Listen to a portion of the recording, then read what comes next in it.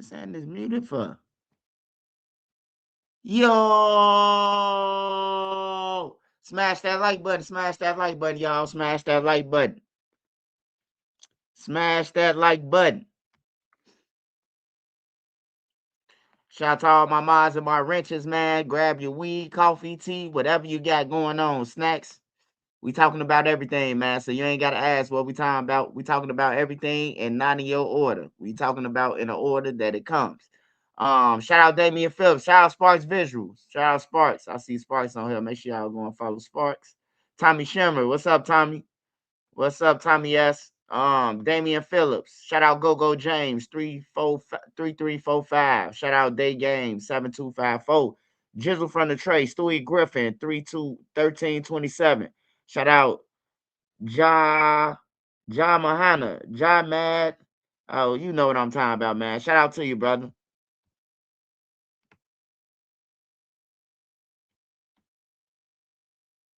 Brown Rasman. OBG Dusky. Raw Chelsea Davis. Elizabeth. Mike Amiri. CJ. Shout out Method Man. Shout out Funchy Funch. Shout out all y'all, man. Smash that like button. We got a 3-minute rule on here. We talked before 3 minutes. So go ahead and grab all your shit that you're gonna grab. We got Lil Durk. We talking about Gabby. We talking about the girl who was shot down on 79th and May, ambushed by 3 killers. That's what we got going on first. Then Lil Durk, and then everything else that's out there. So make sure y'all smash that like button, man. Be respectful in the comments, or you're gonna get shot down, man. Plain and simple.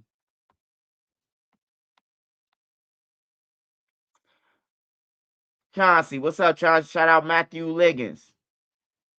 Shout out all y'all on here, man. Everybody on here. All right, it is 2:25. So first story we talking about today is the gang members and the females out here keep riding around with their kids in the car after they woofing and disrespecting the dead, man. So it was a girl, Gabby. She was killed yesterday, and she was killed actually right around the corner from the police station. And no police went there. They can't save you, like I always say. Police can't save you. CPD ain't shit. I'm gonna keep on saying that shit, man. No matter how many people get killed, no matter how many people get shot down, I ain't never seen them on the scene, man. Never. All the murders that we done reported about, don't nobody get caught right away or none of that. So I'm finna play this video to catch y'all up on who Gabby is, and then we gonna get back to it.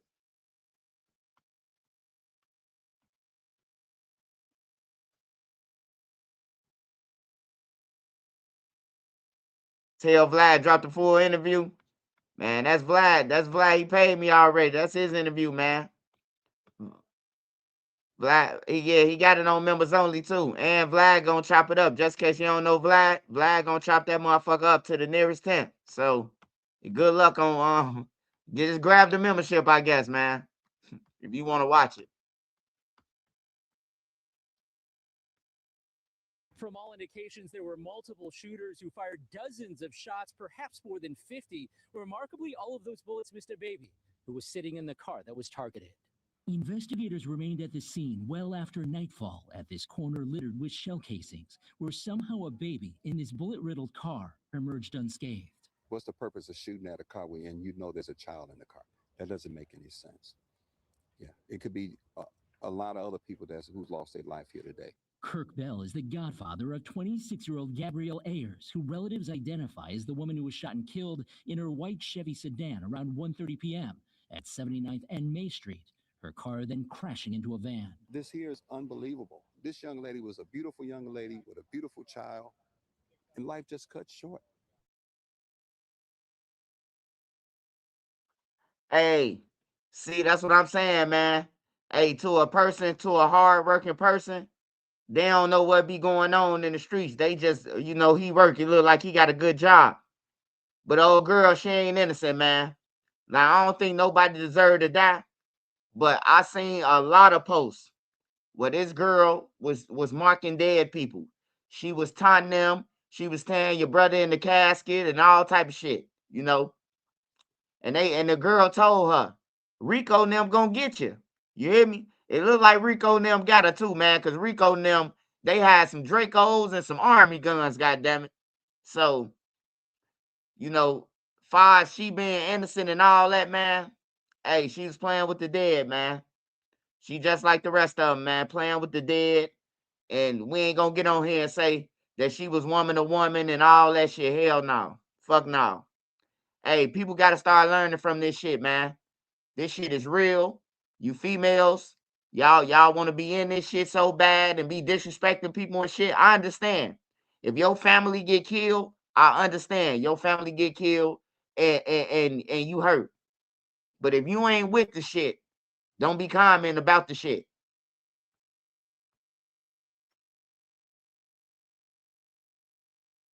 For what? Ayers' boyfriend in the car also shot multiple times, but her 13-month-old baby daughter, who was sitting in the back, escaped unhurt. It's a miracle that that baby was not shot. It's a miracle. St. Sabina Church is around the block from where the gunfire erupted, and the church's food pantry is on that corner.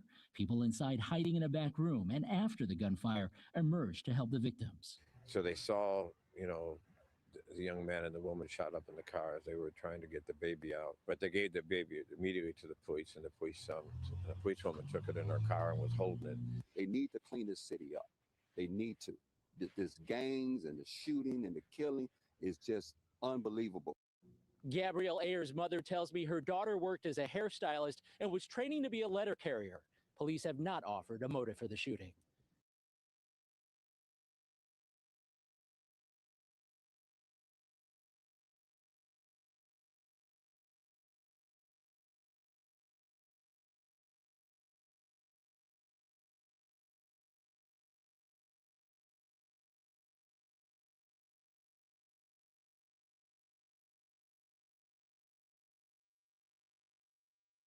Yeah, that's crazy, bro. 50 shots. 50 shots. The baby sat there eating a lollipop, man, like ain't nothing happening. Sucking on a lollipop more than ever, man. I thank God for the baby, man. I thank God that the baby's still here. And it's crazy, man, because I see the gang member saying that they missed the baby.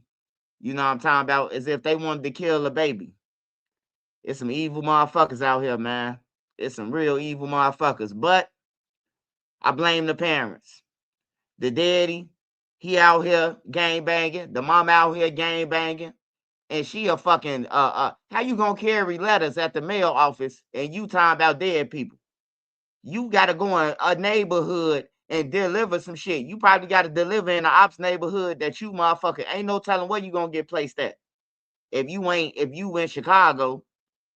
So it's just crazy, man. Get in the comments, y'all. Y'all talk to me. If what you say? Yeah, swipe. Somebody gotta lead by example. They gotta put their pride away sometimes. Say nothing is better than say anything at all. Hurt people more. Hell yeah, hurt people, man. And it was 3 guys, man.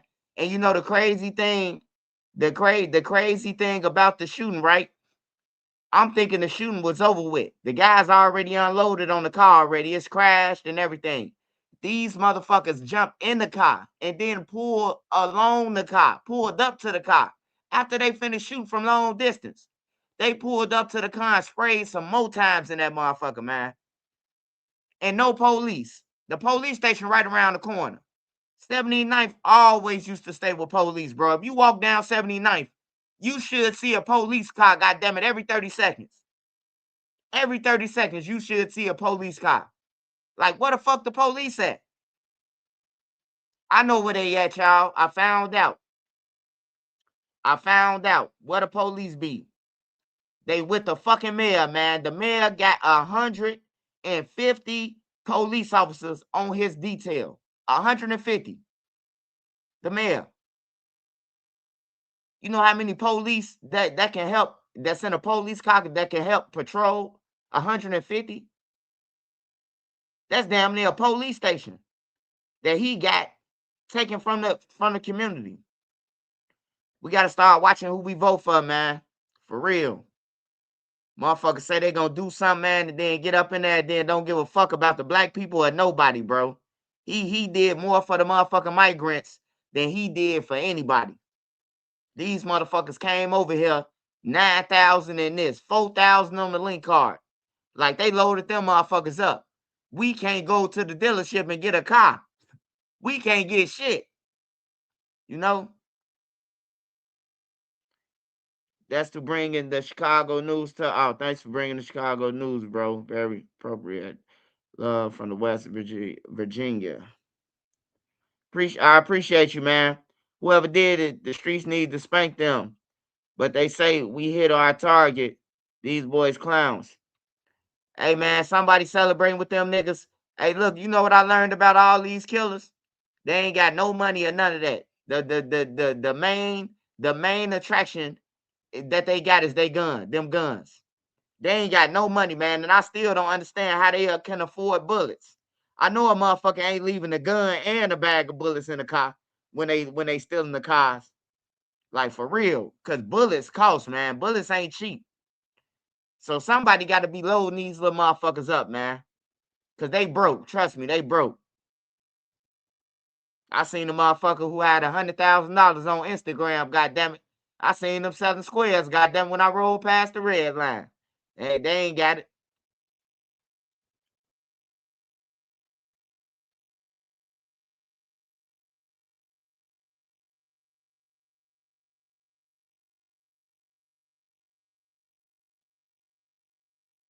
Yeah, but that's the first thing. That's the first thing that we think about when it comes to a female, man. We always say, people get on the news and, we speak highly and say, oh man, they innocent and they went into nothing.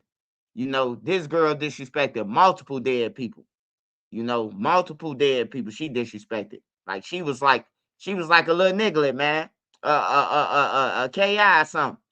You know, your dead ass brother in the casket. Where else he gonna be?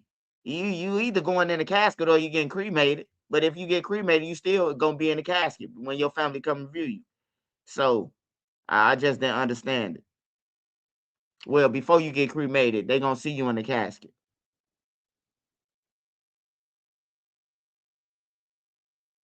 Momo, what's going on? Dro, what's up? Constant Grind TV, my man is my nine for sure.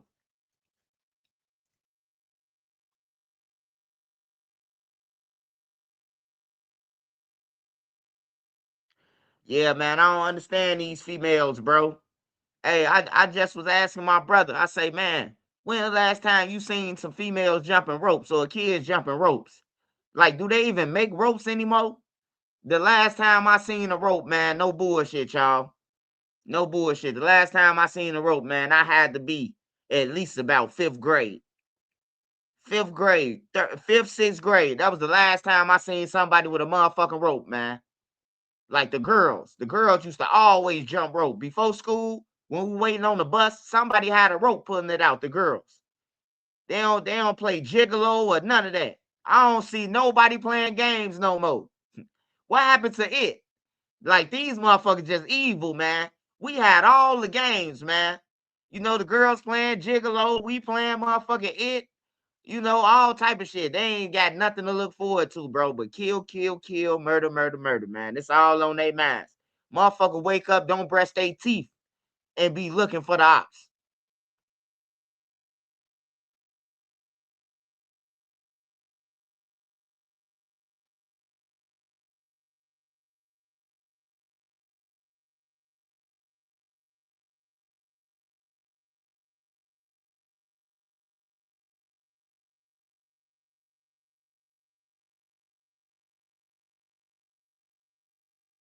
Yeah, the basketball court too. They don't even let the kids play though. All the game members be playing basketball. I be seeing the kids on the sideline at the courts. They still pulling that bullshit. I seen them do it in O Block.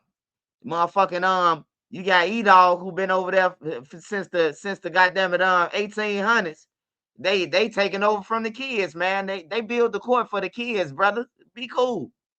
You had your turn, man. Go back to playing in the milk crate, brother.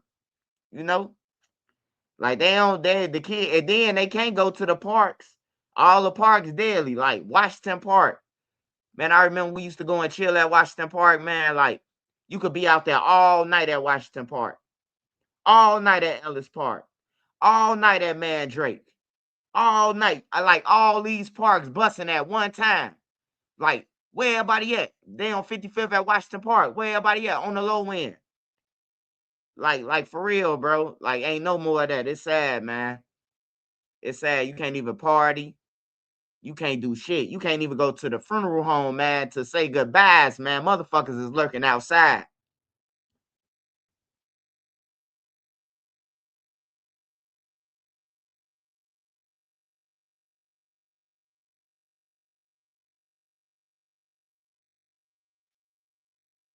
Like out west, my cousin them. I used to go out west with my cousin them, and man, out west, man, they outside on the block all night, dancing and bopping and all that shit. Ain't no more of that shit, man. You can't chill. Like I literally, when I say you got to keep your head on the swivel, you got to keep your motherfucking head on the swivel, bro. You got to watch everybody. Like, you could walk past a motherfucker and they mugging you. They mugging you like, bro, you know I ain't your op. You know you never seen me before, bro. Why mug me? Like, if I ain't never seen no nigga before and I don't know you, I'ma consider you as good if I see you. Like, thank God I ain't run to no ops. But motherfuckers just start shit. Like, they just straight start shit, bro. They be looking for shit. You can't do anything. It's getting bad out here. Hell yeah, man. You can't, the taste of Chicago over with. Everything, man. They ruined everything, bruh. And it's the parents' fault. It's the kids' fault. You gotta say the parents' fault too, man, because it's a lot of parents that don't give a fuck about what's going on with their kids. You know, I remember DCFS used to come. Bro, you couldn't go to the police station. Not one too many times. DCFS was coming to take you. Like, DCFS just faded out. They done made $1 billion off the community, off taking people kids and shit. And it's like DCFS don't even give a fuck no more, bro. You couldn't do nothing, man. If you got in trouble in school too many times, DCFS was coming to figure out the problem. What, you ain't ate or something? You know? Now it's like, no, nobody give a fuck no more, man. Ain't no more help. Everybody just turned the blind eye to the shit.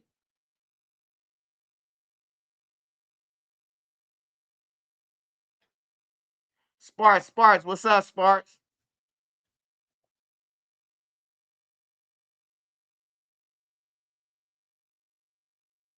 I ain't been to the taste since 2015. Man, I ain't been to the taste. Last time I went to the taste, I went to the taste with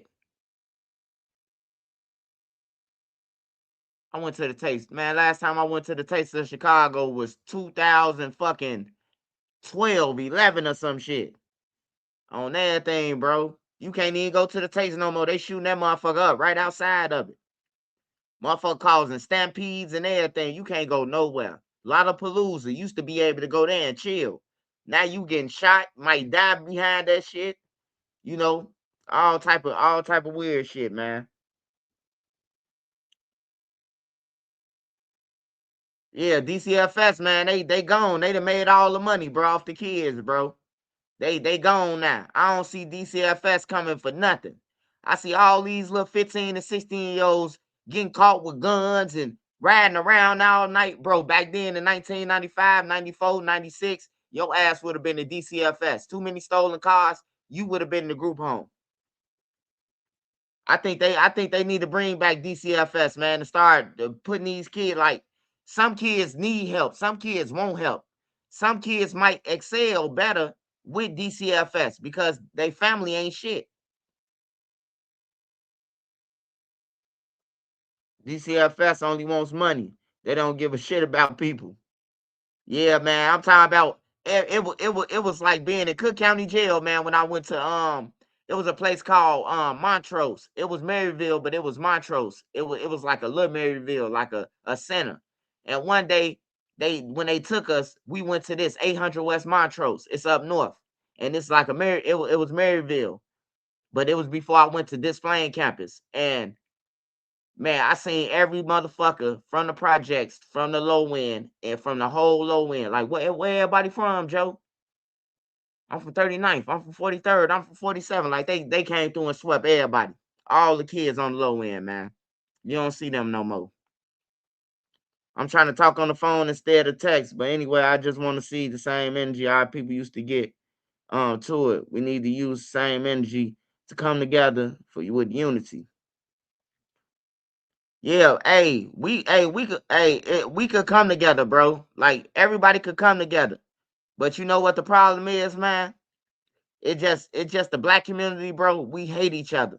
We really hate each other. Motherfuckers is jealous of somebody. Everybody think that cause you in a spot that they supposed to be in your spot. I'm realer than him. I'm supposed to be in his spot. Instead of helping a motherfucker, instead of helping somebody excel, push them to the top. Like everybody, like it's different, man.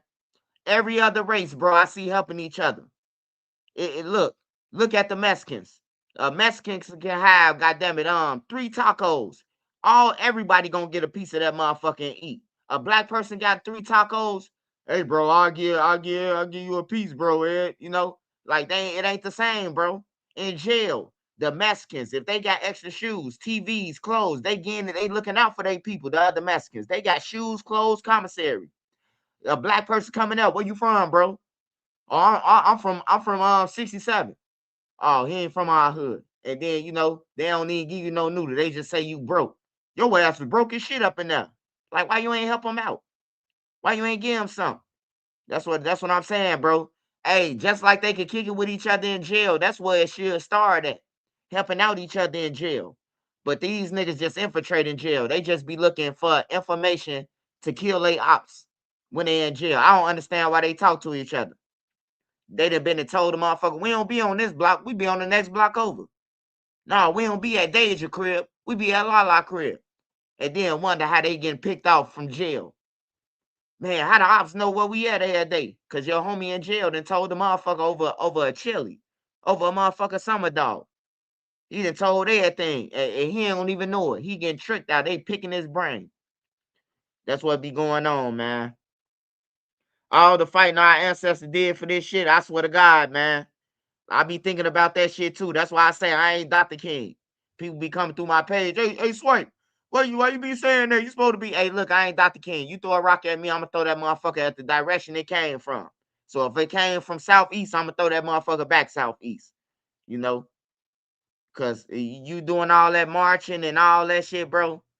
And then you end up dying. And the people who you died for don't even take the shit serious, man. They don't even understand it, what you done died for. They don't give a fuck. Hey, I just want to say one more thing about this Gabby situation. I see a lot of people out there laughing at the baby survived and everything, man. But guess what? Your day is coming, man. You are on the time clock too. So keep on speaking evil and the shit gonna come to you. I'm glad that the baby survived. And to everybody out there who carrying kids around, to the niggas out there, if you if you love your family and you a killer in the streets, you don't love them if you hanging around them. You don't love your baby mama if you riding in a car, man. You should be a real nigga and say, hey, look, I can't ride in your car, baby mama. I'm shooting at the ops every day. She should, be woman enough to tell you, like, you can't be in here. My kids in here, you know. Or if you do be in the car, have her pick you up around the corner, 3 blocks over. You niggas got her picking y'all up in front of everybody. You riding on live with a car. Like, you niggas just inconsiderate, man. Y'all inconsiderate like a motherfucker, man. And then when the kids die, every motherfucker around this bitch looking like they don't know what the fuck going on, or they don't know what happened. Only way this shit gonna slow down or die down, man, if people stop doing this shit, motherfuckers gotta confront it, man. Motherfuckers gotta start confronting motherfuckers, bruh. Like, for real. And I ain't talking about the killers, just the killers.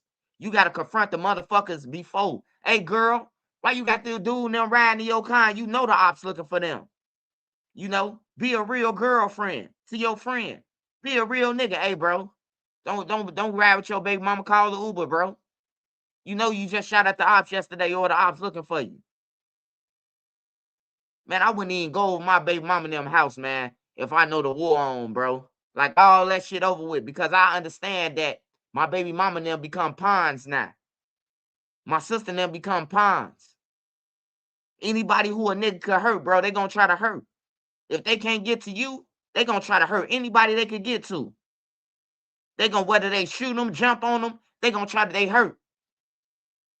Your daddy could be getting off the bus, working, full of oil on his clothes. They gonna jump on your daddy, man, because they can't catch your ass. So just be mindful of what you do out there, man, because whatever you do, it definitely gonna have consequences on your family, man. And that means kids, granny, aunties, uncles, whoever, bro. Whoever they know you love. Stop telling people who you love on the internet too. Stop giving out lists and shit talking about you love so and so, so and so, so and so. Cause your enemy's probably looking at that list and they checking that motherfucker twice. Oh, he said he loved Lil Real, huh? We finna knock him off. Knock the shoes off his ass. You hear me? Yeah, they bragging about it. I seen them bragging about it. I see them bragging about it, man. Niggas going to hell, man. That's all I can say, man. Niggas going to hell, man. It's evil, bro. It's evil. It's just evil, man. But yeah, that's what I got on Gabby, man. I'll come back at y'all when I find out some more information on her. But right now, she was with the shits. I ain't gonna get on here and fake kick it with y'all and lie to y'all and be like, no, man, that's wrong. It is wrong. It's wrong that she got killed, but it's also wrong that she was bragging about another motherfucker who was dead. So yeah, it's wrong in all ways, you know. But I ain't gonna get on here and give it to y'all like, nah, man, they bogus. Yeah, them motherfuckers need to get caught. Because if they'll do that to her, they'll do that to anybody. They'll do it again. And now that the police looking for them, they might just go on a spree and just start killing motherfuckers. They got a rush now. Whoever they ops, I feel bad for them. Y'all better stay inside. Whoever them ops or shorty them who did that shit yesterday, they'll do it again. It's safe to say they'll do it again. Just by me looking at them. By me looking at the camera and let me know that, oh man, they ain't even panicked. Them boys ain't panicked. I wish I could play the video. I don't want to get my page struck though. You know, them boys, they ain't panicked, man. Them motherfuckers was standing there and just letting it ride, man. And then they pulled up on the car as if this. I thought it was a movie at first. I say, man, this got to be AI. Nene said, wait. Because at first I only watched it until while they were shooting at the car. I ain't know it was no other part where they pulled up to the car and then sprayed inside the car. I'm like, damn. You know? That baby, I just hope that baby don't even remember this shit. I hope the baby don't remember it. And if they do tell her about her mother, they tell her when she's successful, man. Don't tell her this shit like when she growing up 8, 9 years old. You know, tell her when she get grown, man. Tell her that your your mother was bragging about killing people, dead people, shit like that. Dead people in caskets, and she end up getting killed. Tell her the truth. Don't just tell her they killed her because of that.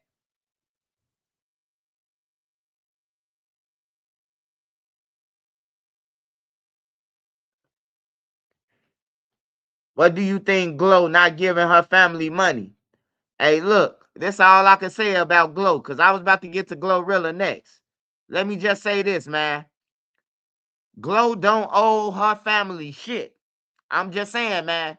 Hey, look, we got to stop that. That's what I'm talking about with black people, man. Now, your sister got on there. I'm going to show y'all something. I'm going to play a video real quick, right? Because her sister, TMZ asked her sister, I don't know if y'all seen it, right? TMZ asked Glorilla's sister.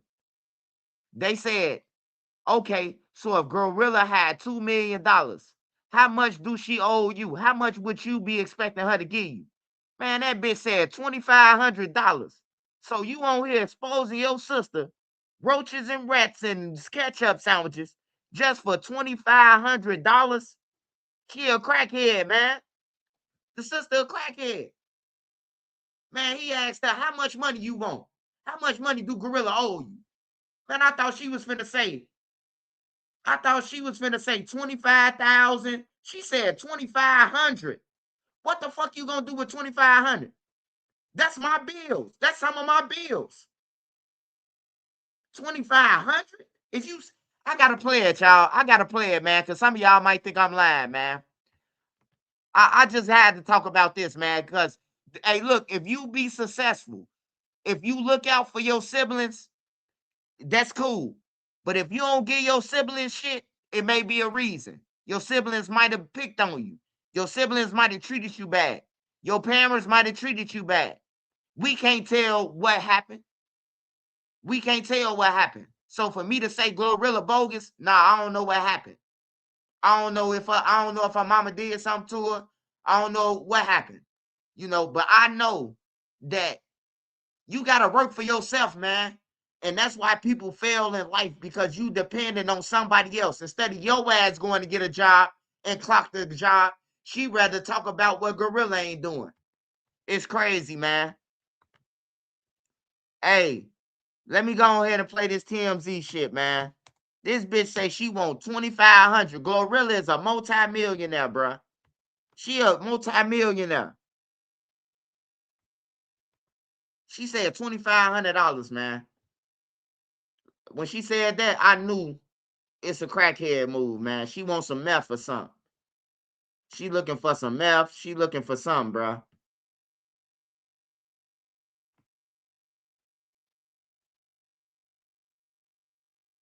Man, where that motherfucking TMZ at, man?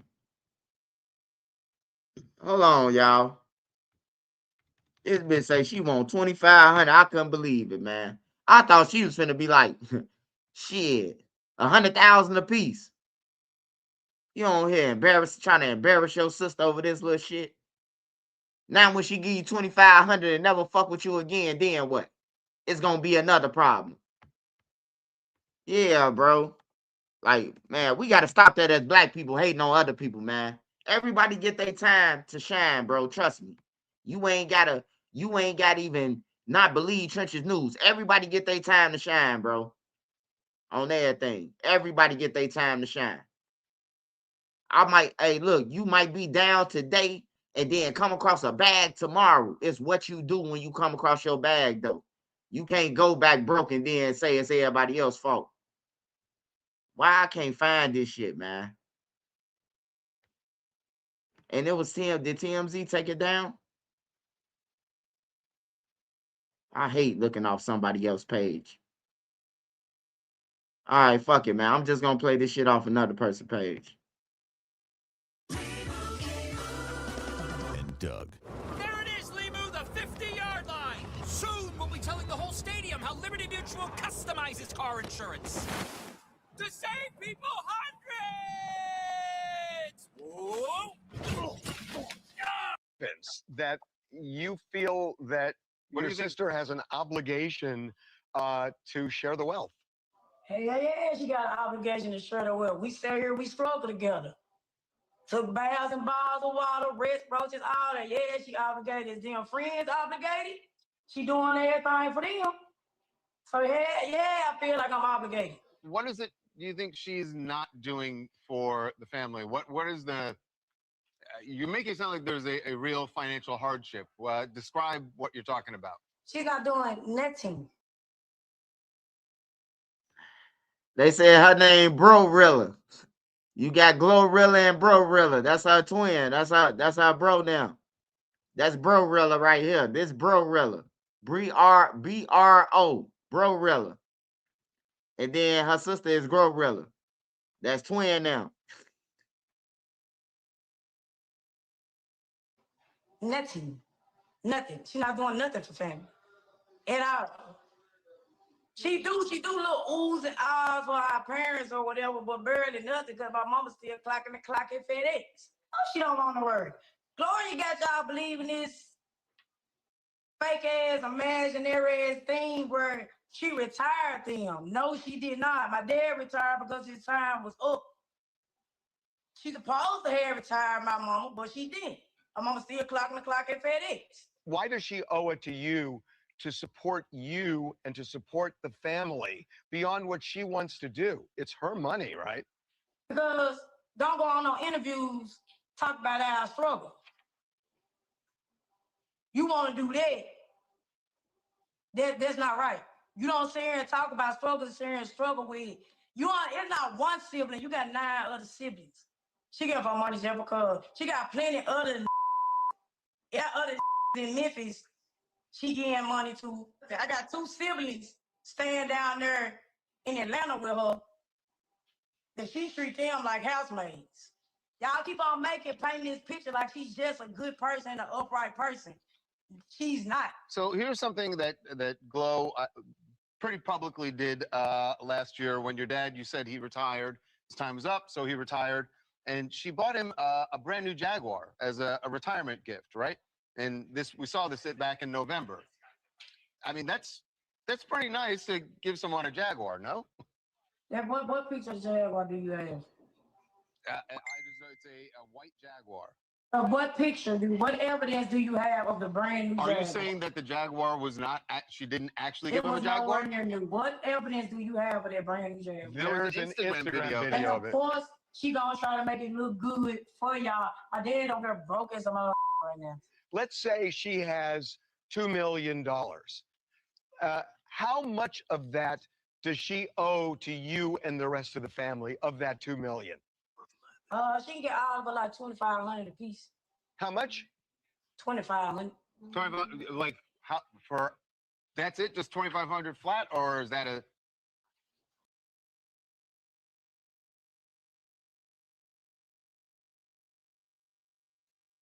Imagine a motherfucker putting Bill Gates on blast, and then Harvey asked them, "Hey, what you want for Bill Gates?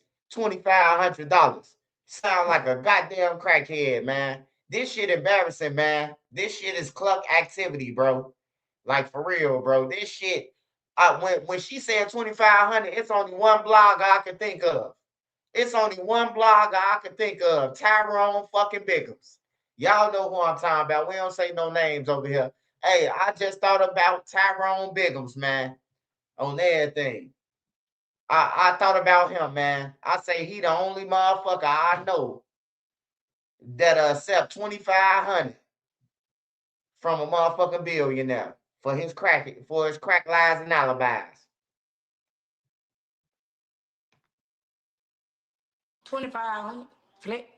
I think she would jump at that. I think if that's all you want, I think Glow might jump at Yeah. that. But imagine her being on for 4 years and not giving us zero.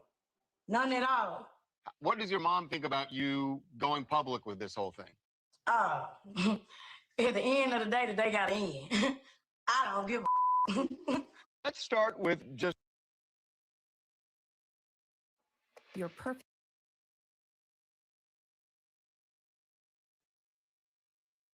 Yeah, man, that's crazy, bro. That's crazy, y'all. That upset me, man. Like you wouldn't have put your people on blast for $2,500 and they got it. They got it. I'm pretty damn sure. I'm pretty damn sure it's a reason why Glow. And that's the reason why she ain't getting shit right there. You want to be on TMZ, you want to be on Vlad, go ahead and charge them. Go ahead and charge them. But I bet you she'll go on Cam Capone right now for $200 just to tell this bullshit ass story. And they gonna pay that.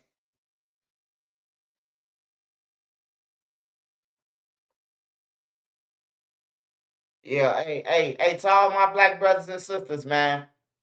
Hey, look, man, we invented everything, bro. Why is we hating, bro? We invented everything that's going around this motherfucker. We invented the stoplight. The police and the white people, they invented the ticket. You see how that go? It goes hand in hand. We invented the stoplight, they invented the ticket. We wasn't thinking. We weren't thinking about inventing the tickets and all that shit. The whole thing. Hey, we just need to stop hating each other though. We need to stop hating each other and stick together, bro. We powerful, bro. We powerful, man. We know a lot of shit, bro. Like for real, we know a lot of information. We know a lot of shit, bro. But as long as we wipe each other out, we some clowns, man. We some clowns. Cause over here on this channel, I don't blame white people. White people, my friends. White people encourage me and say, "Hey, Swipe, you gonna be a millionaire off this shit. You gonna be a billionaire off this shit." You hear me? And I be like, man, ain't nobody gonna make no $1 billion off this shit. But it's the words of encouragement. Not no motherfucker telling you ain't gonna make it. Like the guy mama, Speed Mama. I ain't gonna lie, y'all. I wouldn't buy my mama shit. If my mama told me I gotta choose between this, I'm telling you, mama, hey, look, mama, this is what I want to do. No, you gotta get out. And then I pop. Like, nah, bro, I ain't buying shit. I ain't gonna even lie to you, bro. You ain't believe in my dreams. Hey, look, it's a lot of things that I know for sure. School ain't for everybody. Working ain't for everybody. Like God put us to spread us out, man. Like it's 10-year-old geniuses is out here, you know. So you could be anything, bro. You can start hustling when you 11 years old from your parents' candy and how you a motherfucking store. By the time you be a millionaire, by the time you motherfucking 18. It's kids out here who got hot dog stands right now, who 15 years old, who millionaires, man. For real. They all over Jennifer Hudson, all over that shit. They were going to the shows. These kids, 15 years old, man. It's something out there for everybody, man.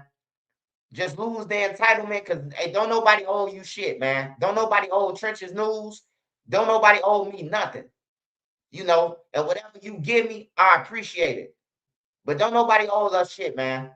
We just need to get that. We just need to get that through. If your family member come up and he don't look out for you, don't stop loving them because he don't look out for you. Don't stop loving him. You know, he probably not looking out for you just to see if you say something. Or whatever his motive is. But just know at the end of the day, that's their motherfucking money, man. That's what I got on Glorilla, man. Perfect domain is out there. Go to Wix and make it yours. All right, Claim your space on. So next we talking about Lil Durk. We got Lil Durk on the menu, man. So the feds had responded and said that they was using lyrics. They responded and said that they using lyrics and that the lyrics will show, you know, that the heart of their case. And they saying that the witness will get on the stand and tell how they plotted it, when they plotted it, how they flew out, why they flew out, and why they killed Quando Rondo.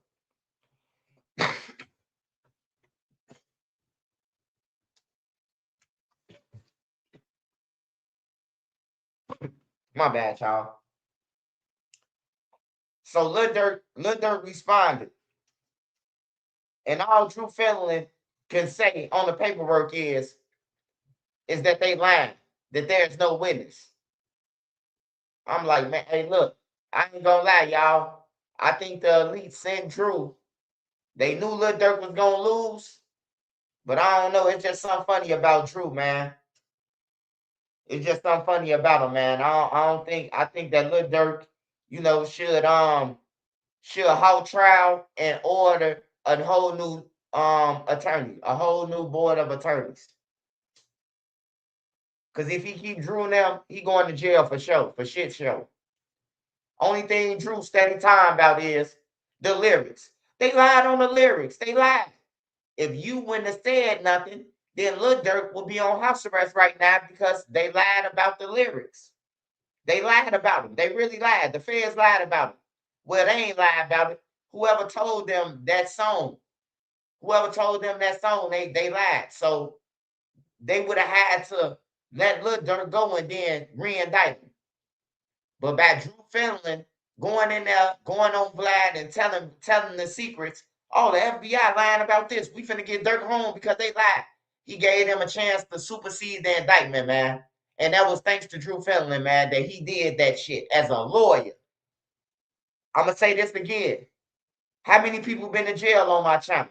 Okay, I know a couple people, enough been. So look, when you talking to your lawyer, the first thing a public defender or your attorney gonna tell you, don't talk to nobody about your case. Don't tell nobody what you in here for. Don't do none of that because it will be used against you. So my thing is, why would Drew go on Vlad and why would he go on fucking DJ Academics and expose Lil Durk defense? He exposed the biggest thing that could have got Lil Durk at least out to smell India one more time. Because if they would have went and waited to trial, and then Drew would have exposed it, the whole trial gotta be a retrial. It's a mistrial, all that shit. You hear me? Somebody lied to the grand jury. So they would have had to do the trial over. They would have had to go back to the indictment and all that shit. But Drew done warned them though.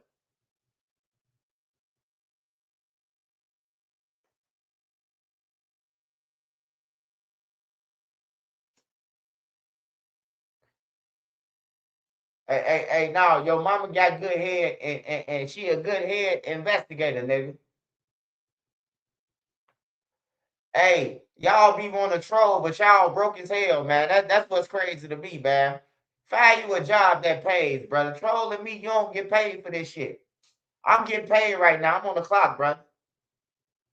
You know, you can say anything you want about me, nigga. When I get out, hey, I'm having my way, man. You hear me? I'm having my way in life, brother. You playing on the internet like you have your way and live with your mama. Your lights off. You using the free 30 minutes. Motherfucking Comcast. The little free 30 minutes they give you. You using the free 30 minutes on the government phone. You know? But anyways, Lil Durk now responded to that. They responded. That's what Lil Durk his response is. And to the lyrics that the feds are using or they want to use, I ain't gonna lie, man, they bad, bro. It's all bad, bro, if they get them lyrics in there. If the fans get them lyrics in there, Lil Durk overcooked. He overcooked if they let them lyrics in. Cause that motherfucker threats to everybody. And that song that Jam got, whatever the fuck that song called. Jam motherfucker laid out the map. Hold on, man. Hold on, matter of fact. Hold on. Let me see what Jam. I don't even do this shit though, but I don't even do this shit. I usually don't do this, but Jam got a song, man, with Jam laid out. He laid out the whole lick, man. Hold on.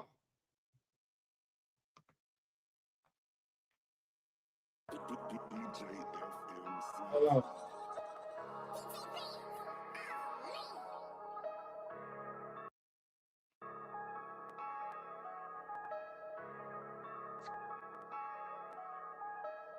War with the city, your homie could die and it come with the streets. Be in the city with too many blinkers, I know it can happen wherever we be.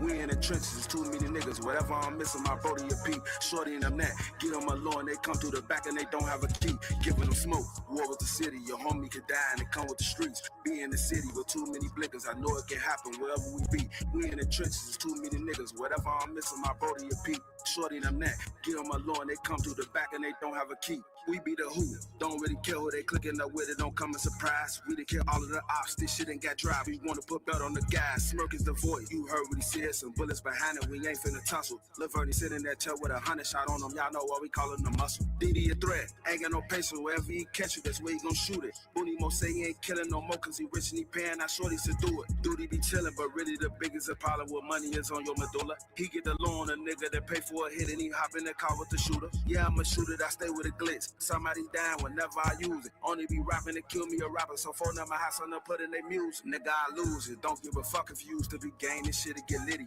Only the family, we got enough money and guns to go on no war with the city. Shorty too pretty to set up a nigga. That's what he said to himself when he hit her. TP is going Turbo on his whip when he get up. That's why they steady get put in the blender. That's how I steady get put in the mix. Over some petty, I'm ready to blick.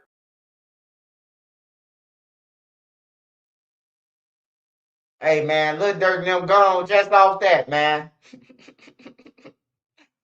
Just off that, man. Just off this song right here, it's ugly. This how they know that. Hey, look, and then all the videos, right? All the videos that they damn near talking about, right? Guess who in the videos? Jam and all the videos that they pulled up. Yeah, that all the motherfuckers. The threats to everybody, the hanging with wolves. Yeah, that one too, ain't he? Hanging with wolves. I think he and all of them, man. Jam and them, all the motherfuckers. Hey, I ain't gonna lie, Jam is colder than 90% of OTF. I ain't gonna lie. He colder than a lot of them. I ain't know Jam was this cold. But everybody I know that kill people, they know how to rap about how they kill people and how to kill people. They don't know how to make no hits. They know how to rap about, the shit that's gonna put you in jail. Yeah, but like with songs like this, man, hey, you can't say this shit art, man. He telling you what everybody doing. Diddy gonna kill you. He'll shoot you with no problem. Booty Mo pay the kids for shorty so they can kill you. Like, man, ain't no, hey, look, to them white jurors and them black jurors, man, hey, look, bruh. Like, this shit ain't normal. There ain't nothing art about this. Everybody always talking about some, man, they can't use no lyrics as art. What's art? I thought art was like a poet. Like, art was like a meaning, like a expression. Like, you know what I'm talking about? Like, something that not no motherfucker talking about killing nobody. There ain't no motherfucking art. Ain't shit art about it, man. Ain't nothing art about what they rap about, bro. That ain't no motherfucking art, bro.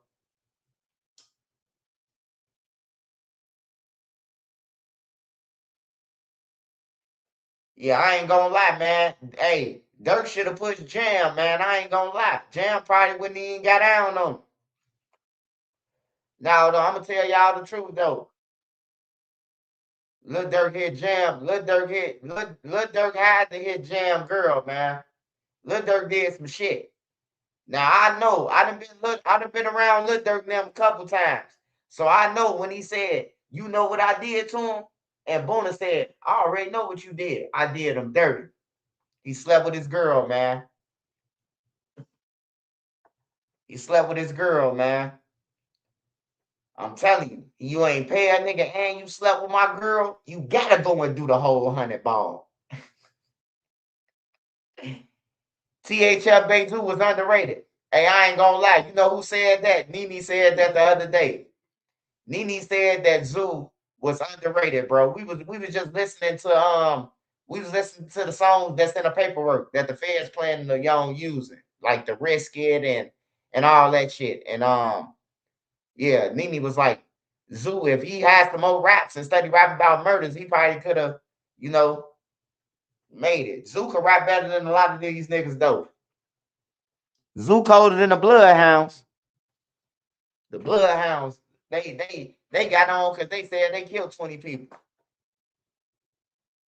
Yeah, this shit ain't nothing art about it, man. Ain't I don't feel like, saying that you talking about killing people, riding through Beverly Hills with choppers, ain't that shit ain't no art, man. Who the fuck wanna ride through Beverly Hills with some choppers? And ain't Beverly Hills like a rich neighborhood? Like who's the fuck riding through Beverly Hills with choppers? I just wanna know. It sounds stupid. It sounds dumb, man. But it sound cool. It sound cool to a motherfucker who, you know what I'm talking about, don't give a fuck.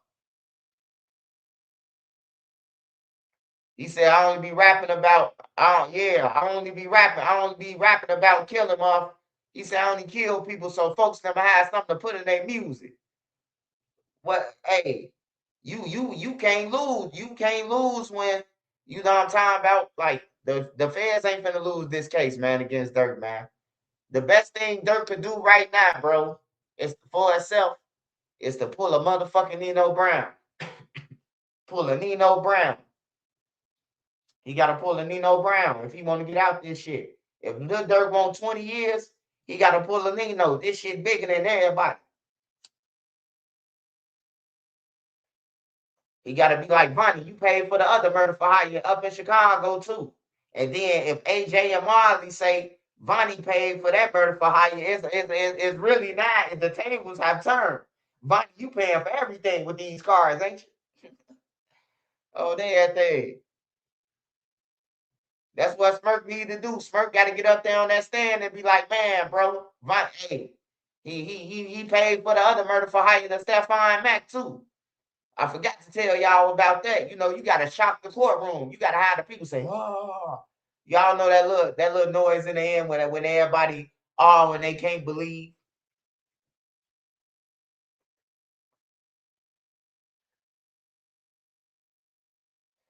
DT, what's up? I was born in the 90s. We didn't incriminate ourselves. Man, if you would have, man, in the projects period, bro, if a nigga would have been rapping about, you gonna end up by a tree, and a motherfucker really got killed by a tree, bro. I'm telling you, man, motherfucker, your mama gonna be like, y'all seen my son? He ain't been back in a week, and they gonna be telling her, your mama, no, we ain't seen him. We seen him get in the car with a girl, say he was going to Minnesota. The whole time they didn't kill him. You hear me? Niggas ain't going for that shit, man. You rapping about you finna take us all down doing this shit. I just think that Dirk and them wasn't looking at it. They weren't looking at the long haul of what's gonna happen by us. You know what I'm talking about, rapping about this shit. They weren't looking at that. They was just living for now. Like, we getting away with crimes, we doing it, the feds ain't came yet. And that was the influence for him to keep doing it.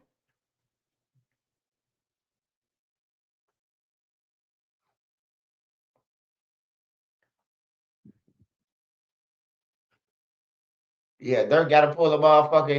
He gotta pull the straight New Jack City, man. I know y'all gonna be like, man, Dirk ain't, hey, look, man, Dirk got $40 million. He got kids. He got more shit to lose than them niggas. And evidently they ain't getting no fuck about him because they want the money to go down. Cause I don't hear nobody saying that Lil Durk ain't had nothing to do with it. That's what I'd be expecting, that the killers and shooters, no, Lil Durk ain't had nothing to do with it. You know, that'd be better off on Lil Durk if one of the killers could say this shit. Like, nah, he ain't had nothing to do with it. We did it for Get Back for Vaughn. Or Vonnie told us to do it. You know, I prefer Vonnie told us to do it. I'm trying to make sure Vonnie get that elbow. I don't give a fuck about Dirk Bill. That nigga put out an order of protection out over you. I'm trying to make sure Vonnie get 100 years. I don't give a fuck what he tell them. He still deserves life. Cause without him passing out them guns, because before he had the guns before they got to the airport. So if he wouldn't have passed them no guns, they wouldn't have had no guns. They don't know nobody in California to be getting no guns, evidently. They wouldn't have had no cop. Niggas ain't got no license to be riding around no Cali and no anything.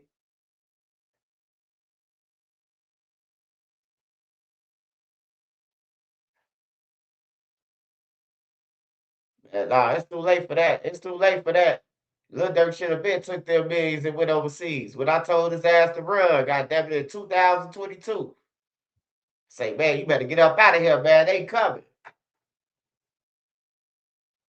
I see Jam with him. Jam came home. I'm like, bro, you can't get no nigga like Jam 50,000, bro. Like, you can't. Cause he finna keep coming back, bro. And when you tell him no, now you a pawn. You a pawn to this shit. So I knew having Jam with them was gonna be they downfall. Not saying that Jam was gonna get down on them. I'm just saying like Jam, a caliber dude that y'all heard him rap. Y'all just heard the raps. He said we didn't put bet on the ops. We put bet on the guys. Goddamn it! And Jam been shooting at the BDs. You know he been into it like an EBK and all that shit. You know he been in war with his own block, with his neighborhood that BDs. So he don't give a fuck about shooting nobody else.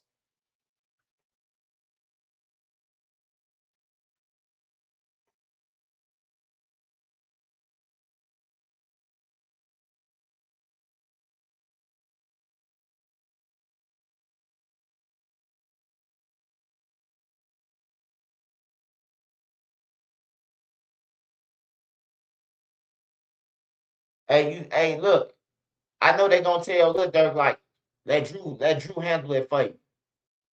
But I'm just saying, man, like at some point, you gotta talk for yourself because not talking is bad too.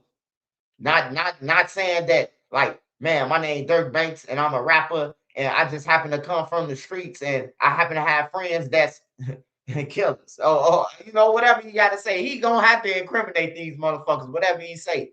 He gonna have to say, I can't I rap about it. I said it in my raps that, you know, they gonna blame everything on me for what my friends do. You know, he gotta get up there and say nothing, man. Not saying nothing, bro, is you were Al Capone like we thought you was, bro. I'm telling y'all, man. That's why I say Dirk should take the stand. Even if he don't tell on nobody, at least let the people know who Dirk is. At least let them know who you is. You got kids. You know, you give back to the communities. You don't want to just go out and not say nothing, bro. It's a bad thing, bro.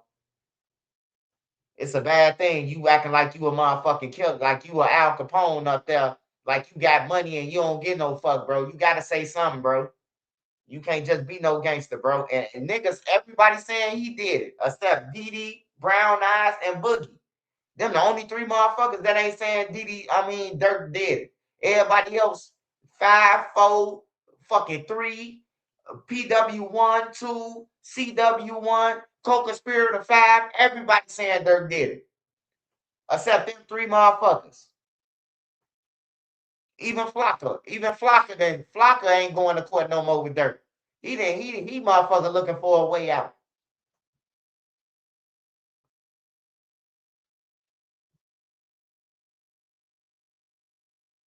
Hey, yeah, I ain't gonna lie. We watched this shit happen in real time, bro. We definitely watched this shit happen in real time. I ain't gonna lie, bro. We watched this shit in real time. Everything they did. The arguing with Quando Rondo, the the trolling each other, you know, to the murders, to them dying and shit. You know, that's why I say Lil Durk and them left a map for the feds. He really did. Cause the shit that the feds don't know, he put in his raps. He put in his raps, man. So he left a map for the feds. And everybody around him is straight flunkies. They ain't care that Lil Durk was gonna crash out or none of that. Like my whole thing is, I know Lil Durk a street nigga, but why is you on the phone talking about shit? Like, why is you on the phone as Lil Durk on jail calls, bro? Like you don't know who got bumped off, who got flipped. Like you don't know none of this shit. You Lil Durk, $40 million. You on a fucking Hollywood. This is Securus. And you talking to killers. He told Boona to shut up 5 times, and Boona kept talking. And then they said, "Oh, you know you can't tell Boona what to do." That's Boona. Like they like Boona, be quiet, bro. You talking too much. He talking about black cars following him. He talking about real crimes. Ain't a real nigga would have hung up, bro. Like he tripping. But they ain't hang up. They kept on letting them talk, man, and added it.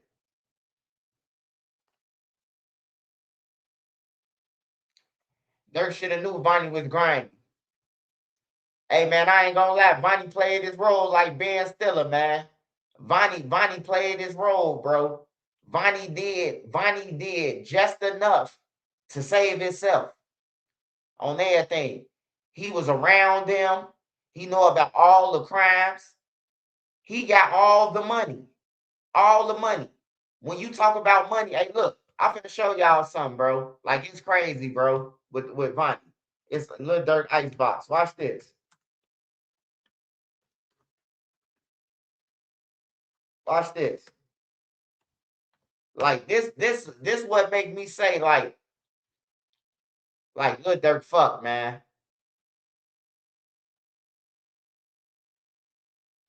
Like this hold on.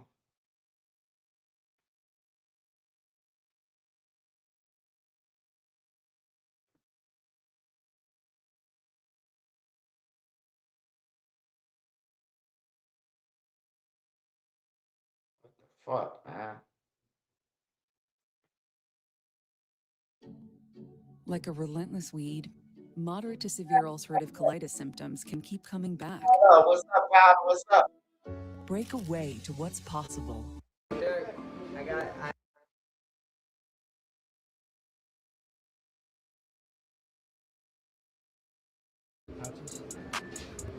got everything right, bro. Oh man. Skylar's gonna help put everything in the box, so give me just a minute. Get your life. And wait, Rafi, also I want everything to come out. And grab two, damn. Grab one. These things go.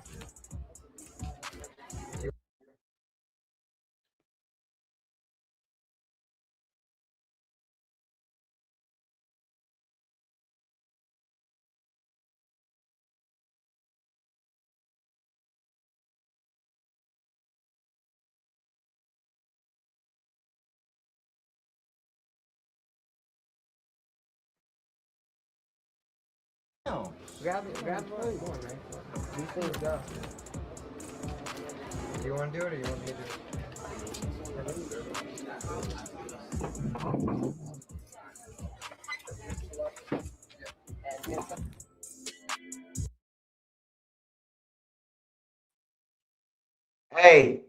Hey. Now I showed y'all this because it's gonna be hard, man. This man, he got access to Dirk money like that, bro. Dirk right there, bro. Pay the people. Like Lil Baby them. Lil Baby, T Grizzly, man, they counting out their own money, man. You got this nigga counting out your money, carrying your bags and shit.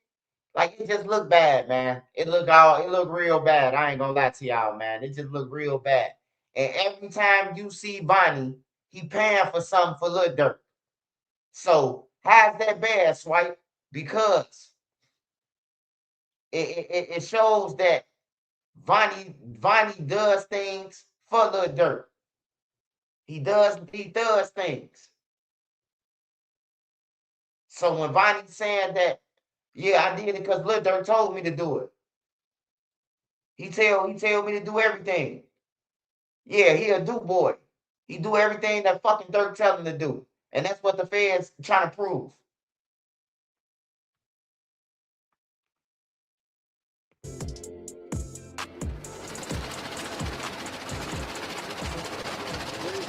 Can I get one more square pouch? Baby blue. Baby. Yeah, so Dirk, the only item I have of yours here is the AP. And you let me know on the I'll pick it. Alright, hey Dirk, I appreciate you coming by. Thank you so much as always. Appreciate it, bro.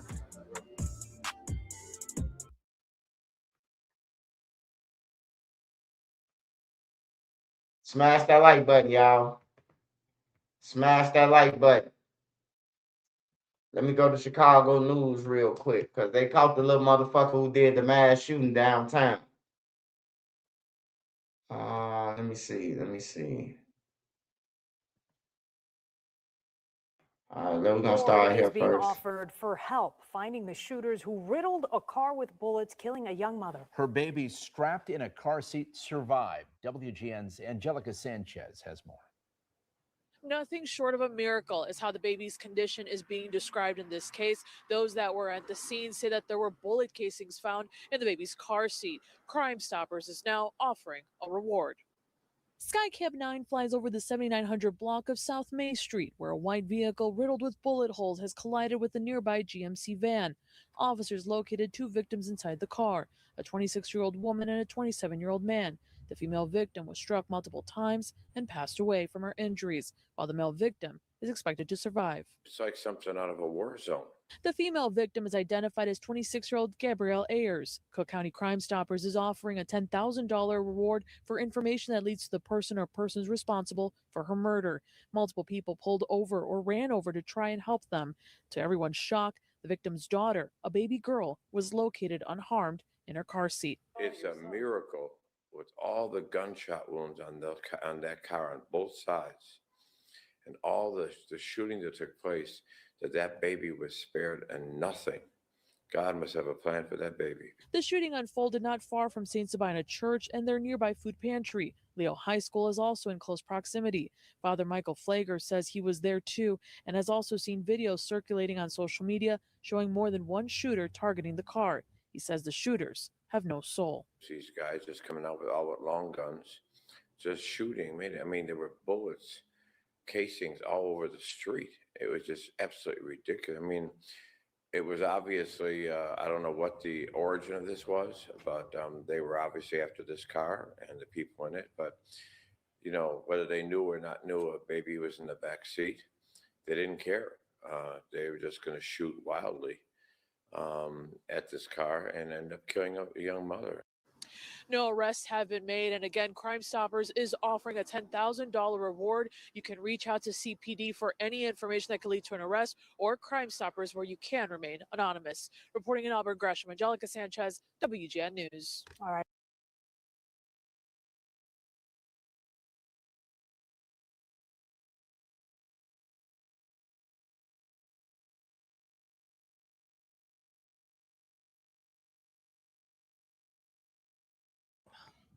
A high school senior is charged as an adult with shooting 7 people after Chicago's Christmas tree lighting ceremony. You may remember that chaotic scene. It was in the Loop last November.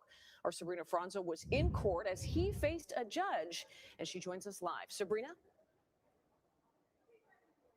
Hi, Marie. That judge using strong words today, telling that teen that he was acting, quote, as dangerous as someone can be, accused of firing into a crowd in the middle of the Loop as everyone was meant to be celebrating on that November evening. He is also accused of robbing someone else just after the shooting.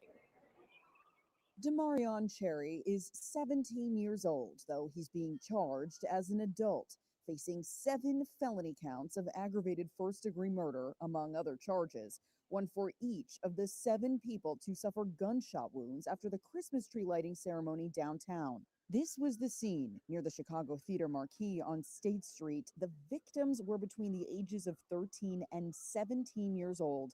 They all survived. Prosecutors say Cherry was caught on video with and without a face covering in distinctive clothing all throughout the evening. He fired multiple rounds into a defenseless crowd, Judge John Hawk told him. It is remarkable that you are then alleged hours later to have committed an armed robbery against a random person, he added. After the shooting, prosecutors say Cherry got off a CTA bus near 103rd and Cottage Grove with 2 friends, and they went to a Popeyes that was closed at the time.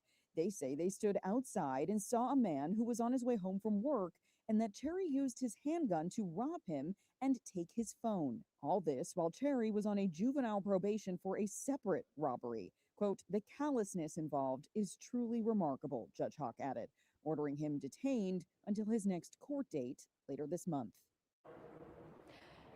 Now, we're learning that Cherry was also shot in a separate incident on January 21st. It was then, when he was in the hospital, that police realized that he possessed the same backpack that matched the description of the person that was involved in the November shooting. After he was released from the hospital, that's when they placed him into custody. He did confess while he was in custody to the shooting, but said at the time he thought he was being mugged. From the Cook County Criminal Courthouse, Sabrina Franza, CBS News, Chicago. Marie?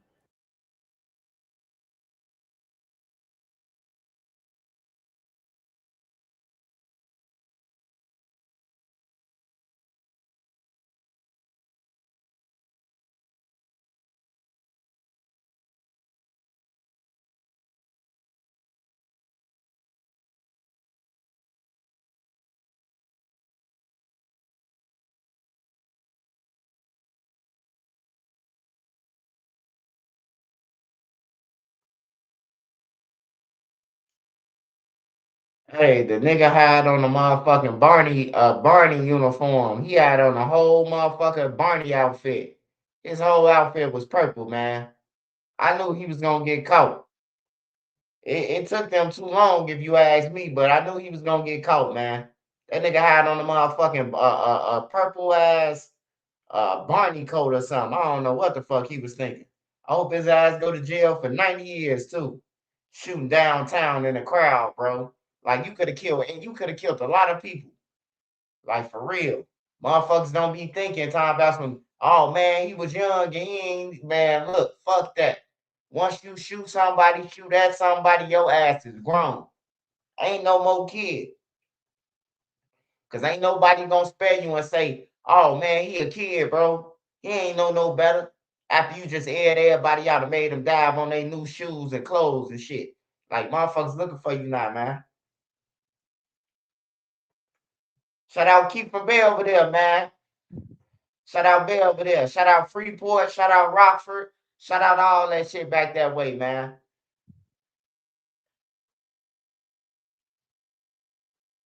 Northern Illinois, all that good shit. Gonna make some hot tea and tune back in. Back.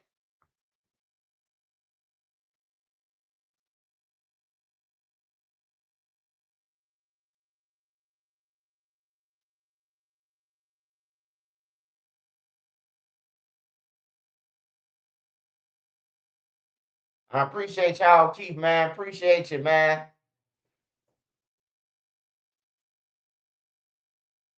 I used to be out there in Belvedere too, man, by the clock tower. That's when the clock tower was up. I've been a lot of places, man, especially in our state, a lot of times.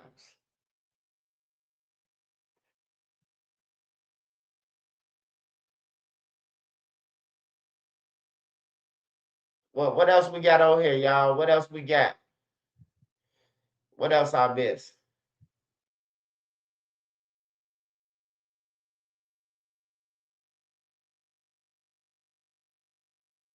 Let me see what the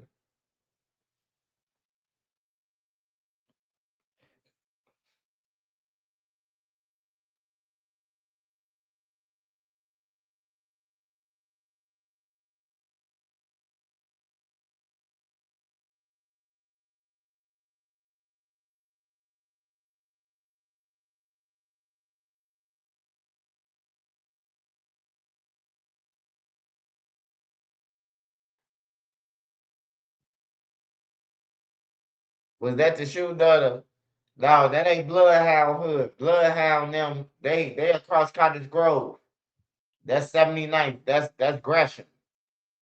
79th and May, 79th and Racine, Halsted, and all that shit. Yeah, them ain't Bloodhound though. Bloodhound all the way across. I forgot Bloodhound on Vernon too. They on King Drive too. They on King Drive and College. Yeah, that's the other side. Shout out Kankakee, man. I just seen some shit in Kankakee, man. A dude had went in the bar. Hold on, man. What? I just seen some Kankakee.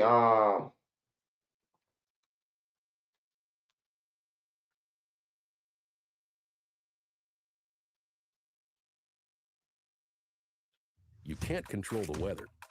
I'm but glad you said can control Kankakee, how man. I fast you just seen recover. some shit. ServiceMaster Restore is here when storms, fires, or floods damage your home. Call 1-800-RESPOND or visit ServiceMaster. Breaking news, a suspect has been arrested. The death of a woman found inside her bar yesterday. WGN's Christine Flores joins us now from the Kankakee County Sheriff's Department with the latest. Who did they arrest here, Christine? Ray and Micah, good evening. About 36 hours after that shooting, officials took into custody that suspect as he was exiting his home in Hammond, Indiana. Now, meanwhile, Courtney is being remembered as a great owner and a caring person.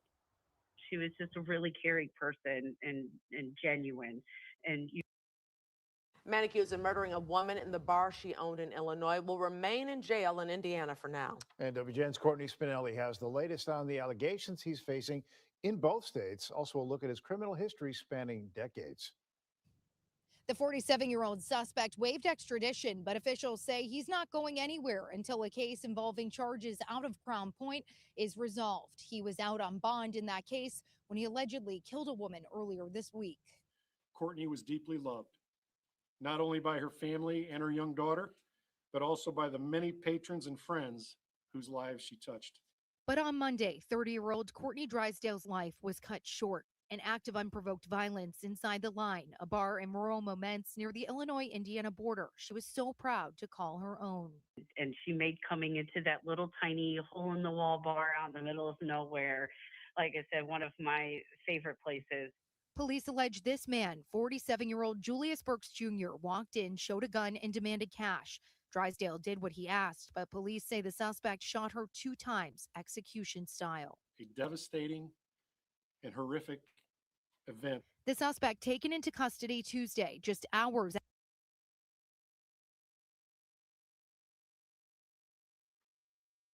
A straight bomb, man. That's some bomb shit, bruh.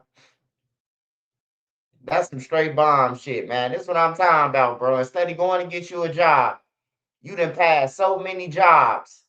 You done passed so many places that you could fill out an app that you done went to a hole in the wall bar. She gave you the 250 that she made for the day. And then you kill her. You still kill her. Like, that's some clown shit, man. Hey, to the family, man. All black people ain't like this piece of shit right here. All black people don't do this shit, you know. Like, I mean, you got a lot of people who rob, but usually once we get the money, we run. We ain't trying to catch no more other case. We damn near don't want the robbery. We sure damn hell don't want the murder. So, he a piece of shit, man. Straight bomb, man. I grew up on Alberdeen. Yeah, he a fucking clown.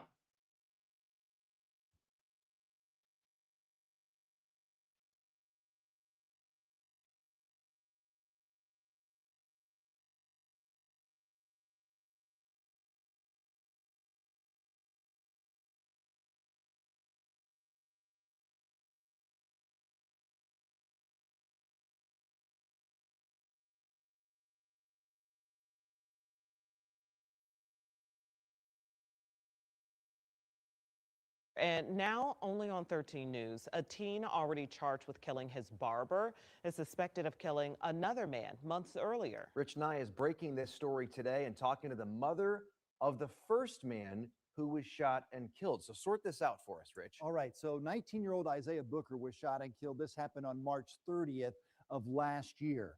Booker's body was found near a dumpster on Shady Oak Drive. This is in the Carriage House East Apartments on the Far East Side. His mother believes Booker got into a confrontation with someone he did not know while walking home on a Sunday morning. Sharia Booker tells me police have video and other evidence that identifies Dominique Sherman as the shooter. Sherman was just 15 years.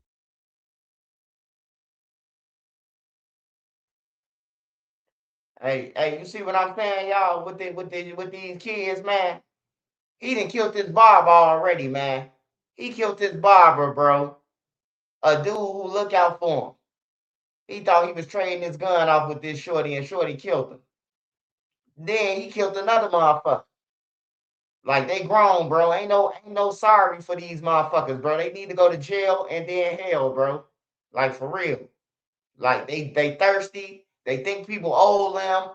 They they don't want to listen to their parents and they grandmas and shit like that. But then they go to jail and listen to the guard when the guard say lock up. They lock themselves up in the cell. The guard say 5 minutes to lock up. Everybody, all the killers running to their cell because they don't want to catch no ticket. You won't take out the garbage for your motherfucking mama or listen to your mama, but you go to jail and start mopping floors and working in kitchens and shit. Like, it's crazy, man.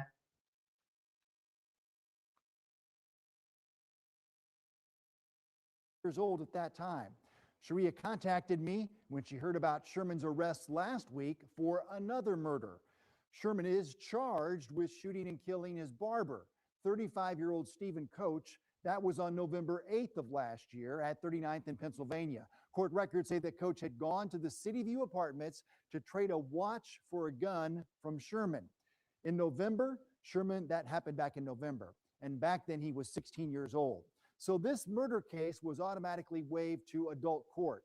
Now, this is video from his initial court appearance last week in that case, and his trial is scheduled for March 23rd. So I want to stress that Sherman has not been charged in Isaiah Booker's homicide, but Sharia believes He will be charged soon, and I'm confident reporting that police believe this is their suspect and that Sherman is responsible for 2 killings last year. And at such a young age. So what's the official police response? So police say that they are still investigating. This is an open investigation. They're asking anyone with information to come forward. But I asked directly, do you have your suspect in custody?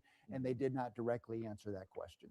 And again, we're talking about a suspect here who was 15, 16 years old. Correct. Time. Wow. Yeah. All right, Rich, thank you.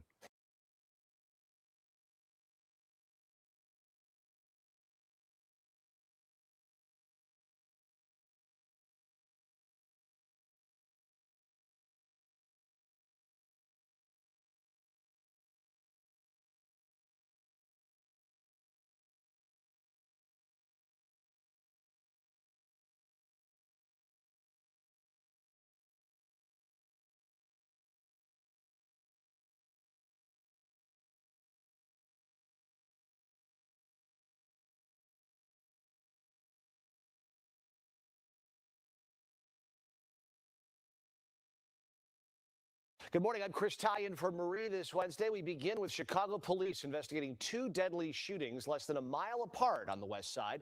The first in a White Castle parking lot, the second in a hospital parking garage. Darius Johnson in the Illinois Medical District this morning as investigators work to figure out exactly what happened. Good morning. Chicago police are still searching for the shooters in these 2 separate crimes that happened less than a mile apart from one another. Right now, you can see that parking garage where that woman was shot and killed yesterday afternoon. Chicago police were called to this area around 2:30 yesterday near Taylor and Wood on the UIC campus. 34-year-old Shanquaints Kimbrough was found shot in the head inside her vehicle on the 3rd floor. Officers immediately locked down the garage to make sure the gunman was not still inside. The university sent out a brief campus alert urging people to stay away from this area as investigators begin their investigation. Police say the woman was on campus for an appointment and she may have been targeted in a possible domestic-related shooting. No one is in custody. About an hour earlier, police say multiple gunmen walked up and opened fire on an SUV in this White Castle parking lot at Roosevelt and Western. 3 men were sitting inside that SUV and so many shots were fired, that SUV caught fire. You could see the evidence markers in the burnt-out vehicle at the crime scene. A 35 and a 48-year-old man died. A 44-year-old man was shot in the back and rushed to Stroger Hospital, where he is expected to be okay. Investigators say the shooters took off, possibly hopped in a getaway car around the corner, and they have not been found. So you have 2 separate crimes, both of them happening less than a mile away from one another. Police saying the 2 incidents are not related. However, there are 3 people now who are dead and 1 person who is in the hospital at this time, and no one is in custody. Reporting in the Illinois Medical District this morning, I'm Darius Johnson, CBS News, Chicago. Darius, thanks.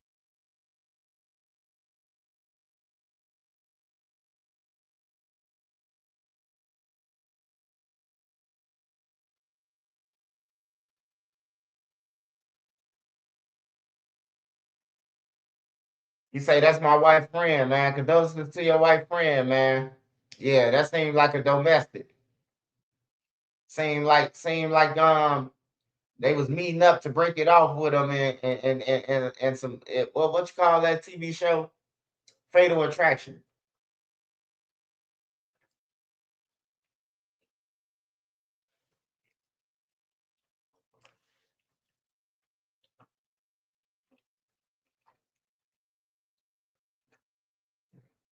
Man, the NBA so trash, man. I don't even want to talk about it, man. I woke up and everybody was traded, man. The NBA ain't shit, man. The NBA is garbage now. You better off watching college basketball.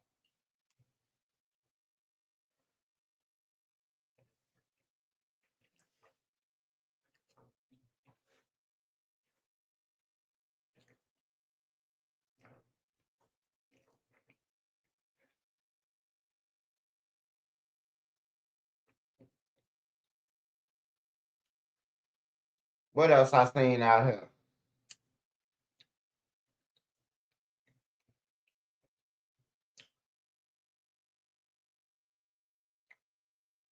What else? What else? What else? What else? What else?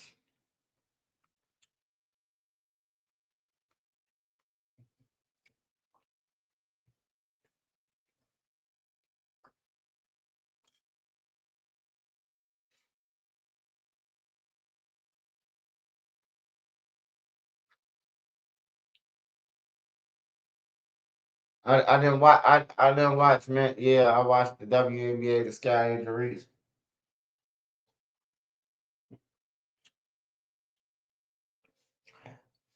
You ever check out the organized crime stuff in Canada? Yeah, I be watching that shit at nighttime.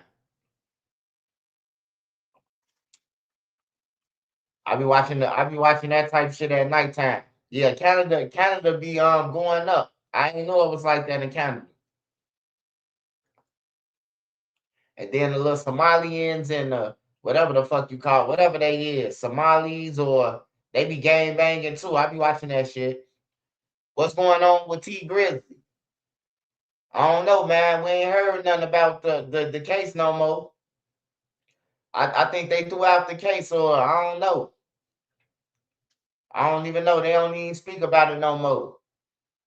But one thing I can say, for them to charge, for them to catch the dude from 600 with the gun, for them to catch him with the gun that killed T Grizzly manager, like, man, that's some fuck shit, bro. That's some fucked up shit, man. Like, for real. I know guns be sold and traded all the time. I know this. But how the fuck did he get the gun? You feel me?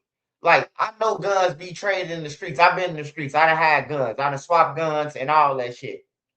So I understand that guns be swapped.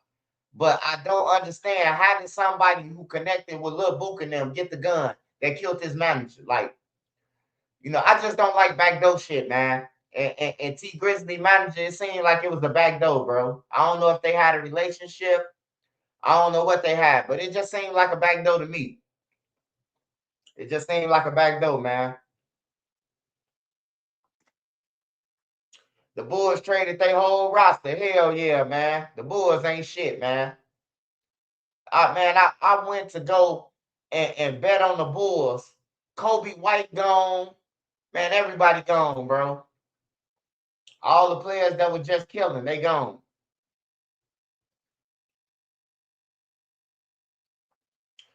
He said, I stay in Detroit, and I think it was a backdoor too. Yeah, man, it just seemed like a backdoor to me, man. It just seemed like it, bro. Even though they letting them out, bro, it's just like we know for sure. How did he get that gun? That's all I want to know. Like, how the fuck did he get it? Out of everybody. Out of everybody in Detroit or out of everywhere. Did he know the killers that sold him the gun? Like, it don't make no sense, man. That's why I say, man, you got you like they said T Grizzly manager, they said like she really like had his music wrapped up. Like she was gonna get paid for him for the rest of her life, man. She owned some of the music. She paid for the music. Like she paid T Grizzly, she paid for the songs. So it was like, was that the motive to get her up out of there? Cause she had him tied up, bro. T Grizzly wouldn't have, she'll be his manager right now. She had him cuffed. She whatever she did, somebody taught her the game of music to where T Grizzly, she had him by the balls, man. He couldn't do shit. He couldn't do shit. Like if he go to a label, she gonna get paid. So that's the motive.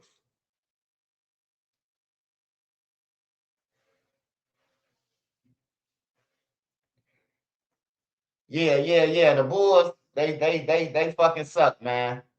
The Bulls and all the rest of the teams, man, who keep on trading everybody. I know why they traded James Harden because LeBron James and Bronny James gonna go to Cleveland for his last year. He gonna go back to Cleveland. So what they trying to do is they trying to build a super team over there with Donovan Mitchell, James Harden, then LeBron James gonna come back, and then they got Evan Mobley and the other motherfuckers who could play.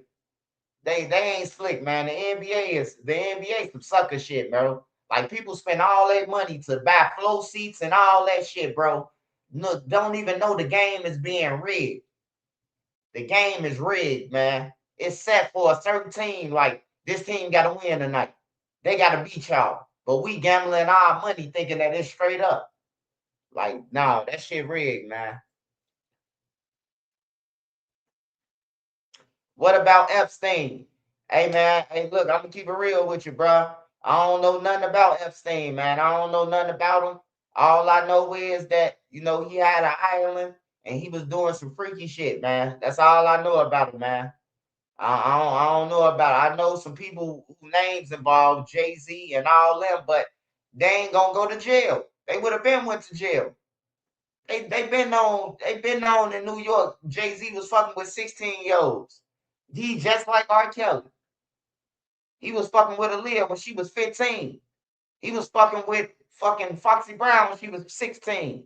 They don't get no fuck, man. It's like once you got a certain amount of money, man, only way you gonna get took down is when you don't follow their rules. They let Puff do what he want to.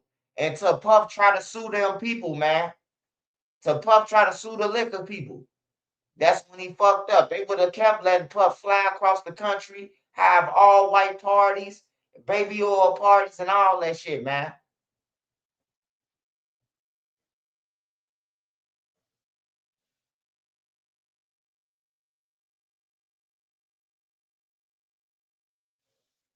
You say, where do I think Giannis going?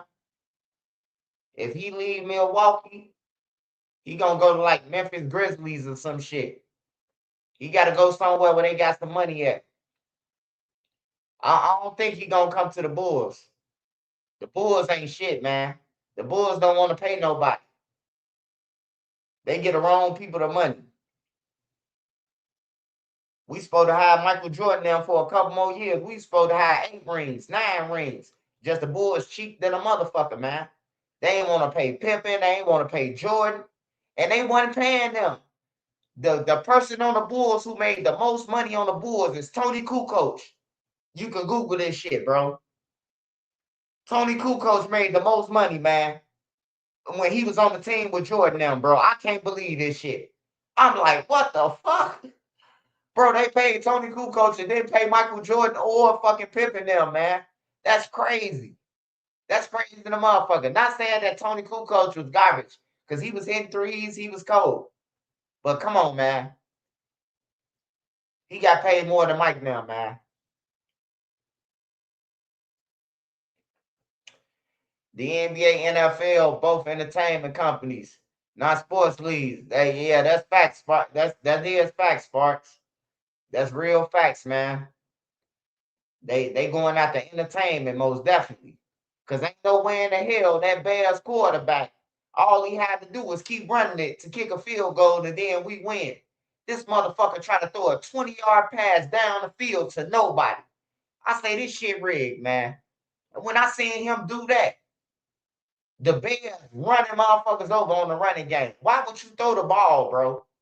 That shit reminded me of when the Seattle Seahawks was on a first and goal. First and goal. I don't know if y'all remember this, but they was on first and goal, man, and they fucking coach told them to throw the fucking ball, man, and he threw an interception on first and goal, bro. All they had to do was get a running back the ball, man, and he would have ran. He would have ran it in there, man. They chose to throw the ball, man, right on a 1-yard line, bro. I couldn't believe that shit, bro. Like, that's why I know that this shit rigged, bro. This shit is really rigged. So I be watching Mr. Beast. I be watching Survivor, Fear Factor, a new Fear Factor out. I be watching that shit now, bro. The shows that I didn't watch, I watch now. Cause everything rigged. Everything that we look forward to as a sport, like Spark said, it's entertainment now. It's for entertainment purposes, and they plan on getting their money. The bills ain't gonna pay themselves, so they gotta rig it. If Golden State just won every game and they just did, it ain't gonna be no money for the rest of the teams. So they gotta say, "Hey Steph, your kneecap hurt. Play like you limping." You know, Draymond get kicked out the game on purpose. Catch a technical foul. Why is y'all up at 3? Why is it 2 seconds on the clock? You know, like shit like that, man.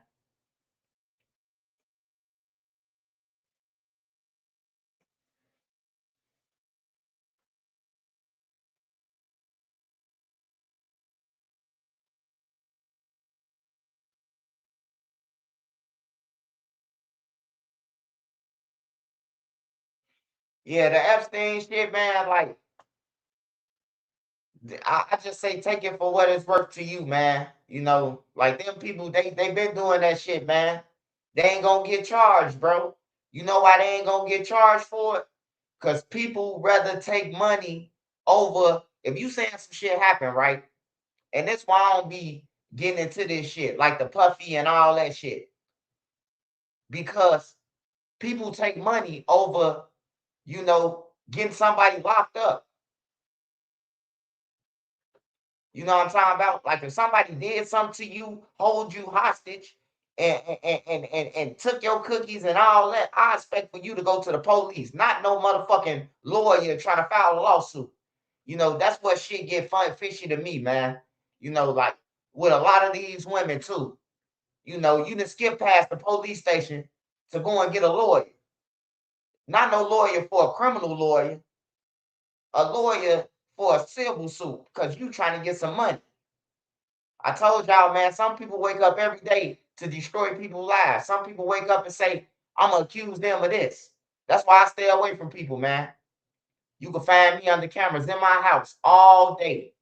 So if you ever lie on me and say something happened, I got cameras all around my house that's going to timestamp me. You know, you just got to be safe these days, man. You can't trust no motherfucker, man. Motherfucker, he hit me. He choked me. Just try to take you to court, man. Yeah, easy cash grab. Can Duty Low keep OTF alive? Man, quit being silly. Oh, Duty Low, garbage in the motherfucker. You talking about can he keep OTF alive? Shit. Only one can keep OTF alive, man, is Hypno Carlito. Hypno got a right for all them, you know. I ain't gonna speak on that because if I tell y'all who you right for, then y'all won't believe me anyway. But hey, Hypno, you know, probably if Hypno right for Buka or something like that, but OTF gone, man. Dirk wasn't trying to put his artists on. He was being greedy, man. Dirk, you know why Dirk signed Memo? Duty, my family, chill. Hey, look, bro. Hey, I ain't got no feelings in this shit, man. I ain't say that your cousin was no hoe or a lame or none of that. I said he garbage, motherfucker. Your cousin garbage. The fuck? You want me to be honest or you want me to lie to you? See, that's what's wrong with motherfuckers. Just because it's your cousin or it's your brother, you try not to hurt their feelings, man. Look, my name Trenches News. If I'm in the studio with FBG Duck or any one of them motherfuckers, and they say some garbage shit, I'm gonna tell them you garbage. Your shit garbage. Talking about chill, that's my cousin. Nigga, that nigga garbage. You got another family member who rap, send me their music. I'll tell you if they garbage.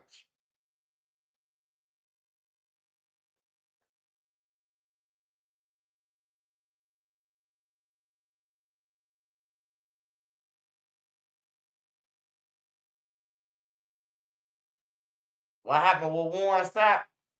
Warren Sapp with Deion Sanders. He coached high school.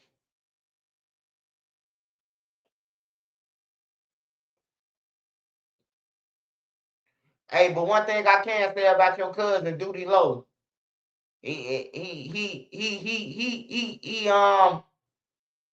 it seems like he was smarter than a lot of them so far. Because we don't know if your cousin number 5, he could be, but it seemed like Duty Low, you know, like we seen Zoo go broke, we seen everybody go broke and they had no money.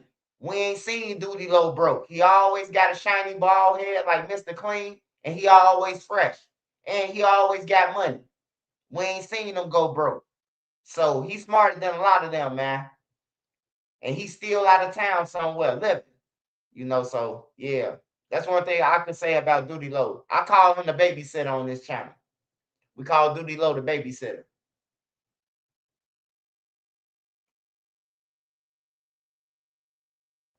I'm talking about what happened in the hotel with them girls. I don't know. What happened in the hotel with what girls? One stop?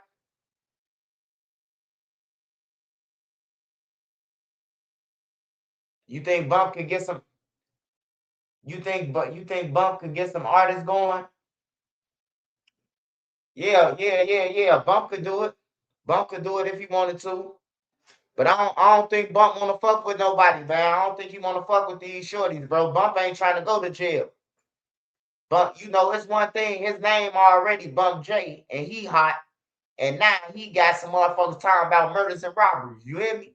Like, don't nobody want to go to jail. Cause look, they won't Rico the record label, but I guarantee they'll Rico Bump J. I guarantee, bro. I'm gonna have to say this again. They won't Rico the record labels, but let Bump J give one of Shorty them some money. They gonna Rico him. So I think Bump J smarter than that. He like, fuck that. I'll let Shorty them, you know, get on them by themselves. Cause I think the record label should be Rico. They the ones who giving motherfuckers this money it's for them to put on somebody. Before they ran to the record label, you ain't heard of them with no murder for hires. Now everybody got a murder for hire because the record labels is giving them the money.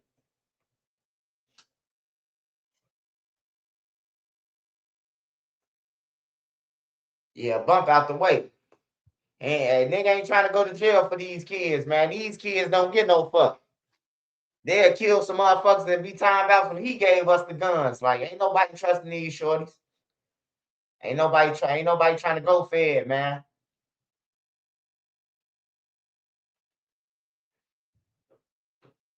Talk to me, y'all. Talk back. I'm finna roll up my weed, so I need y'all to talk to me. Anything y'all seen on YouTube, y'all want to talk about, feel free. Hey, just be respectful in the comments, man. Over here, we respect everybody, man. You know, even the haters, even the motherfuckers who jealous of motherfuckers, we respect everybody. We don't just disrespect people. You know, Trenchard News just don't wake up and then decide I'm gonna target somebody because I ain't got no content. I don't do that, man. So everybody just be respectful. I'm finna roll up my weed and smoke and then we finna get it on the second verse, the second part of the Church's News.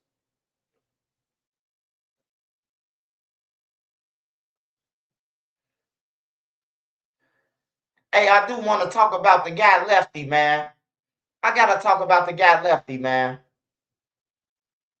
Now the guy Lefty, his people hit me up and they said that, man, Lefty ain't even do nothing, bro. You say you was in the field with him while you reporting about him. Hey, hold on. I told you I was gonna say this shit. I hope you listening to Lefty family. Lefty is the guy who went in the Mexican's crib with the other two guys, and you know it went bad, man. They killed the people. They ain't get no money, and he in jail now. But they coming at Trench's News about it. Hey, look, just let me tell you something. First of all, y'all did it wrong. Y'all did the whole lick wrong. First of all, y'all was supposed to scope out and see if any cameras. You was supposed to brought the box there as if it was a package delivery just to see if you could get them, just to see the cameras around the house. Y'all ain't look for the cameras. Y'all ain't do shit, bro. You knocked on the door and looked right up at the camera. And now you want me to believe that it wasn't you. Get the fuck out of here, man. Hey, to his family, I feel bad if he got kids, brother. But that man chose to go and rob some motherfuckers. Now he got to deal with the cartel. Shit. So, you know, I'm just a news reporter, man. Don't get mad at me, man. I ain't tell you to go and kill no Mexicans, motherfucker. Hey, OTF Twin was always smart too. Oh yeah, OTF Twin. I fuck with OTF Twin, man. He the smartest, bro. He don't be doing no woofing. He look out for people like Ike Money and them and all that. He been sharing their music.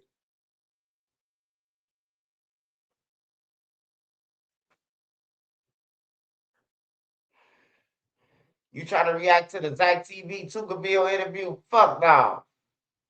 Fuck no, man. I ain't gonna say fuck Tuckerville, but fuck FBG. And anybody who with them motherfuckers over there, they all them motherfuckers broke. Oh, they duck go, man. Go and get y'all some motherfucking jobs, man. I ain't reacting to no motherfucking Tuka bill. None of that shit. Long live Tuka though. Cause he was a kid who got killed behind some bullshit.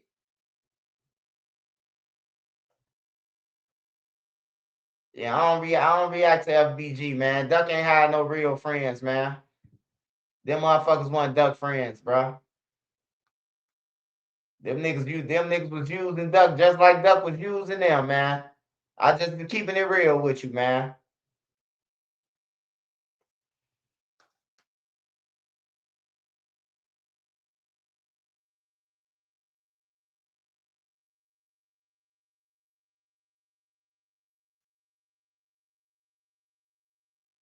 Hey, in the streets, a lot of y'all be seeing these guys together, bro. And y'all be thinking they all together in this gang and shit, man. I'm telling you, them niggas been into it before. Gyro, all that shit, bro. It was looking good on the internet. Duck was making that shit look good, man. With Melly them around and all that, man. Hey, look, man. This all I'ma say. Niggas knew that, you know what I'm talking about, Melly was a liability, and they knew like a lot of shit, bro. A lot of shit could have been like a lot of people could still be alive, man, if they wouldn't have clicked with nobody and they would have stuck to themselves. A lot of these blocks would be alive right now. That's what I'm gonna say about that shit. Soon when they start clicking up with people, all of them start dying, bro. Everybody started dying. Cause they got the taking on other people's problems and shit. Now, when the people who looking for JoJo World come, they shooting up Tukaville. You don't know who shot up Tukaville. Cause JoJo World hanging over here now. Little Mr. them over here. You know what I'm talking about? Like, hey, look, all them guys died for shit, bro. All them guys died for shit. Cause if you think that they some real niggas and died for some real nigga shit, bro, first of all, they rapping about hoes. They getting into it about females that they used to date. All them used to date. And then they started killing each other about that shit. You know? Like that's what most of this shit come from, man. Niggas dying over girls, bro. I don't respect the drill war, the cause of it. Like, if you want to say like the drill war, it's a piece of shit. Like for real, they ain't no motherfucking war to say, oh man, we was out here doing this. Y'all was broke.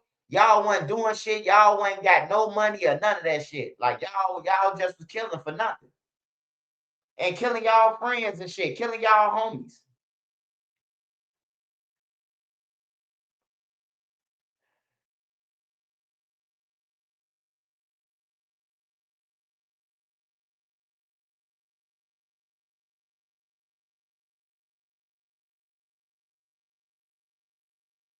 They're swimming up the river. Yeah, man, look, they're gone, man.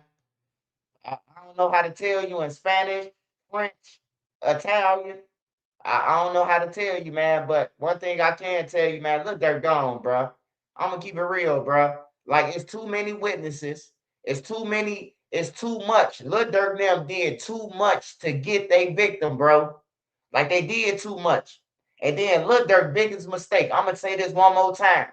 His biggest mistake. Not paying for no money, not paying jam, none of that. Look, their biggest mistake in this whole little murder for hire thing was getting on that fucking plane with Vonnie. Hey, look, the Fed's gonna ask them, why did y'all fly back the next day, 2 days later? Why did y'all fly back to California? Why didn't you just stay and y'all got an Airbnb there? Why didn't y'all just stay there? If y'all ain't going to kill Quando Rondo, like Lil Durk them got an answer to that shit, bro. They got an answer to that shit. And it's gonna be hard saying that Vonnie lying about the reason why they flew on a private jet, bro. It's gonna be hard for Drew to beat that. It's gonna be hard for Drew to even argue that shit. If Vonnie say, man, Lil Durk got the call, man, from number 4, and I told Lil Durk told me to get the book the flight and all that shit. Lil Durk gone to jail, man. It's over with, bro. If Flocka or Jam say Lil Durk, he was gonna pay us, he gone. It's over with, man. It's over with, bro. Lil Durk fucked up, man. He ain't think about his kids. He ain't think about none of that, man. Like, I know a lot of people be like, man, niggas don't, you ain't thinking about niggas' kids. They ain't thinking about their kids before they going through this shit. You expecting somebody else to give a fuck about your kids, and you won't give a fuck about your kids. You know, we got to stop that too. We got to care about our kids before somebody else give a fuck about them. Man, but he got kids though. He should never want to go and kill nobody if he got kids, nigga.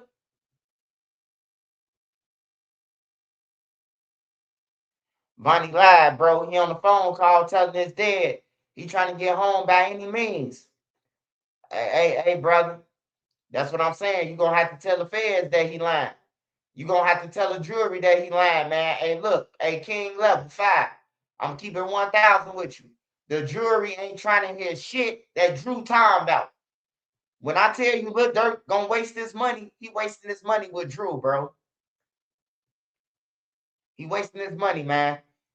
All the jury want to hear is, I was there, I participated in it, and Lil Durk was with me. That's all they want to hear, bro. And Lil Durk gone, bro. This ain't no state case, bro. This is federal. The feds don't go by the state case. The jury going up in there and doing this. Man, the jury gonna go in the back and say, it's 5 people that's involved saying Lil Durk did this shit. It's 2 shooters saying that he was gonna pay them. Man, Lil Durk gone, bro. He gone, bro. I just hate to tell you, bro. It's over with. You gonna see when it's finished dropping, when all the paperwork finally come out. He gone, bro. He took the extra mile, bro. Hey, look, when you got $40 million, hey, look, I ain't telling you not to hang with your friends or whatever, bro. Hey, but look, some of your friends don't give a fuck, man. If you fall, bro. So, you know, you get them some money or something and tell them, hey, look, here go. I appreciate y'all being down with me. Hey, here goes some money, man. You know, or what y'all want to do? I'm gonna buy y'all a store or something, or buy y'all a house, a building or something. But after that, I'm done, bro. Cause we gonna catch a Rico. If Didi was testifying against Durk, it'll be over. Nah. Fuck that. Cause I can show you more videos with Vonnie with Lil Durk than Didi. Vonnie had a credit card, man. Didi ain't had no credit card. Vonnie had one. Vonnie had Durk credit card. So how you gonna explain that shit?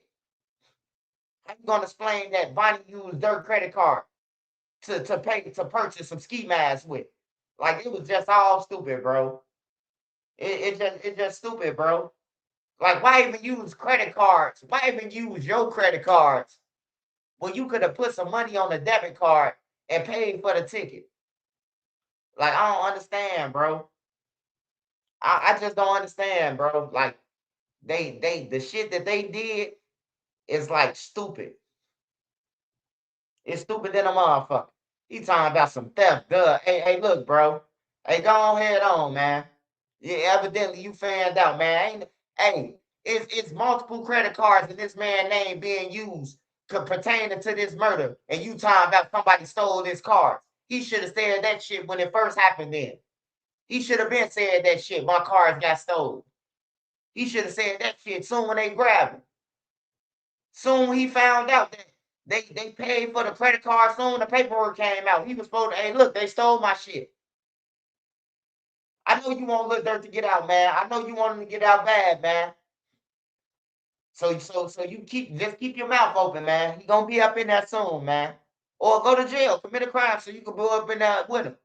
All you gotta do is go downtown to the federal building and punch one of the guards. You gonna be in there with him. Wait till one of the federal guards come out and be like, hey, Lil Durk told me to give you this, and punch the guard. You gonna be on the same floor with him. Go ahead and do it. Groundbreakers. Since you want to be with Lil Durk so bad, motherfucker. Go ahead and punch one of the guards. I'm giving you the best advice I can give you. Wait outside the court building. As soon as you see one of the guards come out, say, Lil Durk told me to do it, and punch him. Not flatline. Chop him. Your ass gonna be in there with him. Your ass gonna have an assault to a government official. Your ass gonna do 20 years.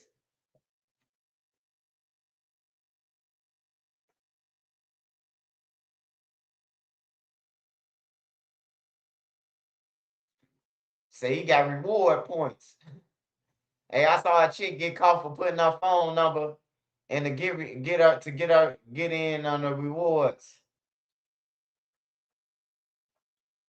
Damn, let me grab my weed. I ain't even smoke. I know. Eat all the best out of the rack. Hey man. Hey, look, I can't hey, look, to you, if that's your opinion, I can't even say nothing. Because that's your opinion. I'm gonna stop doing that. If you think eat all the best, I just recommend that you go and get your motherfucking ears fixed. Cause something wrong with it. I think you about to go deaf, baby. Or Carly. I don't know if that's a dude or a female, but you going deaf, brother. Nigga say eat all the code. I'm the biggest Perry in February. I be in the snow. We be selling blow game. I'm the biggest dog in the Perry. And I put you all in the cemetery. I'm from old block, never legendary. Keep it on me like a stationary. I'm all. This me. Big Perry. And can't you see? Man, you better get the fuck out of here. That ABC 123 ass shit. Nigga, garbage than a motherfucker. All them niggas garbage, man. Everybody you name, garbage, garbage, garbage. Anybody you name from Chicago, they garbage to me. I ain't gonna lie, bro. I ain't trying to be funny. I ain't no hater. None of that, bro. I ain't no hater or none of that, bro. But you know garbage music, bro. Hell no, roll 5-1 Rose better. Yeah, Rose better. Rose. Yeah, Rose better. Rose correct. He better. Rose better. Rose better. But a lot of them niggas who got power and drill, like Lil J for instance, the man strangler. Lil J for instance. Lil J garbage than a motherfucker. I ain't gonna lie. But look, Lil J got clout, bro. He whippity whippity flippity whoppity whoppity boppity bap. He dippity dippity dippity dippity dippity cap with a hat. Lil J garbage than a motherfucker. Hey, but look, he got clout though. I can't even lie. He garbage too. He garbage. Can't lie though. But he got clout though. He got a lot of people who listen to him. A lot of fans. But if you really listen to that shit sober, like if you really listen to all these songs sober, you gonna be like, man, this shit trash, bro. Just listen to it sober. Don't smoke no weed. Don't do none of that shit.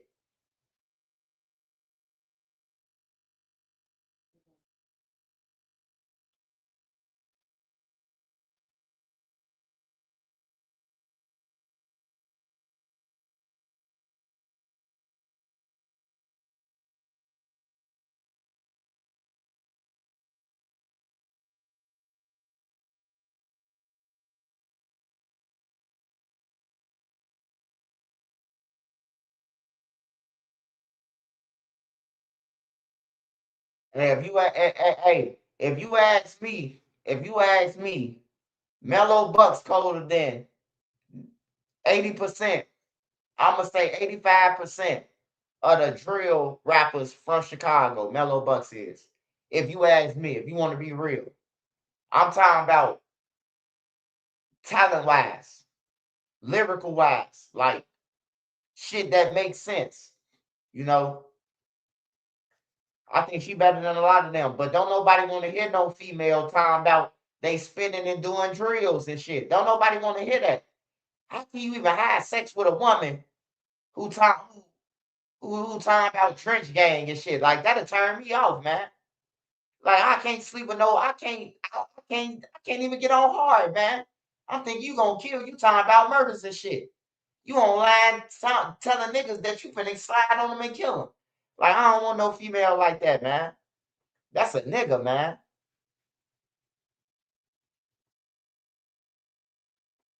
Only niggas who can handle girls like that is the the Shons, the DCG boys. Where she could whoop their ass and they still You know what I'm talking about? Together. What about Montana claiming he was blackballed because his beliefs on God and religion? Oh, Montana 300 cold. He cold. He cold than all them motherfuckers.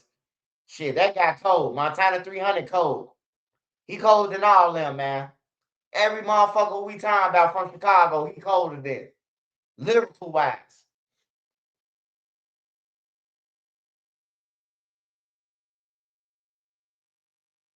Oh yeah. That's pretty much what it is though. People like the beats.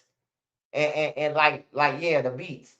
Cause really, the Migos garbage. If you really listen to the Migos, they garbage. It's the beats though.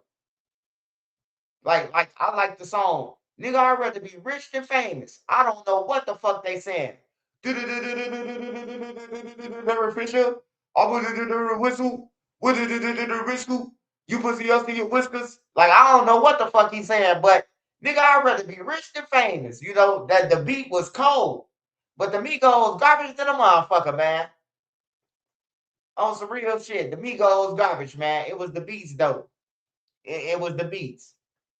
We see they garbage now. The other dude gone, right? Take off gone, right? Look at them. They raps. They garbage, man. But I ain't gonna lie. Offset, he do be going off sometimes. He do be going off sometimes a little bit by himself. But the other guy garbage, bro. Take off, offset, and take off. Take off. No, wait. Take off, offset. Which one who died? What's the one who died name, man? I'm getting them mixed up. The one who alive right now, he garbage. Not Offset, the other one. Quavo garbage. He garbage. Take me through that, take me through there. He garbage. He wet ass. Take me through that, take me through there. Garbage. Yeah, Takeoff was the coldest on that. He made the shit. He made all the shit that they had. Like I like Takeoff on every song that they got. Like he go crazy, bro. He go crazy.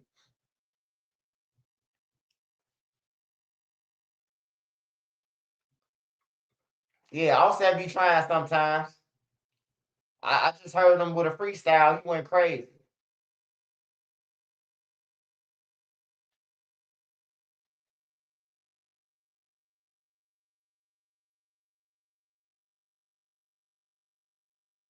Yeah, though Montana 300, man, he nice. You can't hate on him. Like a lot of people be hating on him from Chicago, man. I even told Lil Reese. I say, Lil Reese, bro. Like he from the low end, bro. His mama from the low end. His family from the low end. He just moved to Peoria. Like what the fuck wrong with that? That's just like if I'm from the low end and I go to and I go to another city. I ain't from Chicago now because I moved with my family, but so they could get me out. My mama off crack and shit. Like that's crazy, bro. But yeah, he better than all of them. Montana 300, like he will fuck up all their careers, bro. If he get on a song with anybody from Chicago, besides like Lil Herb or one of them, he gonna demolish them, bro. Like the average motherfucker from Chicago, he gonna demolish you. Like the first minute, he gonna demolish your whole fucking round. Chief Memo 600 better than Chief Keef. Bug. No. You lying like a motherfucker. Memo only got one flow. Memo only got one flow. Memo so fine that with Lil Durk, he can't even rap off another beat. That's why he rapping off them Mexican beats and shit. On everything.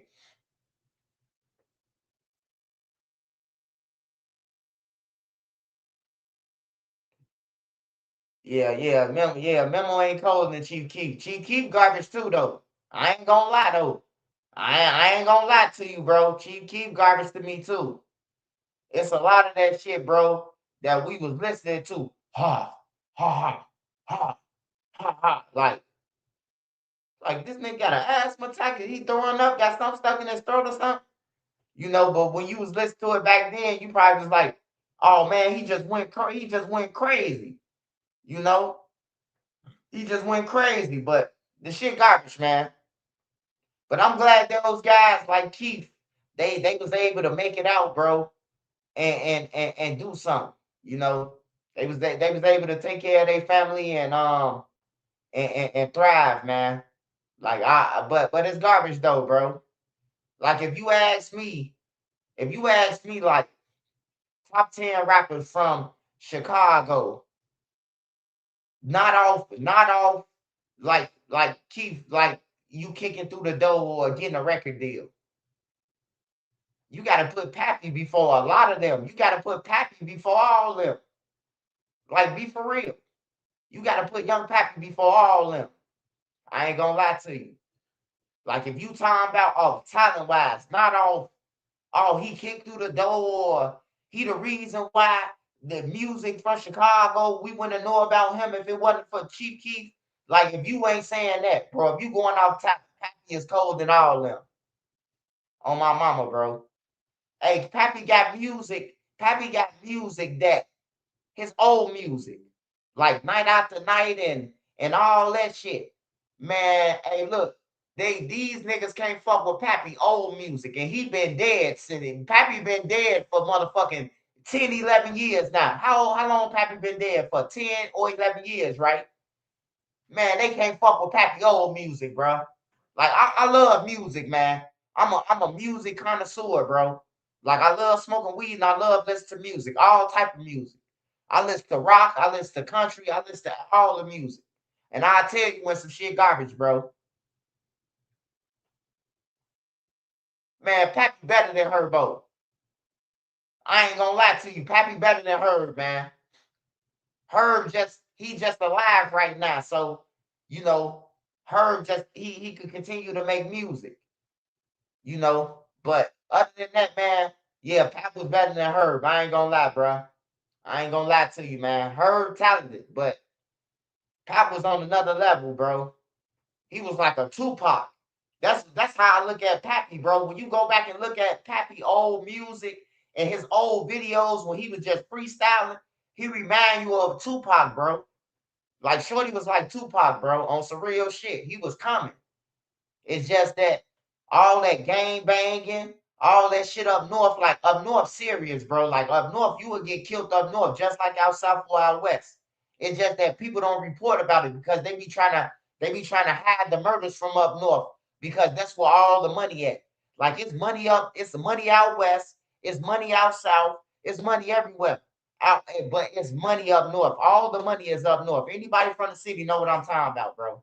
Like for real, all the money is up north. Drug money, all that shit. Everything being up north is like being in Minnesota. You know what I'm talking about? It's like you going out of town, bro. Everything triples and doubles. You know, so I just didn't see like I ain't see why I just felt like Pappy was supposed to have like the whole north side behind. You know, I thought that's what you would think. I thought Pappy was supposed to have like everybody up north was behind him because he was like Tupac. But when you got black people hating, oh man, they colder than me. You know this nigga colder than y'all. Won't y'all get behind him instead of trying to kill him?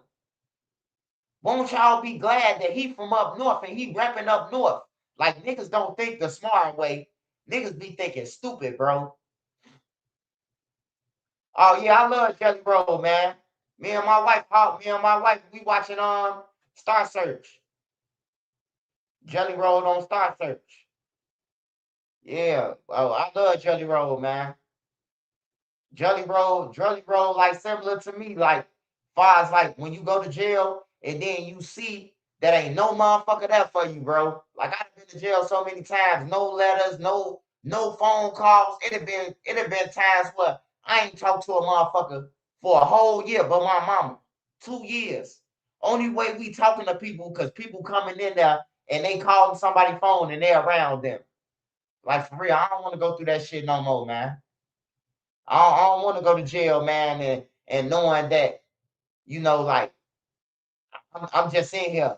Everybody who said they love me, they just forgot about me. And then when you get out of jail for doing 4 years, damn, I didn't know you was in jail. I be ready to jump on the nigga back. Nigga say he ain't know I was in jail after 4 years. Man, I would have sent you something. That's what niggas will tell you, bro, once you come home from doing 10 years. Damn, bro, I've been wondering where you been at, bro. Man, I was sending what's the name some money. I would have sent you some. Like, get your bitch ass on. Nigga, I don't want to hear that shit. I want to hear that bullshit. Or they hit you with, man, I would have gave you that, bro. If you would have asked 10 minutes before this shit. Yeah, 48, the white building. I used to be up in the white building too. I used to be up in there. My friend from the group home, she stayed up in there. Her little brother used to be with Pappy all the time. His name Lil Eddie. He used to be with Pappy. So when we used to go over there from the group home to her crib, we'd be in 48. All around Clarendon Park, all that shit, bro. I done ran everywhere, bro. Like all my friends from these blocks, like the hottest blocks in the city, all my friends, they was in the group home with me. And like we friends. We don't give a fuck about no duck trial, none of that. We got taken away from our parents. We glad to still be alive. They grown, they thriving, I'm thriving. They proud for me that I'm on YouTube doing something with my life and shit like that. And I'm proud of them.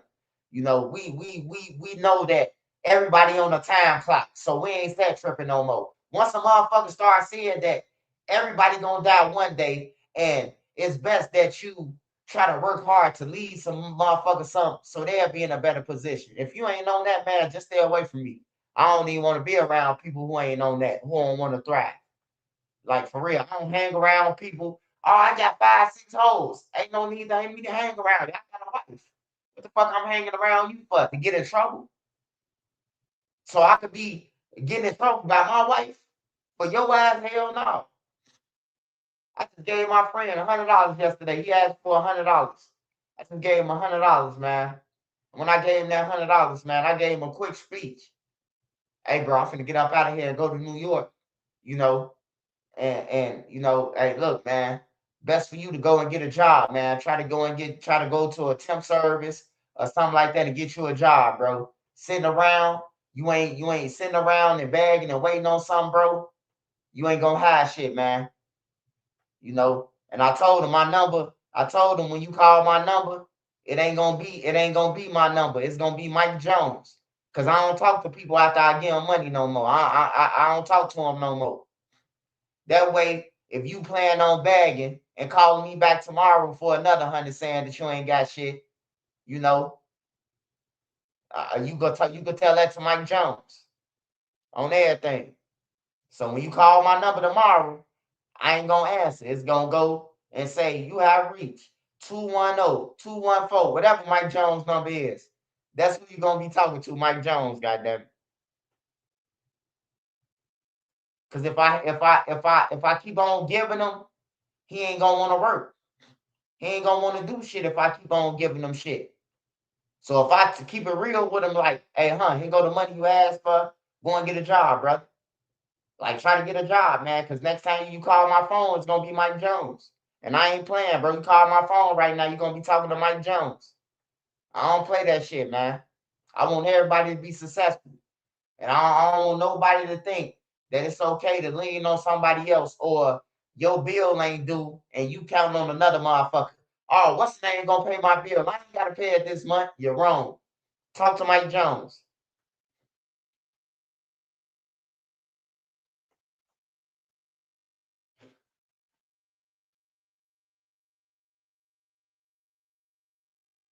Same dude who said Sosa trash said C-Day was a real spitter. Man, C-Day garbage in the motherfucker.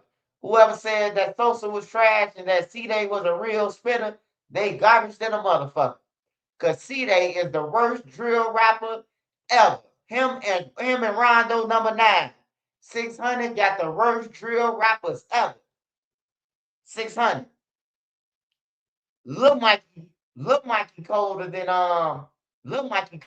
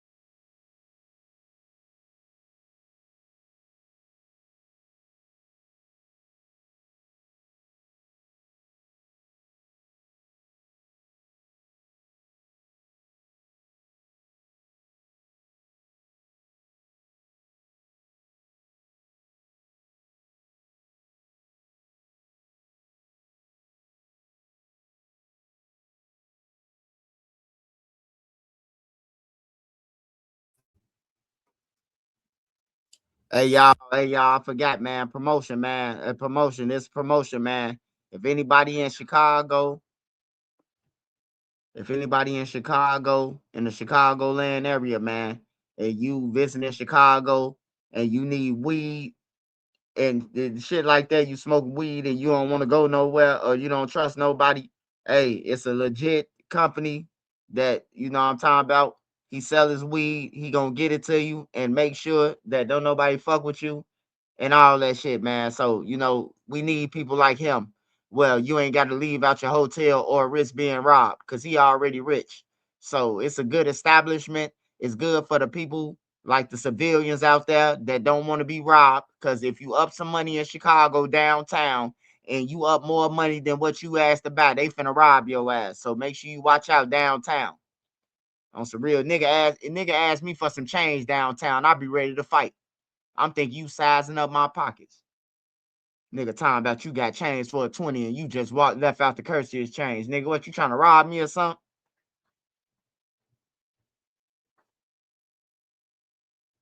Yeah, I'm gonna get all his information though, man. It's a good, and he got the good shit. So if you smoke marijuana and you don't want to die, and you in the city of Chicago, just let me know. It's a service that's gonna pull up to you. He don't pull up in the trenches. He only pull up in for the civilians that don't want to die. So gang members don't call this number. Don't call him gang members. Don't inbox him. He ain't gonna answer for you. Only civilians.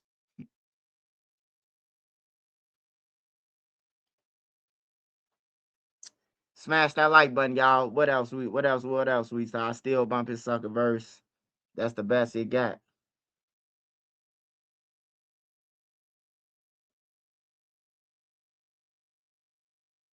What's up, Skip Trucker? What's up? What y'all on? What else out there, Sparks? What else going on out there, Sparks, in the YouTube, man? Come on, man. I hate when they do that shit. What else out there, Sparks? What else in the community? We ain't what else I know I done missed some shit. Hold on, let me go down this thing, man, and see.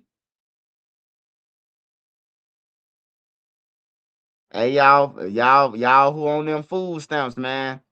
They making motherfuckers get jobs and shit, man. So go ahead and start working that, man.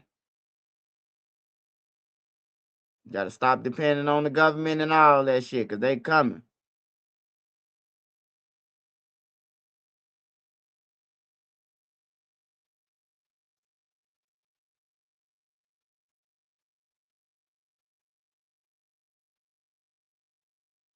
Damn.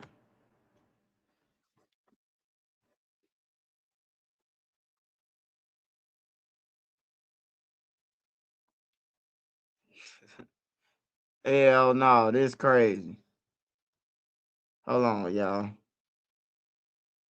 This motherfucker called the police and now he in jail.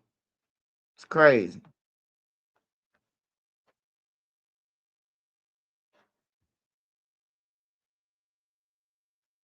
Now to an odd twist in a home invasion last month in Lake County.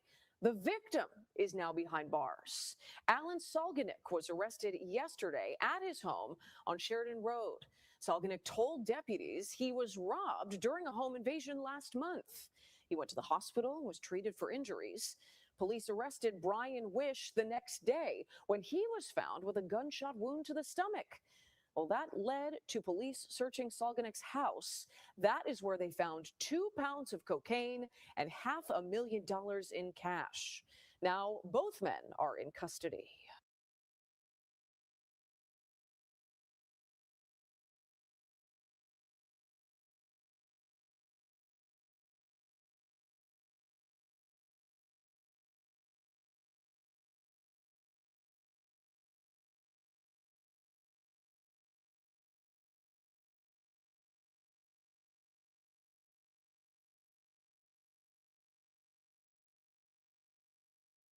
Who do I think got the best podcast, huh? Trenches News. Who is the second person I think got the best podcast? Trenches News. Before you get to 3, you gotta remember number 2. Trenches News. And after me, I'ma say I'm gonna have to give it to Wallow and Gilly, man, cause Wallow and them spit game, man. Like I like people who hold black people accountable, bro. Like hold us accountable and shit. That's what I like listening to. I don't like all the other podcasts, bro. They start shit, bro. Any podcast that start off with, hey, yeah, what's the name? He said he shot at y'all last week. Oh, he a bitch ass nigga. F his dead homie. And then now he saying F your dead homie. That's what most of these podcasts is. Straight bullshit. Straight shit starting shit. Just talk about what you talk about.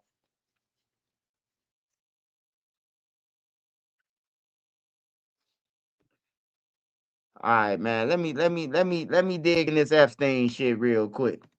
I don't even want to dig in this shit, but I see that's what the most on record right now. So let me try to.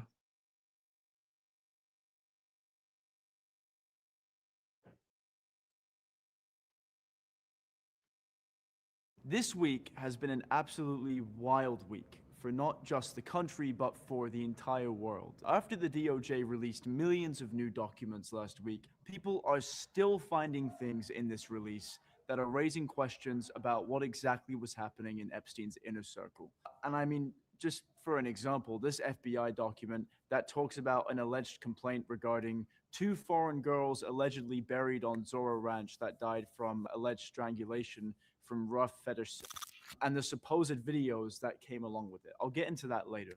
But right now, Polish authorities are digging into the possibility that Jeffrey Epstein was a Russian spy. On Tuesday of this week, during a government meeting, Prime Minister of Poland, Donald Tusk, reportedly said more and more leads, more and more information, and more commentary in the global press all relate to the suspicion that this unprecedented pedophilia scandal was co-organized by Russian intelligence services. This can only mean that they also possess compromising materials against many leaders still active today. Now, what I also want to bring up, according to the New York Post, Putin's name came up nearly 1,000 times in the batch of Epstein files that were released. And there are almost 10,000 references to Moscow. The Kremlin has since denied that they had any ties to Epstein. I want to show you something regarding the Epstein files and Trump. Take a look at this clip of Trump getting questioned about the Epstein files,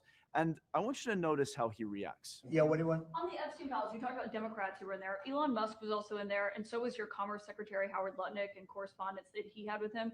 Did you read those new files that were published by the Department of Justice?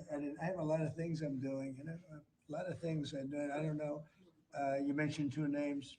I'm sure they're fine. I'm sure they're fine. Otherwise, it would have been major headlines. A lot of women who are survivors of Epstein's are unhappy with those redactions that came out. Some of them, entire witness interviews are totally blacked out.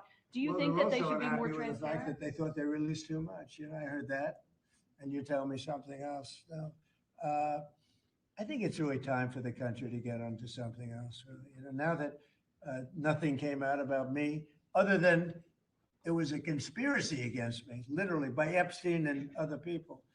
But I think it's time now for the country to maybe get onto something else. What would you say to people who feel like they haven't gotten justice, Mr. President? Something that people care about. Yeah, what did you say? Go ahead. What would you say to the survivors who feel like they have gotten You are the justice? worst reporter. No wonder CNN has no ratings because of people like you. She's a young woman. I don't think I've ever seen you smile. I've known you for 10 years. I don't think I've ever seen a smile on your face. You know why? You know why you're not smiling? Because you know you're not telling the truth. Hey, that man crazy the motherfucker, man. Hey, Trump crazy. He wild to the motherfucker, man. She asked him about some damn fouls. He talking about some. That's why your ratings ain't up.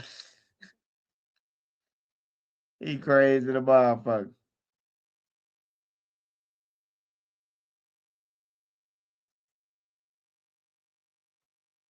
Yeah, man. I just be trying to see, man. It's like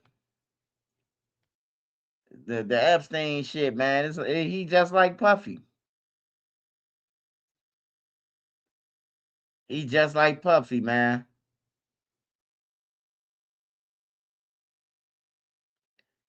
Man, I seen that they kidnapped the old lady, man. Did anybody hear about that? Do any of my people know who kidnapped the old lady?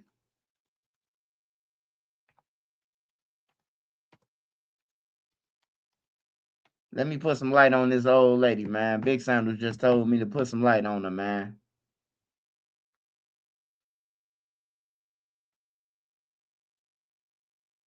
What's the lady name, Nene?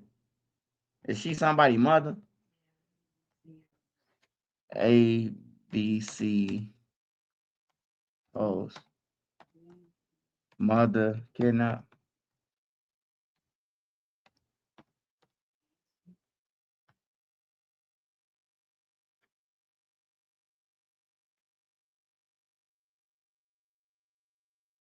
Man, this shit just don't sound right, man. An old lady came up missing. All right, let's just check out. Looking for tax help? Now there are TurboTax experts right in your neighborhood. They get to know your unique situation and get you every dollar you deserve. So hand off your taxes to a local TurboTax expert today. Right now, we believe Nancy is still out there. We want her home. Our department, the sheriff's department, along with all of our partners at the FBI, have been working around the clock. And we just want her home and find a way.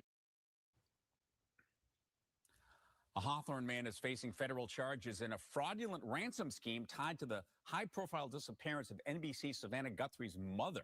It's a story, of course, everyone has been following. Prosecutors say Derek Colella demanded Bitcoin from the Guthrie family after 84-year-old Nancy Guthrie went missing from her Arizona home. The FBI actually arrested Colella in Hawthorne today. The investigation moved quickly. The search for Guthrie is now entering day 5. Tonight, investigators say no one's been ruled out as a suspect. The Pima County Sheriff says there are still no suspects identified, though, and now a new plea from the Guthrie family just within the past hour. This is Cameron Guthrie. I'm speaking for the Guthrie family. Whoever is out there holding our mother, we want to hear from you. We haven't heard anything directly. We need you to.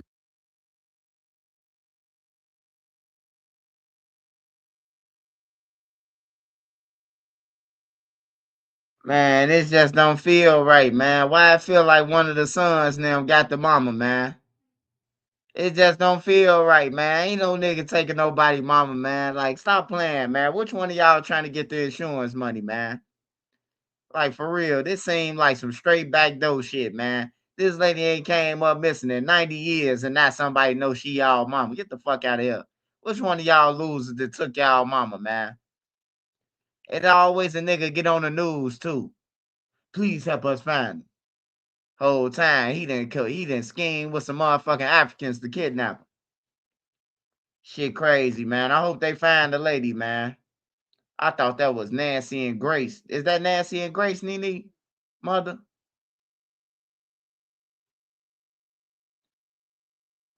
What's that lady always be on people's ass, man? I know they want to kidnap her. I know. I thought that's who mama I thought this was. I thought that was her mama. I was like, yeah, I know why they took her. She be on people's ass.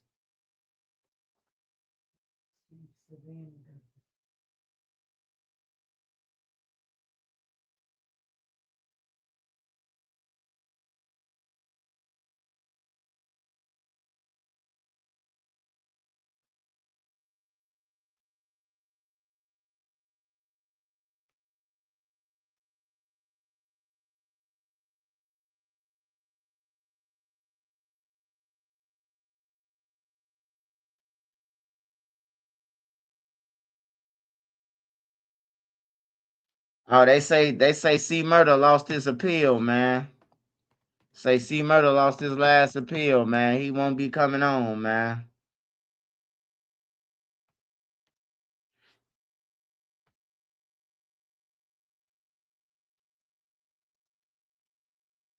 I forgot about this shit. So near noon, the Louisiana Supreme Court delivers a final blow to rapper Corey Miller, known as C Murder. The state's high court unanimously refused to hear another appeal of his 2009 murder conviction. Miller is the brother of rap mogul Master P.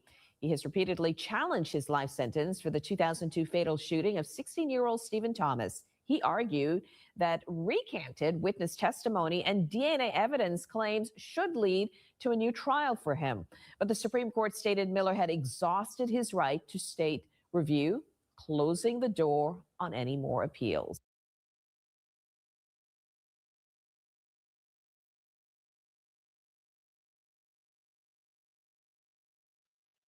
Bro, ain't no more appeals for him, bro. He doing life in jail, man.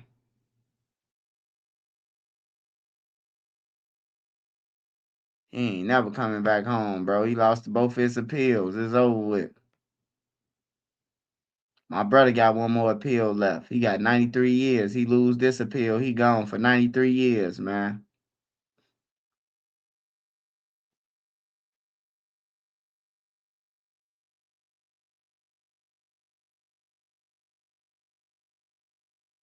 And know what you gotta know where you going, man, before you get tricked off the streets. Daycare worker accused of giving laxatives to, oh my God, bro. Tonight, a suburban daycare worker is accused of giving laxatives to toddlers. And telling the kids it was candy. The woman was fired from the Learning Experience daycare in St. Charles. Our Suzanne Lemonnier spoke with parents who just found out why their kids have been so sick. The mother and father say they are devastated after learning about what happened here. They say for many weeks they were trying to figure out why their child was always sick. They agreed to speak with us if we concealed their identities. My child is still suffering from constipation, which the doctor said it was going to be a side effect of the laxatives, of coming off of laxatives. This mother says her 17-month-old child was in the care of the Learning Experience since the summer of 2025. Around the same time, this woman, Giselle Juarez, was hired. St. Charles police say Juarez, who is from Sycamore, gave chewable laxatives to 3 children who were 2 years of age or younger. The mother we spoke to says her toddler has been suffering from diarrhea for the past 2 months. After doctor visits and switching the child's formula, nothing worked. We thought it could have been a virus, and that was negative, but he was not diagnosed with any stomach bug or anything either. Then on Monday, the mother says she learned the unimaginable. We found out from the director that she had fired her employee because she allegedly was giving them these laxatives and saying that it was candy so that they could get sent home because she was overwhelmed. It's disgusting. Get another job then. The child's father says the Learning Experience policy is a sick child must be sent home and remain home for 24 hours. On Tuesday, the couple was among other parents with children attending the Learning Experience here on the 2400 block of West Main Street that contacted St. Charles Police. Police say their investigation confirmed what the parents were alleging. Juarez, who is 23 years old and studied early childhood education at NIU, turned herself in to police. The Kane County State's Attorney's Office approved 3 misdemeanor counts of attempted aggravated battery, bodily harm of a victim under the age of 13, and 3 misdemeanor counts of endangering the life or health of a child. I have no words.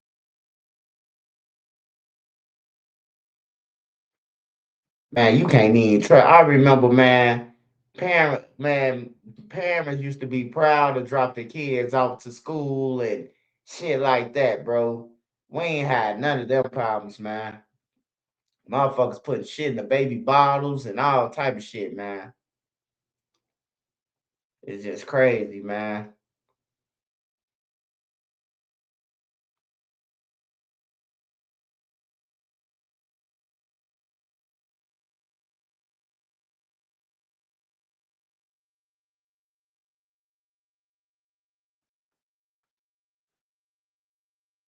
The death of a popular boat captain this past summer surprised and shocked those who knew him. 6 months later, a Chicago man has been charged with his murder.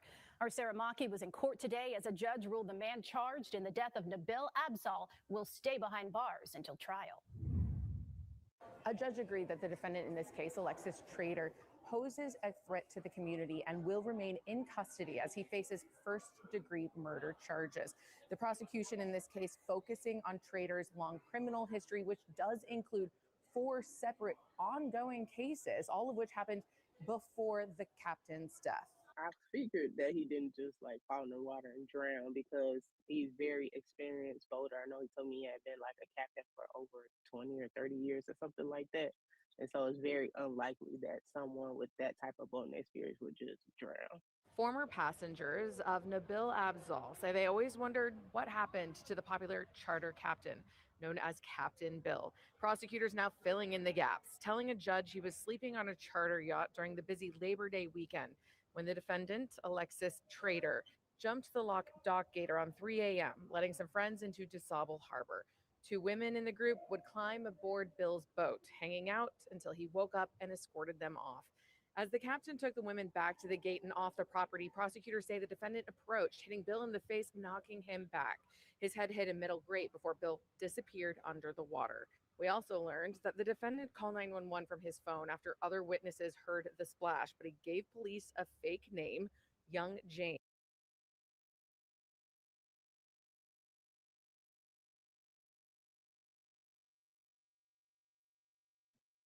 Hey, that's crazy, man. Hey, the man called the police, man. You can hardly hear it. Yeah, what the fuck on? Oh, hold on. I was wondering about that shit. All right, it should be good now. Hold on. Phone after other witnesses heard the splash, but he gave police.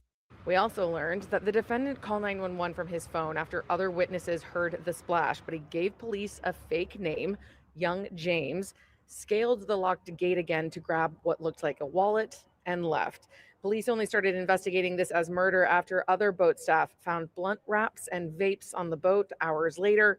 Those who knew him now hope for justice. I'm just hoping that his family, gets some type of peace.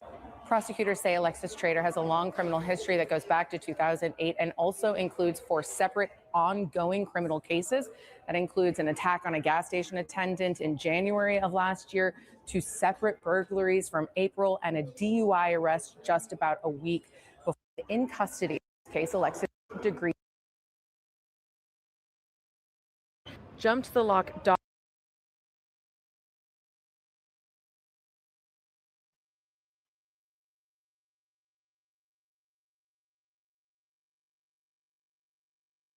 Motherfucker, wake up and a crackhead kill you. A nigga kill you because they on your boat. See, that's what I'm saying, black people, man. We like, he a piece of shit, man. First of all, you jumped on somebody else's boat because you ain't got one. And then you decided to kill his man because he escorted you off the boat. You decided to knock him out.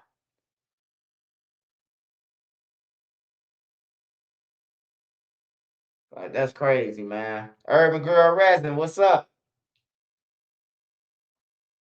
I mean, straight fucking bomb, man.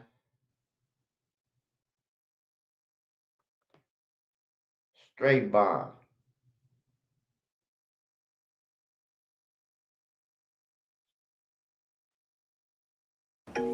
I just built a budgeting app with Base 44. Nina just built an app. So we can all build apps now? I'm on lunch. I gotta make a call. I'll be in right my back. office. Just built an inventory tracker. Protein calculator. Book sharing. Let's get out to Doug Evans with this conviction. Doug. So extreme. Like, I don't even know how she ended up over there in that building, nonetheless, that she ended up in a garbage bag.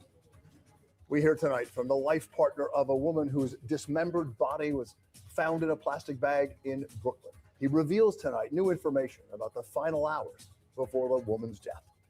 And good evening, everyone. At 6 o'clock, I'm Bill Ritter. And I'm Liz Cho. The medical examiner still trying to figure out the cause of death of 39-year-old Michelle Montgomery, the mother of 4, who was found dismembered in Brooklyn on Sunday. Night Shift Workers found her at the Boren Quinn Public Houses in Bushwick. And tonight, we're going to hear from her life partner, the father of her youngest child, just 10 months old. Eyewitness News reporter Darla Miles is live in Bushwick with our lead story tonight. Darla.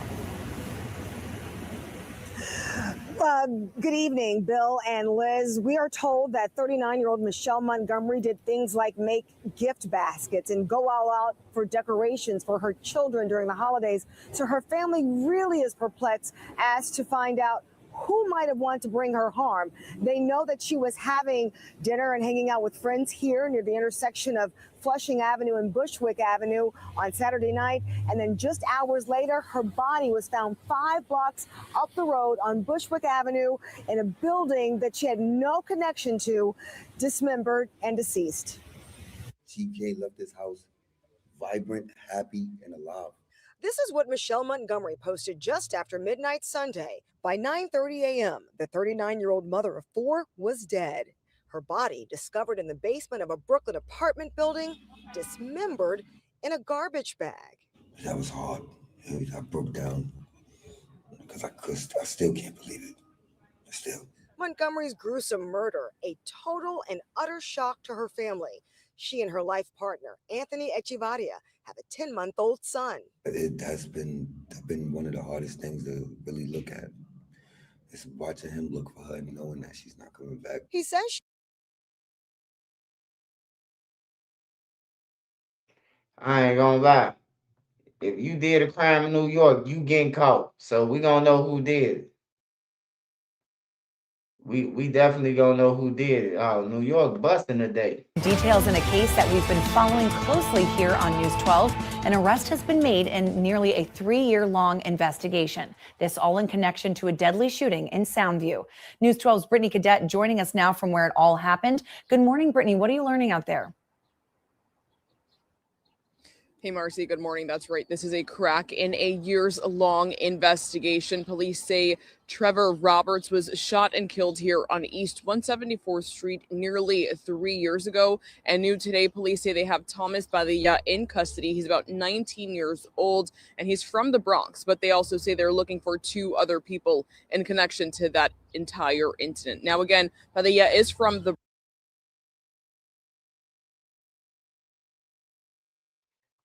3 years, man. 3 years. 8 niggas know about a murder. Somebody got booked. Somebody got locked up, man. Somebody got arrested, man. 3 years. 3 years. They ain't look at no camera after the 3rd year, man. They looked at the camera the first 5-6 months. They probably went back again and looked at it about a year later. They just be killing people for no reason, bro. Like, y'all don't even kill the people that need to be gone. Y'all kill the wrong motherfuckers. TMZ be clickbait sometimes. I can't fuck with it. Fuck with them all the time. Yeah, that's crazy, man. She went out to the party, man. That's why I say, man, like, everybody ain't cool. Somebody probably offered her a ride from the club and killed her. You being friendly. You just being friendly and not thinking nothing of it, but shit be real, man.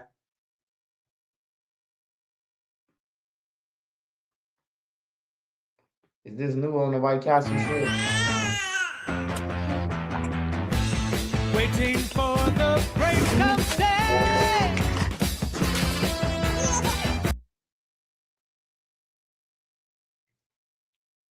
You know they coming for me. 3 gunmen responsible for a deadly shooting at a White Castle restaurant on the city's near west side. 2 men were killed. A 3rd was injured. All this happening in the restaurant's parking lot on West Roosevelt. That 3rd victim was rushed to Stroger Hospital, and that's where we find NBC5's Randy Gyllenhaal live tonight with the story. Randy? Well, that 44-year-old surviving victim shot in the back was taken here to Stroger Hospital. 2 other men shot and killed during what appears to be a targeted attack on their vehicle that was sitting in a White Castle parking lot. Hey, every time I think about this shit, I remember the dude who said, y'all killed my brother. Y'all ain't gonna be able to sell a loose square. Anybody try to post up around this motherfucker gonna die. Hey, I ain't gonna lie, man. Ever since he said that, bro, every motherfucker around that area been getting knocked off, man, on everything, bro. Y'all remember the one guy who got killed? The one guy who was sitting in his car. He was sitting in his car. He was talking to what looked like somebody he knew. No, he wasn't talking to nobody he knew. He was talking on live about people begging or some shit or something, man. And the nigga just ran over there, looked like he said, "Give me the chain," or snatched his chain and then killed him on live. Y'all remember that shit? It happened somewhere on like Madison or something. Yeah, I seen the brother had post something and deleted some shit. That's why I said that though. Cause the brother said nigga ain't gonna be able to sell a loose square. When you hear that, when you hear somebody say nigga ain't gonna be able to sell a loose square, that mean, hey, look, don't go outside and until it's over with. Don't go outside until it's over with. If you hear a nigga say, you ain't gonna be able to sell a loose square, that mean a nigga mean that shit.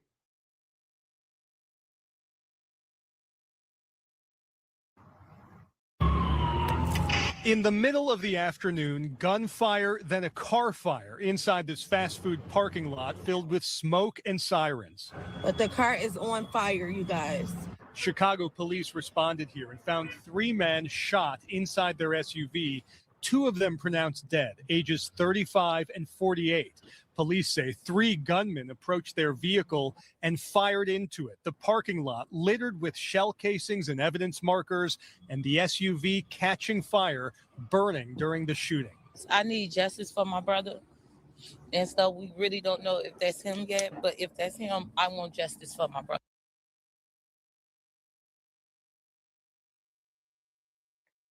Wait a minute. So you telling me you done got on the news, don't know that's your brother? Come on, man. Come on now. We got to do better than this. Come on now. You look like you looking for a viral moment. I thought she would have got on the news and was like, yeah, that's my brother. We want justice. She says she want justice, but she don't know that's her brother. See, that's what I'm saying, man. Like, what the fuck going on? Hey, they ain't playing, man. Hey, they ain't playing. They putting belt to ass, man. Ain't no sitting in no cars. Ain't no none of that, bro. It's over with for all that shit, bro. Hey, try to be in a car that ain't nobody in.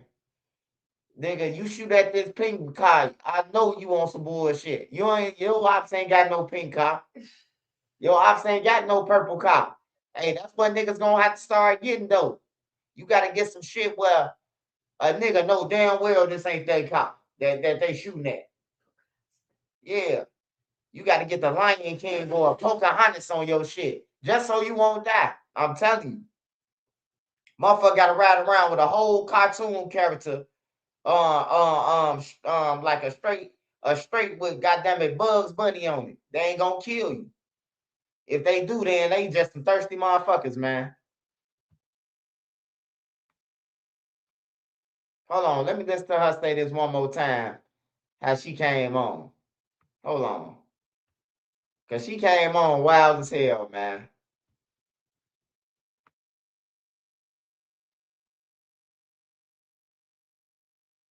Shooting. I need justice for my brother. And so we really don't know if that's him yet, but if that's him, I want justice for my brother. Family members of the victims on scene pleading for information. The 3 armed suspects ran off. Someone had to know something. So we're out here just trying to get some information, trying to get the bad person off the street, whoever's responsible for this. Again, that person can call 1-800-535-STOP. Cook County Crime Stoppers offering a $10,000 reward for information leading to an arrest. This shooting happened in... Hey, man, this one thing I'm going to say about this reward shit, man. Y'all need to stop being cheap, bruh. Like, y'all putting 10, ain't nobody gonna say shit for no 10,000. 10,000 ain't gonna even get them nowhere, bruh. Y'all gonna have to come with a 50 ball Jamal, man. Y'all study playing, bro. I'm tired of Chicago, bruh. 10,000. Everybody who get killed, 10,000 or 5,000. You see how them white people shit get solved? Motherfuckers putting up 250,000 for anybody with information. That call coming in.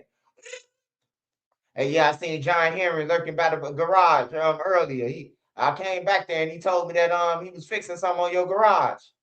On everything, you see the Chinese, you hear me? We the only motherfucker. They ain't getting enough shit. Come on, man. Come with some money, man. Y'all got this shit.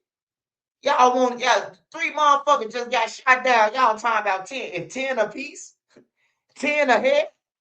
Like, come on, man.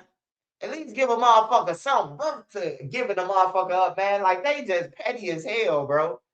And then put you on blast for the 10 and say, oh yeah, you owe me for you owe court fees and all that. You ain't even getting the 10 and you on blast for the one who made the tip. Shit crazy, man. White neighborhoods, man. I be saying $200,000 for a reward. We the only neighborhood that's 10,000, 5,000, $1,000 reward. 2 kids got shot. They talking about $1,000, man. Come on, man. Broad daylight with cameras and witnesses eating lunch. The reason why the bad guys will do that is because they know that people won't step up and say something. Report that crime, report that person. Well, Chicago police did not release a description of the 3 armed shooters who ran off. At this point, nobody is in custody. Stephen and Allison.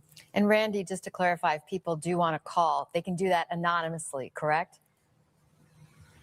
They can do it anonymously, and there is also a CPD tip line for any information. And again, information that leads to an arrest can lead to a $10,000 reward.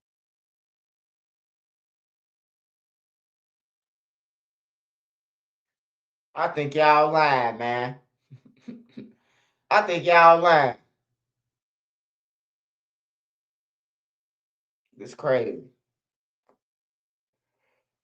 Yeah, man. The girl got killed. She got sprayed down by 3 killers. They say 10,000, man. Like, come on, bro. Like, come on, man. That's the least a motherfucker could do, man. Like, we talk about a human life just got taken, and you gonna put a price on that shit? At least go up after a while. Ain't nobody bucking for the 10. Let's go to 15. Then let's go to 20. Or to be 10,000 for 50 years, bro. Like, ain't nobody gonna move.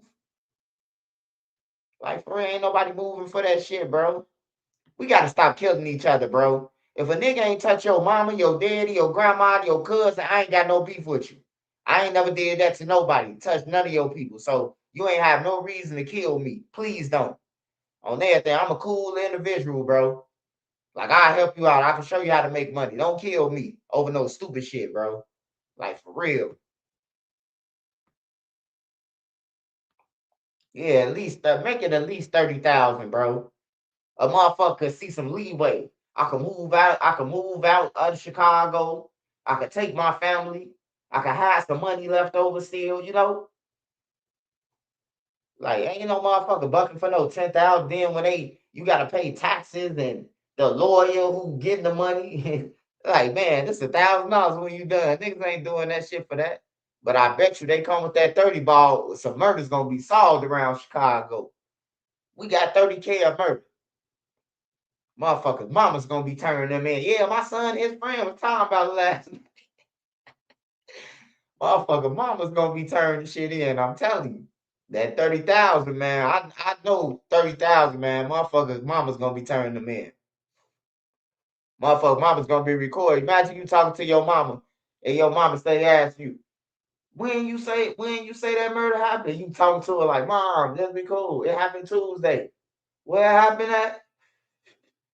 Who's that with you? John and Randy. You ain't say that last time. You just said it was John with you. Man, it was Randy, McHale, it was all us. Who had the gun? Mama, what you on? Who had the gun?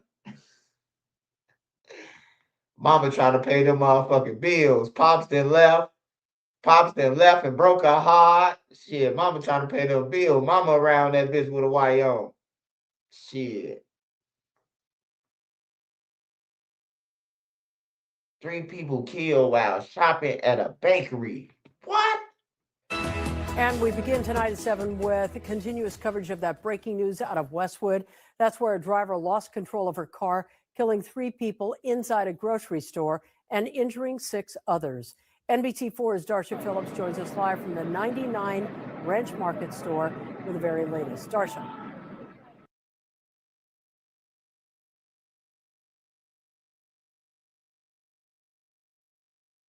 Man, condolences to them people, man. Condolences to them people, man. That shit sad, man. Climate change moving Tornado Alley into the Midwest. What they got You going expect on? to see scenes like this in Tornado Alley, the fields of Oklahoma and Kansas, where most tornadoes usually occur. This is the deadly EF5 tornado that devastated Moore, Oklahoma in 2013.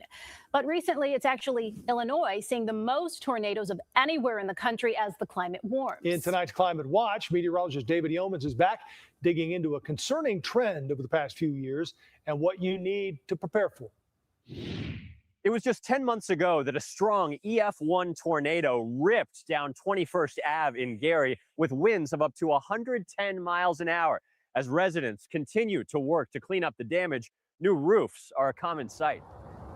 Yeah, this is where the hole was in the house. I just temporarily boarded up until I get done situating everything as far as insurance and stuff like that. But Alexis Rivera Pops looks at the scars the tornado left behind. you see how the power line's down. A day she will never forget. My kids start freaking out. Heard a big boom, it went black. When we looked out back, it was like completely gray and stuff flying everywhere. It was a lot of people scrambling, a lot of people scared. In the months since, nearby homes have been repaired and the gymnasium down the street rebuilt. But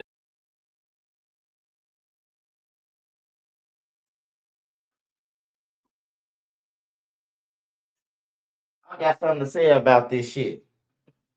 So why don't everybody, right? Why don't everybody on the block or everybody in the neighborhood, right? Won't they put up money to have a storm shelter? Like, why the cities and shit don't got no storm shelters? Like, you got everything else, but you ain't got no type of shit for this shit. That's crazy. Like, you got everything else. You got stoplights, you got tickets to give out for running the stoplight, but you ain't got no motherfucking shelters. No storm shelters or nothing. Yeah, Gary fucked up, man. I'm talking about, man, look, man.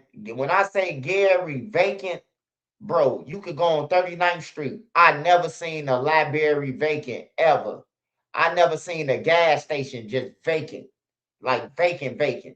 Bro, I'm talking about they shit vacant, bro. When I say vacant, all the pipes, all the carpet, everything up out that motherfucker. Motherfucker then took everything up out the library.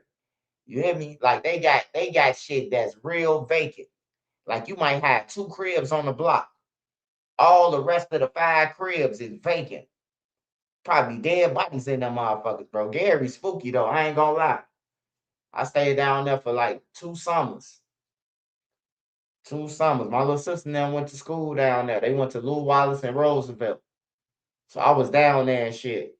My niece and them went to school down there too. Little elementary school. So I used to be just walking around that motherfucker. Just chilling, smoking my weed. God damn it, going up to Broadway, chilling at the M&M store, all that type of shit.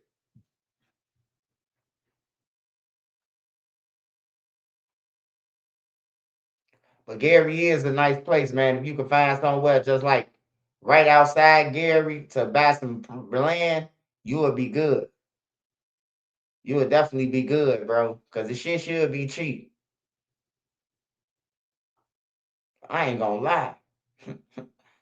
I need to go ahead and build me a motherfucking storm shelter and a mansion in Gary before they start buying everything. Cause they finna start buying Gary. Gary ain't gonna be like that forever. Trust me, bro. Gary finna come up, man. Gary gonna be thriving. Gary gonna be thriving, and then you know what's gonna happen? Chicago, Indiana, everybody gonna start running to Gary and fuck up Gary even more. That's what's gonna happen. Gary gonna come up. Gary gonna come up, bro. I swear to God, bro. It's gonna be something that's gonna happen, like the Bears there or something. Well, shit, people. Hey, look, if the Bears get to Gary, man, every house it ain't gonna be no properties in Gary. The white people gonna be buying shit just to stay there for the Bears season. You hear me? Like for real, bro. They gonna start buying Gary up, man. They gonna start buying that shit up. Yeah, Gary's scary though. It's a creepy town, bro. Everybody got guns. Like, watch who you woofing at. Like niggas will just squeeze on you and then just hop and then just run. They ain't got no cameras. They like the town broke. Like they ain't got no cameras. A nigga kill you in a dark spot, like you gone, bro. You just got wiped down by Darth Vader, bro. Like for real. That's how scary it is. Everybody got guns, bro. Everybody walking around with guns. Talking about right past the police too. Niggas got on holsters. Walking right past them, bro. Like that shit dangerous. I was in Glen Park. That's where my little sister stayed at. My little sister had a house in Glen Park. I was on 41st and Fillmore. I used to go and hoop at the church on Grant. I think the church on Grant, like 41st and Grant. It's a big ass church. They got like 10 gyms up in that motherfucker. I used to hoop up and up when I was in Gary.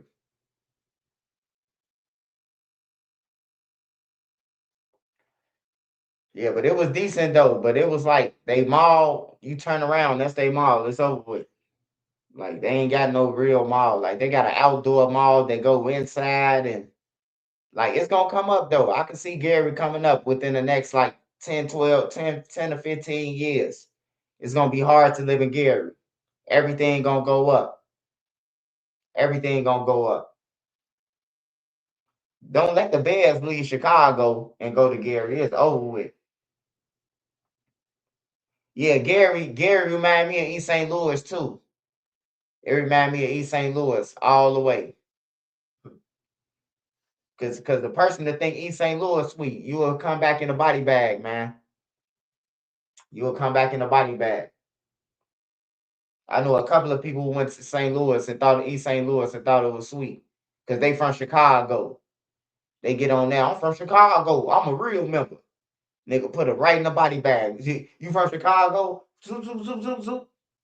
Like for real. Come down there that Chicago shit talking about like you trying to extort them on everything. I'm a real GD, so I can extort the little GDs down here, bro. They gonna kill you. They gonna put you in a Ziploc bag.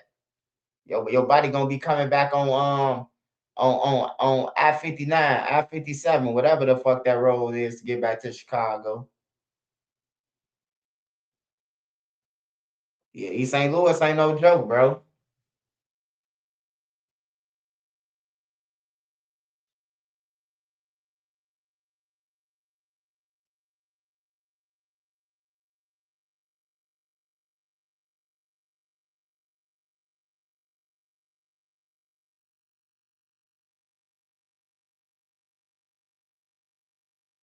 Yeah, for real. A lot of people don't even know that. A lot of people don't even know that because they don't know me. If they know me, man, all my friends will tell you, like, bro, broke a hoop. Like for real. Like I was one of them motherfuckers who, like, I could come out like people would be out there already. I could come out there late than a motherfucker and be like, hey, bro, hey, let Tail get in. Like for real, they tricking motherfuckers off the court so I can get on their teams, people and shit. I play AAU, all that shit. I just couldn't stop smoking weed in high school, bro. I couldn't stop smoking weed, man. Weed was my problem, bro. Once the white people get on to you, you got weed in your system. You smoking dope. Nah, I was smoking marijuana. Dope is two different things. To white people, that's dope. The motherfucker who gave me the drop with the nurse, the assistant principal, she running around the school talking about he's off dope. Nah, I'm off marijuana, baby. You overdoing it. Hey, we don't even know who you is, man. But since you told us to go to bed, man, how's it feel to be in the sky? Can anybody say amen for Chicago for well? Go to bed, Chicago for well. I'm gonna unblock you tomorrow, brother. When you wake up, you will be unblocked. Since you said go to bed, I just had to go put you to bed, brother. No diddy.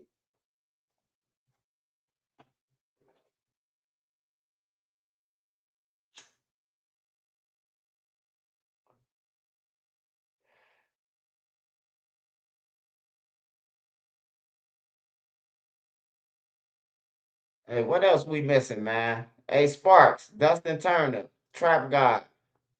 What else been going on the internet, man? I've been off this motherfucker for 14. I couldn't believe it when I looked and seen that I wasn't on YouTube for 14 days. I say something got to be wrong, man. Hey, yeah, Bill Gates talking about he's sorry for hanging with Epstein, man. Like, what type of shit is this, brother? These eyes need a rest. They take it all in. These eyes deserve. Bill Gates.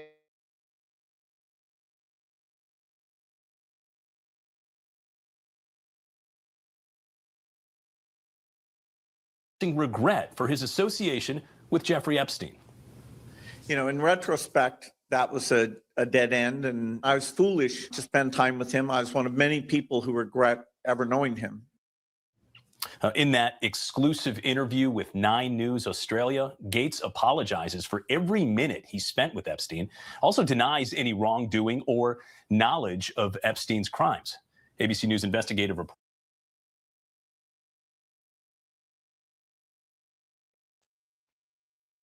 Hey, that's crazy, man. That's crazy, man.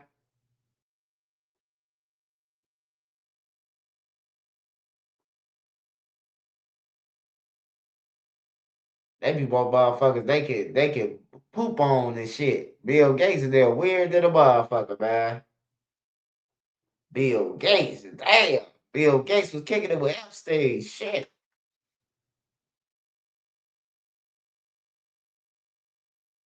Damn, Bill Gates. Say, I'm sorry for hanging with him. You gotta apologize for hanging with a nigga. You knew what he was on, nigga. Reporter Olivia Rubin joins me now. Olivia, as we read more into the documents, Bill Gates is saying that he never went to Epstein's island, that he never met any of the women, but his ex-wife, Melinda French Gates, also speaking out. What is she saying? Mm-hmm. Well, this is in response to allegations, unverified allegations that were made by Epstein in emails that were released in 2013. So what we have here from Bill Gates is essentially a denial and an apology. There has been reporting on sort of their ties before. And as you just played in that clip, he's saying that he regrets his association with Epstein, which is something that we've heard from a number of individuals who have been mentioned in these files. But really saying critically there that the emails, the allegations in there, the unverified allegations were false, and that, as you say, he never went to the island and never met any women through Epstein. So he says he apologizes for that, but that his conduct didn't relate to any of the alleged wrongdoing here. So those are some of his first comments made. But we're also hearing, as you say, from Melinda Gates, who said she was essentially heartbroken for the girls that were involved here, the victims that were victimized by Epstein, but really saying that in terms of the conduct that is coming out here, that the people involved, that her ex-husband has to answer for it. She doesn't have to, but she did say she is grateful to sort of be away from everything that is unfolding now, because as we've noted, they divorced a few years ago, Mola.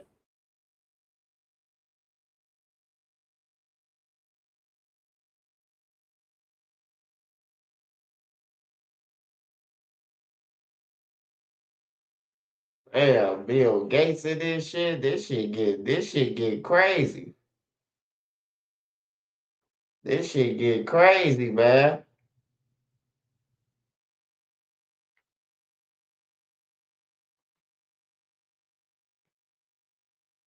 Slow down with vanilla milk chocolate almond. That's does.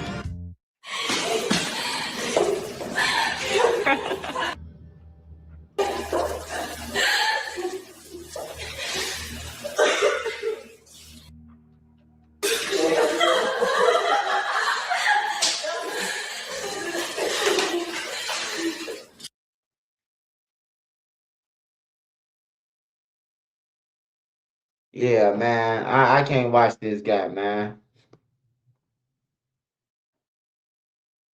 Hey, for all them motherfuckers who was on this island and say that they don't know what they ain't know what he was doing, they some pieces of shit, man. I'ma go to the trap house. But when the police raided, I ain't know they was selling drugs. I ain't know they had guns in here, but it's the trap. Fuck out of here.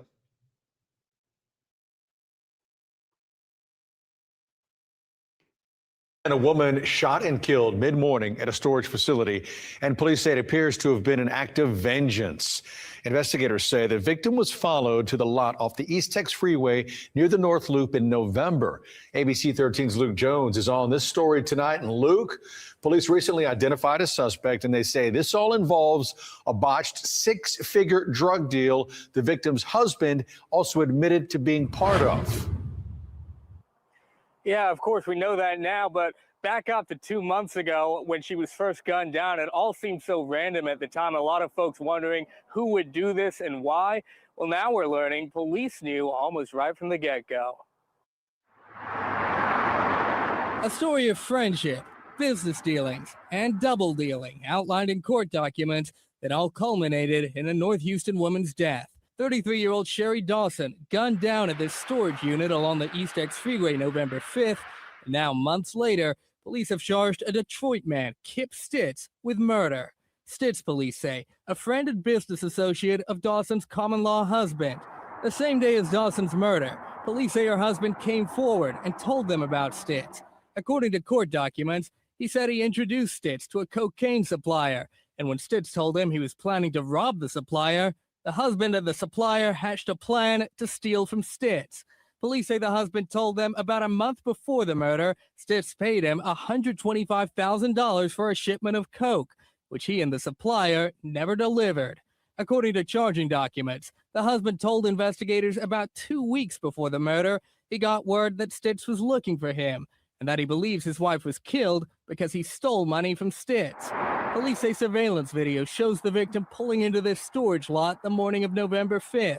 She's followed through the gate by a truck police say Stitz was driving. Officers note for a whole 2 minutes, both vehicles engage in stopping, reversing, and turning around. A minute later, the victim falls to the ground. The suspect walks over to her, and a fight ensues. The victim gets up, but then falls down again, and the suspect takes off in his truck. Police pulled over a different vehicle registered to Stitz later that day, but Stitz wasn't in the car. Investigators say his phone began pinging in Detroit the next day, but 2 months later, he still hasn't been captured. Luke Jones, ABC 13, Eyewitness News.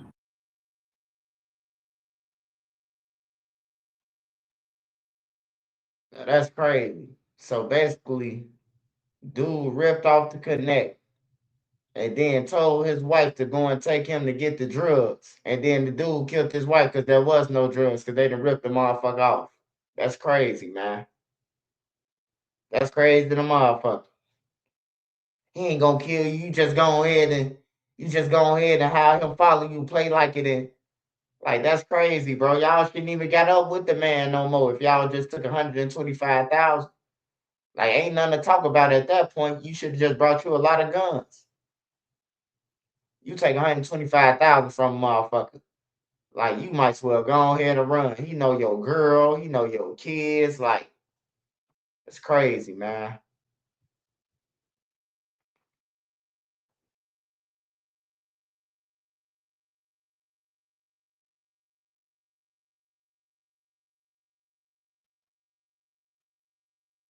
Right now, an update on a story you saw first on Fox. Philadelphia police, they need your help locating this man. His name is Najee Williams. He's wanted in connection with 2 separate homicides involving tow truck drivers with the same company. Police say Williams is believed to be armed and dangerous and the owner of a different towing company. And Kelly, they're continuing to look at a turf war as a possible motive here. You spoke with the families of both victims tonight. What are they sharing with you? Well, but they tell me they have. Wait a minute, man. Hold on, man. Hey, I know I'm high right now. I know I'm high right now, man, and I smoke some good shit. But you ain't finna tell me, you is not finna tell me that these motherfucking tow truck drivers in war.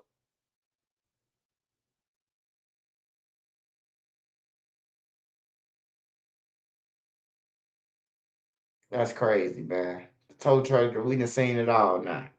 The tow truck drivers having a turf war.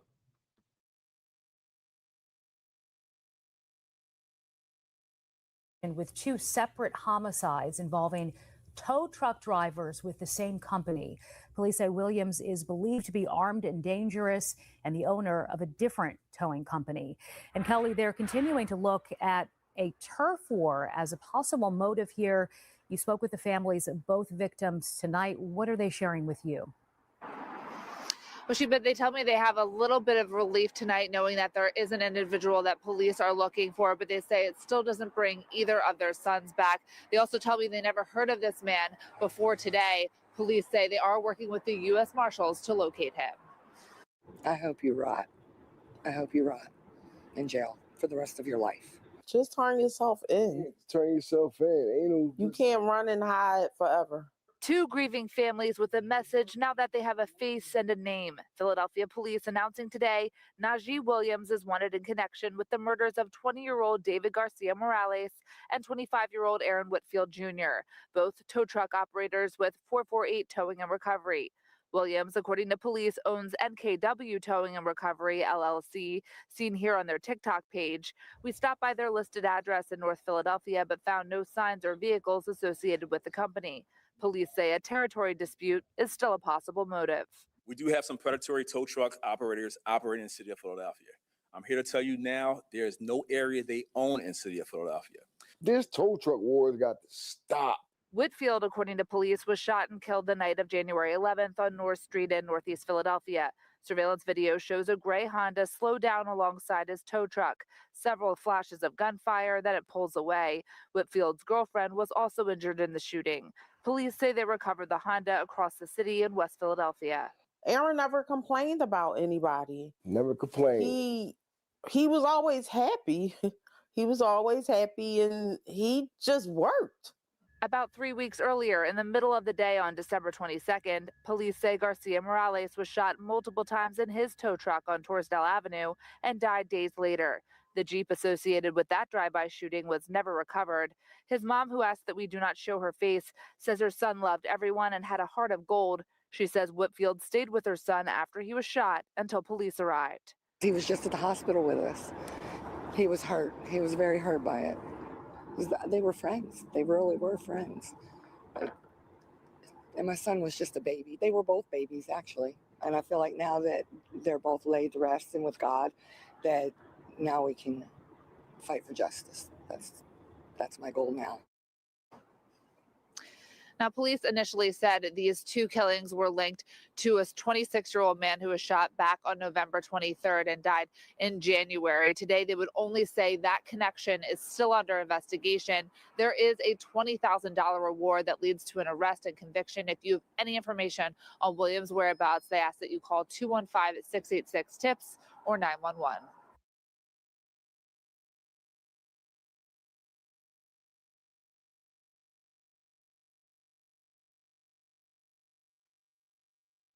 Man, I ain't never heard no shit like that. Philly different, man.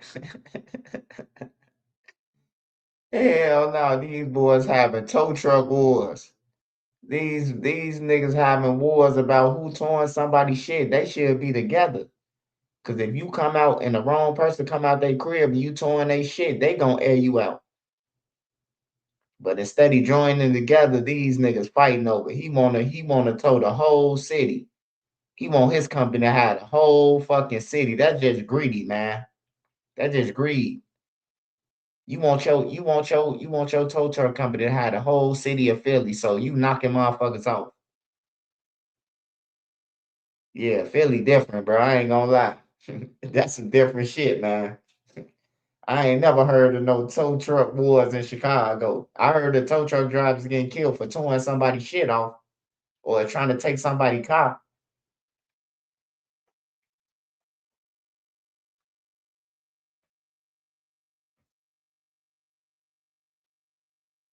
Yeah, that's some mafia type shit, bro.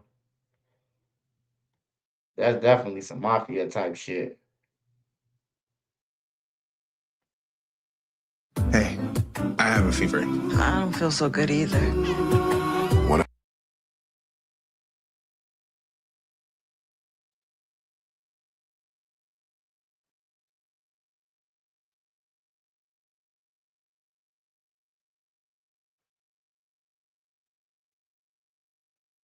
Authorities in Philadelphia arrested 2 people who they say masked the contraband in a really unusual way. An investigation into this sophisticated drug operation started with a tip that came from a city council leader. Let's get right to Action News as Maggie Kent, who's at Philadelphia Police Headquarters, with more details. Maggie.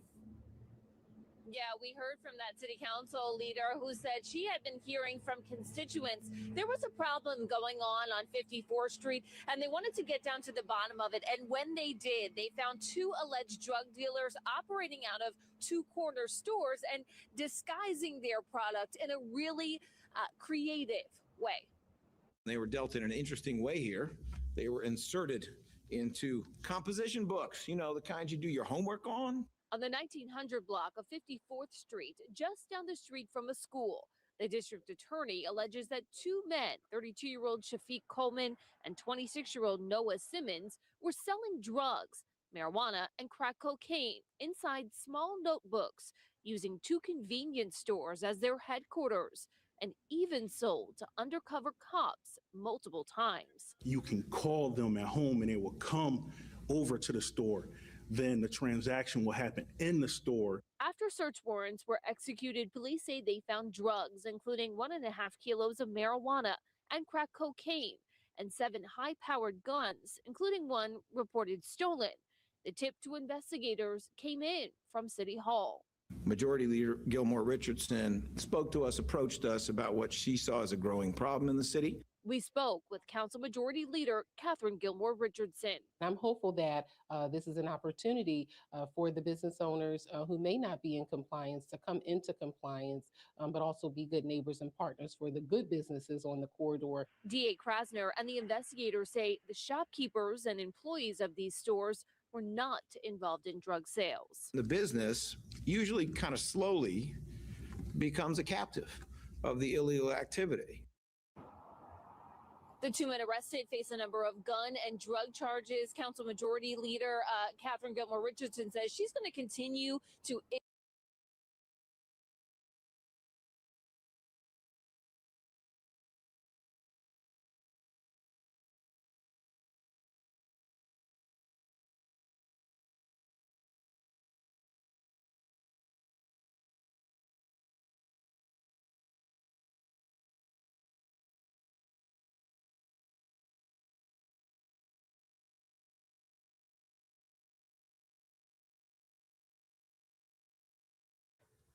They're sometimes called the missing 6, beginning with 28-year-old Michaela Wickerson, who vanished with her daughter, now 5-year-old Malaya.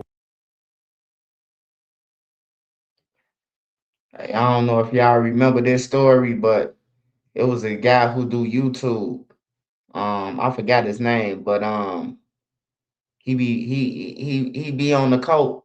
Like I don't know if he be having no coat but he be speaking on another level, man, I must say. Cause I really don't know what he talking about. But I know I seen him on America Most Wanted. I forgot his name. He was Lil J Selly. He from Chicago. And they said that he was the reason why these people missing. So this is a news story right here. So we're gonna find out. If anybody know the guy name I'm talking about, put it in the comments, man. He was on YouTube. He had a big YouTube. He got a big following, bro. He got a big following, bro. But he was just speaking on some other shit. I don't know what he was speaking on. I know I seen him on America Most Wanted, though. Me and Nene was watching America Most Wanted, and he was on there. I'm like, damn, what the fuck he doing on there? That's Lil J Selly. Wickerson. Their friend, 27-year-old Michaela Thompson. Then there is 30-year-old Jeriel German and her daughter, who would be 5 years old now, Ashton Mitchell, missing together with 32-year-old Naaman Williams. All of them believed to be connected to an online cult called the University of Cosmic Intelligence.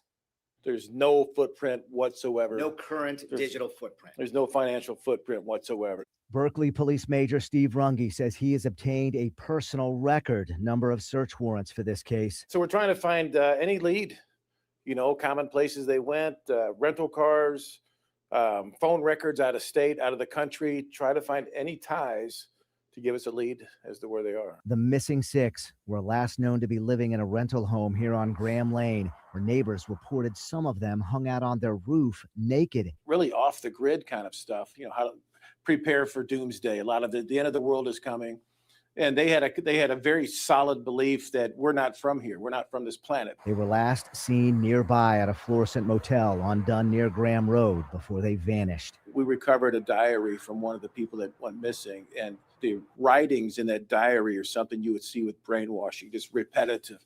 I am a God. I am a God. I am a God. I just want them home, and I hope that they're safe. Hartisha Morgan's granddaughter, Malaya, is among those missing, with her daughter, Michaela, who she said has common struggles that were taken advantage of. When you start seeing the signs of mental illness, take it seriously. This situation has brought awareness not only to my family, so I just want to get the word out there. There is new hope. This latest TikTok lead is very promising. Someone may have spotted Michaela. Was it actually our missing person? Or is this some copycat just using a picture? Berkeley Police Detective Sergeant George Irvin is working to serve TikTok with a warrant to locate the account holder, a slow court process. I know that it seems like some stuff you'd see fresh out of a movie in Hollywood, but this is real life. These people are missing. I really hope we find them. I've promised the families that we will not give up, and we haven't given up. If you have any information about the missing six, call the Berkeley Police Department at the number on your screen. 314-524-3311. For the Fox Files, I'm Chris Hayes.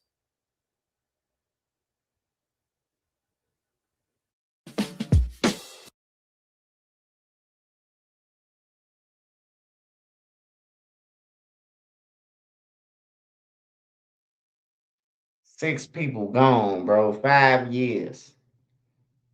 Left off the face of the earth. Like, how can you survive, bro? Like, you need food, you need, like,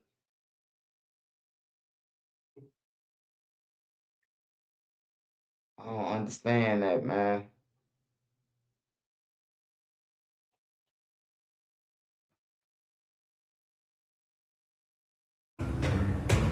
A Fox Files investigation. The Fed's efforts to dismantle a major drug cartel is taking shape right here in the St. Louis region. Alleged local drug traffickers were busted a few years ago, but the investigation didn't stop. As Fox Files investigator Chad Mira reports, this drug case has now led to accusations of terrorism. Despite appearances, this is not your typical drug case. What started as a local drug bust has led investigators down a long road. There have been raids and a shootout, and now dozens of indictments leading all the way across the country down to the Sinaloa cartel. We don't have to live this way. It's not your typical drug bust. We don't have to live in a world where cartels can lawlessly operate with impunity. What started with a local drug investigation spiraled into something much, much bigger. Charles Evans, a St. Charles-based auto broker, was one of a dozen people indicted back in 2023 tied to a local drug organization. He's one of the first to be sentenced. Mr. Evans was tangentially involved. He was a minor, if not minimal, participant in this case. Evans admitted he coordinated the shipment of a Honda Odyssey like this one. It was loaded onto a car hauler headed to St. Louis. In the floorboard of that van, 27 kilograms of meth from the West Coast. In the words of the judge, enough meth to wipe out St. Clair County. His sentence, 1 day with credit for time served. His attorney argues he was willfully blind to how the alleged buyers were using his business. He would not have had a role in this conspiracy at all. And it was really doing an accommodation for his father-in-law that got him into trouble. Now his father-in-law is named in a new federal indictment that claims those drugs traced all the way back to the Sinaloa cartel in Mexico. We don't have to live in a world where they can flood our country with drugs. From the 11 other local suspects, we get a clearer idea of how investigators connected the dots. Defendants who have pleaded guilty have submitted stipulations of facts admitting their roles. In one, a person claimed to buy drugs from a source of supply in Chicago. Another man said drugs were stored in his St. Louis warehouse. Others to help deal the drugs. Another defendant claimed to run drug proceeds to Arizona. And a woman said she helped launder money to Mexico. Several of the defendants said they were working with Earl Frank out of O'Fallon, Illinois. An ATF affidavit says on June 6, 2025, federal agents tried to arrest Frank, who was staying in a motel room tucked away in the back of the Royal Budget Inn in East St. Louis. When a deputy U.S. Marshal opened the door, investigators say Frank fired at them, but missed. After a 15-minute standoff, he was taken into custody. With these local suspects in custody, investigators continued to trace the drugs. And they operate through a distribution network.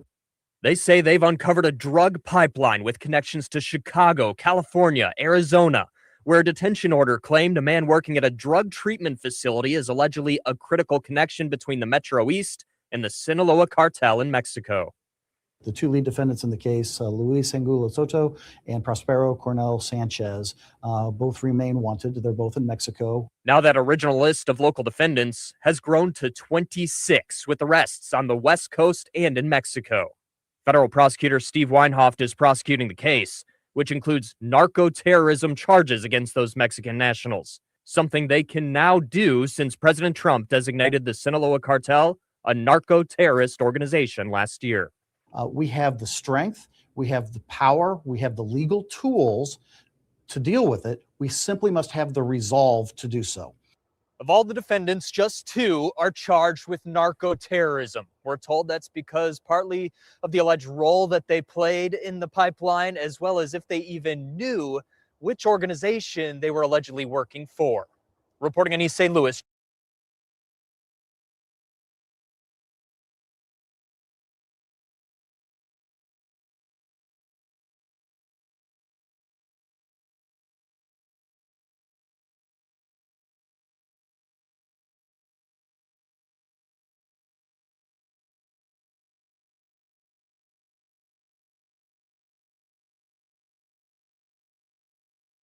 Whoa. What's that? I just built a budgeting app with Base 44. Guys, Nina just built an app. Impossible. It has just been reported that David's apparent friend, potentially a key witness, Neil Langston, the guy who was just arrested out in Montana, has testified in front of the grand jury in the Celeste Rivas Hernandez death investigation. If this is true, and we will get into the reporting on why it may be, this could be big. Welcome to Sidebar, presented by Law and Crime. I'm Jesse Weber. Big news in the David case we got to talk about. So TMZ has just reported that the singer's apparent friend, somebody we've talked about before, Neil Langston, has testified in front of a grand jury seemingly in connection to the death of Celeste Rivas Hernandez. We've talked about this before, whether or not a grand jury is hearing evidence in this case. And of course, she is the 14-year-old girl who was found in a Tesla reportedly registered to David, that this was back in September of 2025 out in LA. Now, how do we know that he may be testified in front of the grand jury today? Well, one of TMZ's reporters actually caught Neil Langston entering the Los Angeles courtroom today. They were bombarding him with a series of questions about him testifying, about David. He didn't say a word. And I want to explain why this is such a big deal, if this is true, okay? It was reported that when Langston was arrested out in Montana at his mom's house on a Los Angeles warrant for failure to appear as a witness, something we talked about here on Sidebar, it was because he allegedly refused to testify, potentially in the grand jury. We couldn't confirm that for sure, but given his apparent connection to the singer, as documented in photos and at least one video online, but people put 2 and 2 together and they're like, of course he's testifying in front of the grand jury. Of course he was picked up on an out-of-state warrant to bring him back to LA to testify. We didn't know for sure, though. But now that he's reportedly seen going into that building, the courthouse, given the reporting that there is a grand jury that has been hearing evidence in this case for months, now you put 2 and 2 together again in a very different way. So he's probably testifying, right? I mean, I guess it's also possible he was appearing in connection with the failure to appear charge, but I don't know. I want to talk about that. TMZ also reported that they ran into somebody else walking into the courthouse. LA Deputy District Attorney Beth Silverman, who is allegedly the one presenting evidence to this grand jury. Now, she didn't say anything to TMZ as she walked in. But by the way, TMZ reported that back in December, there may have been a conversation in that courthouse hallway between Silverman and an attorney named Evan Jennis. Jennis apparently represents Robert Morgenroth, another David figure. He heads up David's touring company, his manager, who we believe also may have testified in front of the grand jury. And this conversation between Janice and Silverman, per TMZ, was allegedly about, yes, a potentially uncooperative witness. Are we talking Neil Langston? Is everything fitting in here? We don't know for sure, but I mean, the pieces seem to be lining up. He definitely has something to do with Celeste, man. They should have been locked his ass up, man. That's crazy. They still ain't even lock him up, man. That's crazy to the motherfucker. I thought they was gonna say he locked up.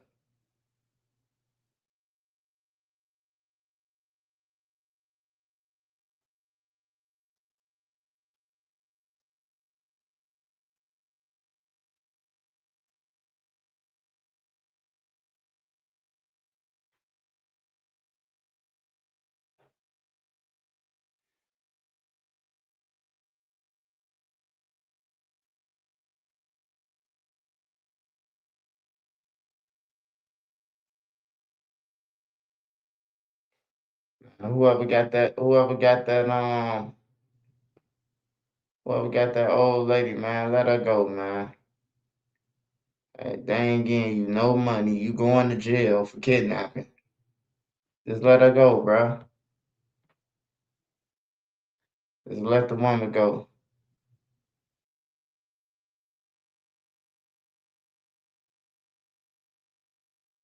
Oh, the Epstein files.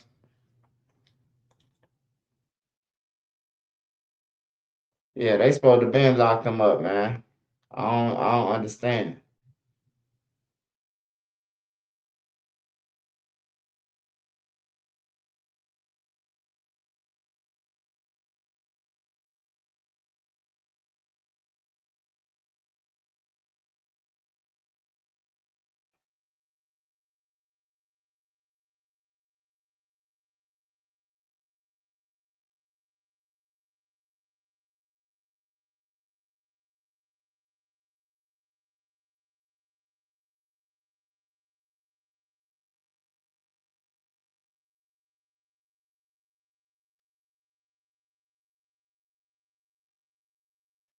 Whoa, Bill Clinton that. I ain't seen Bill Clinton since they came out with these files either. Bill Clinton laying low. He ain't been to no ice cream shops and shit. They used to show Bill Clinton every week going to a bookstore. He ain't been outside since they came.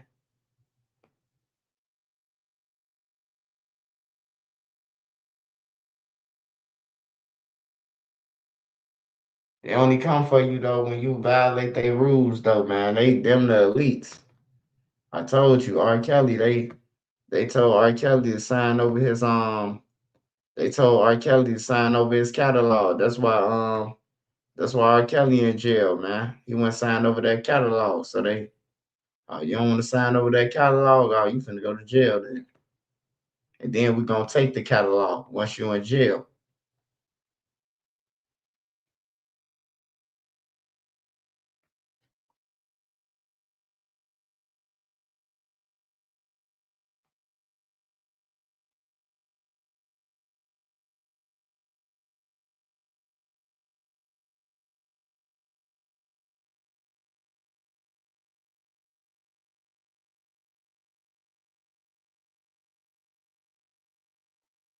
See, this what I'm talking about. It's a Jane Doe and R. Kelly sex tape reclaims what? It's so easy to become a podcaster with Riverside. First, go to Riverside and open an account. When you're ready to record, just hit rec to capture hot. How are you doing? I'm doing well. Feel present. When I think about the amount of time that has passed based on how long you knew R. Kelly, I think so many people have wanted to hear from you for so long. How does it feel to not be Jane Doe anymore? It feels very rewarding. It feels very liberating. Um, which was a part of the reason why I wanted to write this book, because I really wanted to live in my true skin, in my true self. And your true self today is what? My true self today is Rashona Landfair, not Jane Doe, not Sean. It's who I am as a person, who I am as a mother.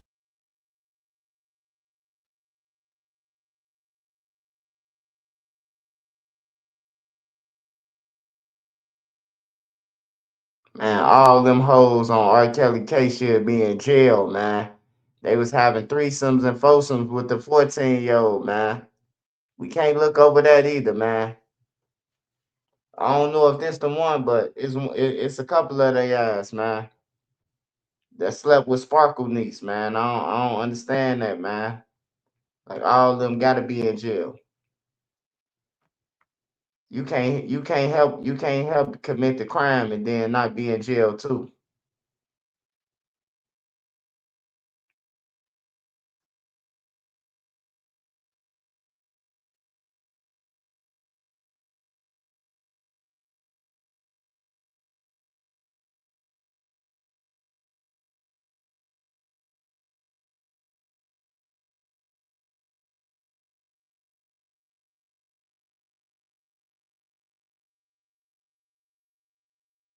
Oh, that's the one is that the one he pissed on? Yeah, the parents need to be locked up too, man.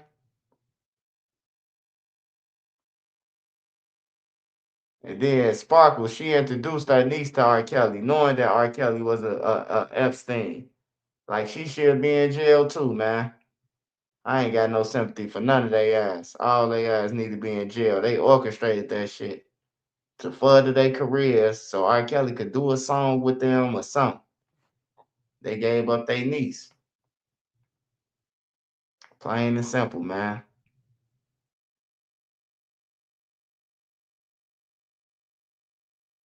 Hey, whoever got the old lady, let her go, man.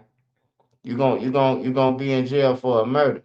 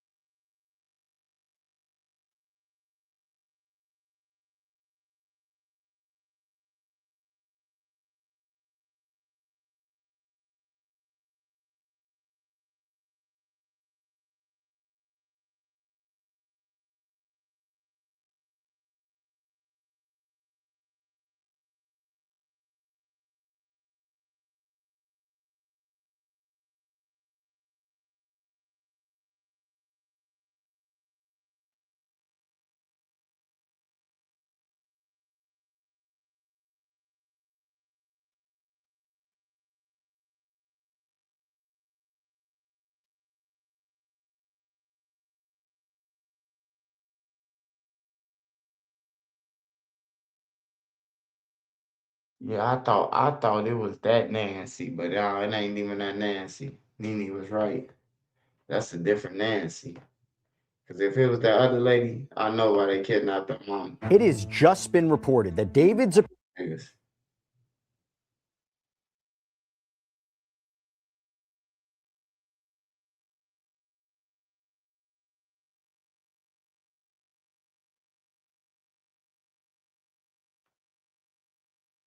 Back in the day, in like '04, I was like 5. My mom had the R. Kelly tape. Swear to God, bro. That's the girl that got peed on. Oh, yeah, yeah, yeah. I want to hear her shit. I watch her shit. I want to hear her shit, bro. How are you doing? I'm doing well. I'm doing well. Feel present. Hmm. When I think about the amount of time that has passed based on how long you knew R. Oh, Kelly, so this the girl who the I think Boondocks so about. many people have wanted to hear from you for so long. How does it feel to not be Jane Doe anymore? It feels very rewarding. It feels very liberating, um, which was a part of the reason why I wanted to write this book, because I really wanted to live in my true skin, in my true self. And your true self today is what? My true self today is Rashona Landfair, not Jane Doe, not Sean. It's who I am as a person, who I am as a mother, a friend, a daughter, a colleague, etc. You dedicate this book to your dad, your son, and you say your inner self. Mhm. Who else would you say this book is for? This book is for every person who has gone through some sort of trauma or some sort of uncomfortable moment in their life where they blamed themselves, were ashamed or embarrassed to live in their true skin, and just really took the faults of other people and, kind of hid behind that. So it was just really freeing for me, and I wanted to share my experience with people who have been in similar situations. You obviously talk in this book about how it started. You don't start at the moment people start talking about you or knowing anything about who you are and who you're associated with. But you describe at length how it started. You mention your aunt, the artist Sparkle, who used to work with R. Kelly.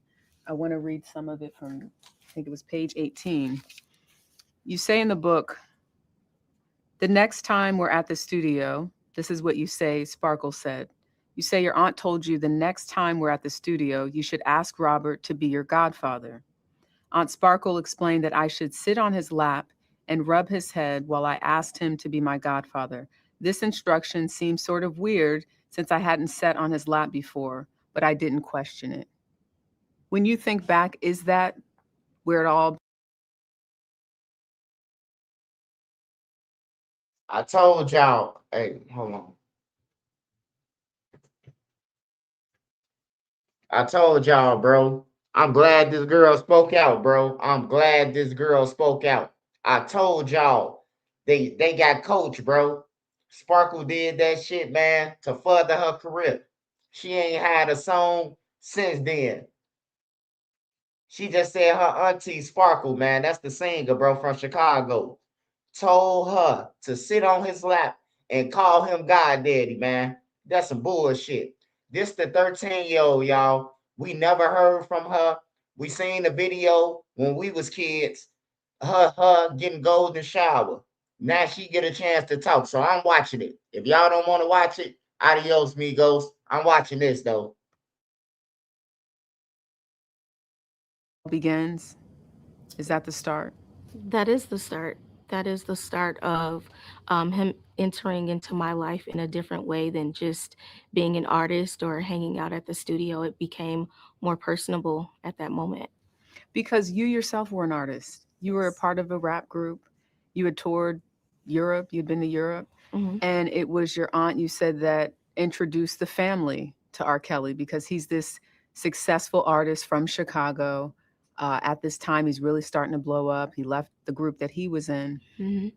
And it was interesting, exhilarating, fun to be around him. Is kind of how you describe it in the beginning. I mean, this is a big superstar, and you have Yes. access to him like, hey, I want to hang out in the studio. Mhm. And at the time, in the beginning, he's treating you like a normal, excited kid that wants to learn more about the business. Correct.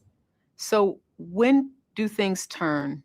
And I know you go into great detail, Mhm. the early stages and why this is so complicated, your mindset Mhm. at that time. Well, during the time that I met him, I'm also a teenage girl who's going through puberty.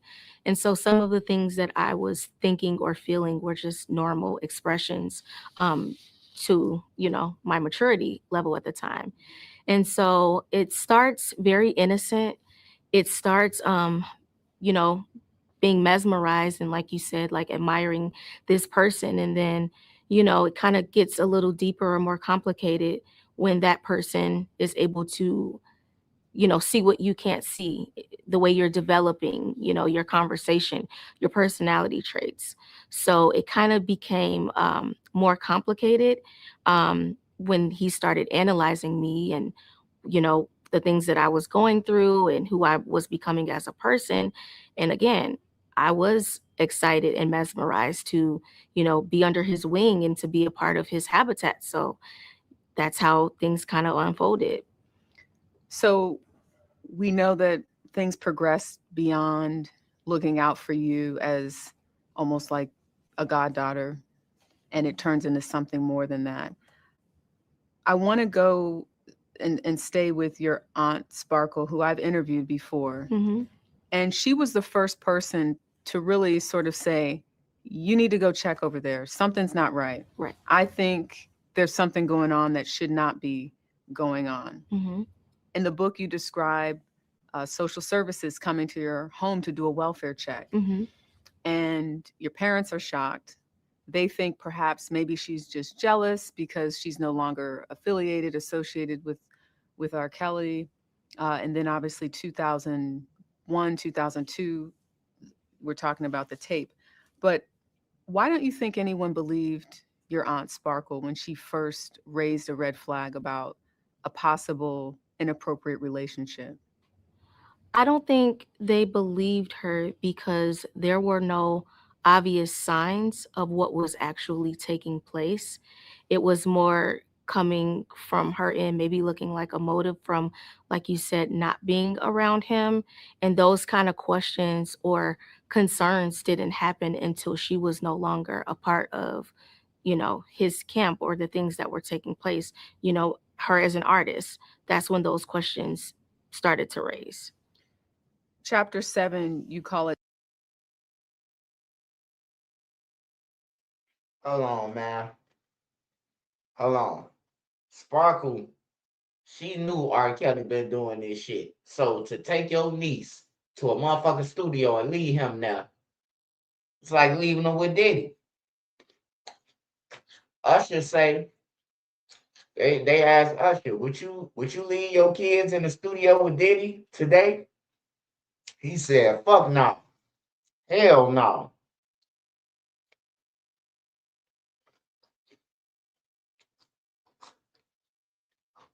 Man, this shit wasn't no normal, nigga.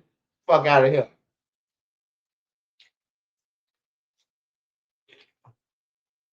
Go ahead on with that shit, man. I don't know what the fuck you was born at. Wasn't no 13-year-old getting married to no motherfucking 50-year-old. That shit was illegal. By the gang members doing it, that's what made it look legal because nobody wasn't gonna confront them about the shit. The shit was bogus, man. The gang members used to take our girlfriends. Used to pull up an 8th grade on 24s and 22s and shit. Assassins and choppers and shit. Our girls gone. Where y'all going? Oh, they finna buy some shoes. Come back to school Sunday, walking pigeon-toed. Next thing you know, the whole motherfucking hood then ran the train on them. It's stress fractures. And you say it was a couple of weeks before your 17th birthday. You say, Robert told me the copies of one of the sex tapes of 14-year-old me were beginning to be sold on the streets of Chicago and across the country. Your reaction to that when you think about hearing those words from R. Kelly, that this tape is out there and you were 14 years old? I was empty. I was very hollow inside. I was very confused. Didn't know what to expect. Hey, brother, you saying that you can't tell me that it wasn't normal, bro. It fucks up your whole beginning statement, brother. You saying it ain't right, but you can't say it where it ain't normal. It'll never be normal. It ain't right or it ain't normal, nigga. That's why I say in our neighborhoods it's fucked up because the shit that ain't normal is normal to us. For real. That shit ain't normal, man. For a motherfucker who 40 years old pulling up to the school taking an 8th grader, bro. Like, hell no, that ain't normal or cool, bro. Like I said, the gang members and the killers was doing it. That's why nobody said shit.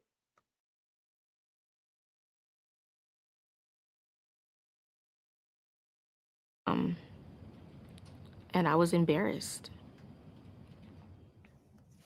I want to read part of that in terms of just sort of what you were feeling at that time, because at some point, the remedy for this, according to, you refer to him as Robert in the book, is that he wants to tell your parents. Mm-hmm. And you say, Robert told me how he would tell my parents the truth Mhm. about us. My mom and I were in one room, and my dad and Robert were in another. You go on to say some other things, but eventually you get to this part.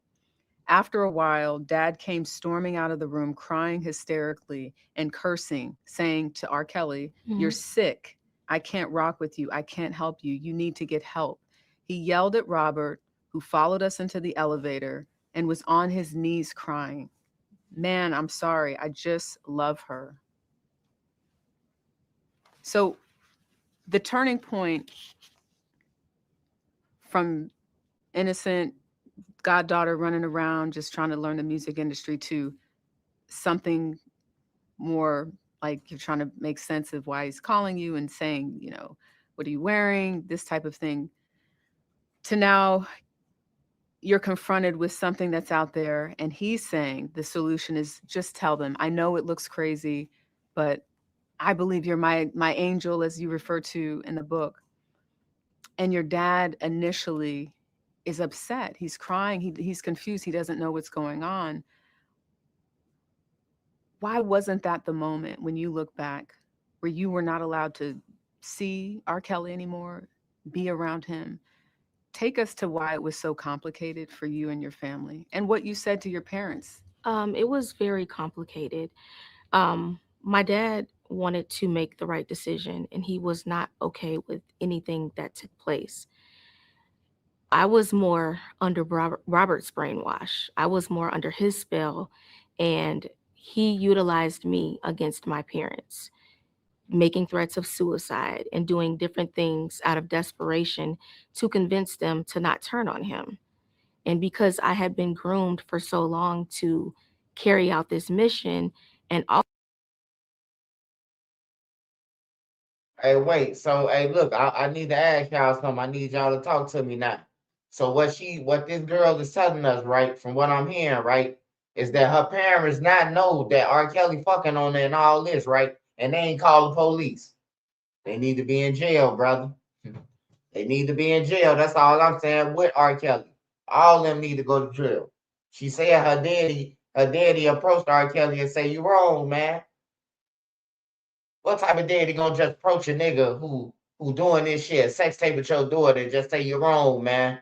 A person who took a bribe.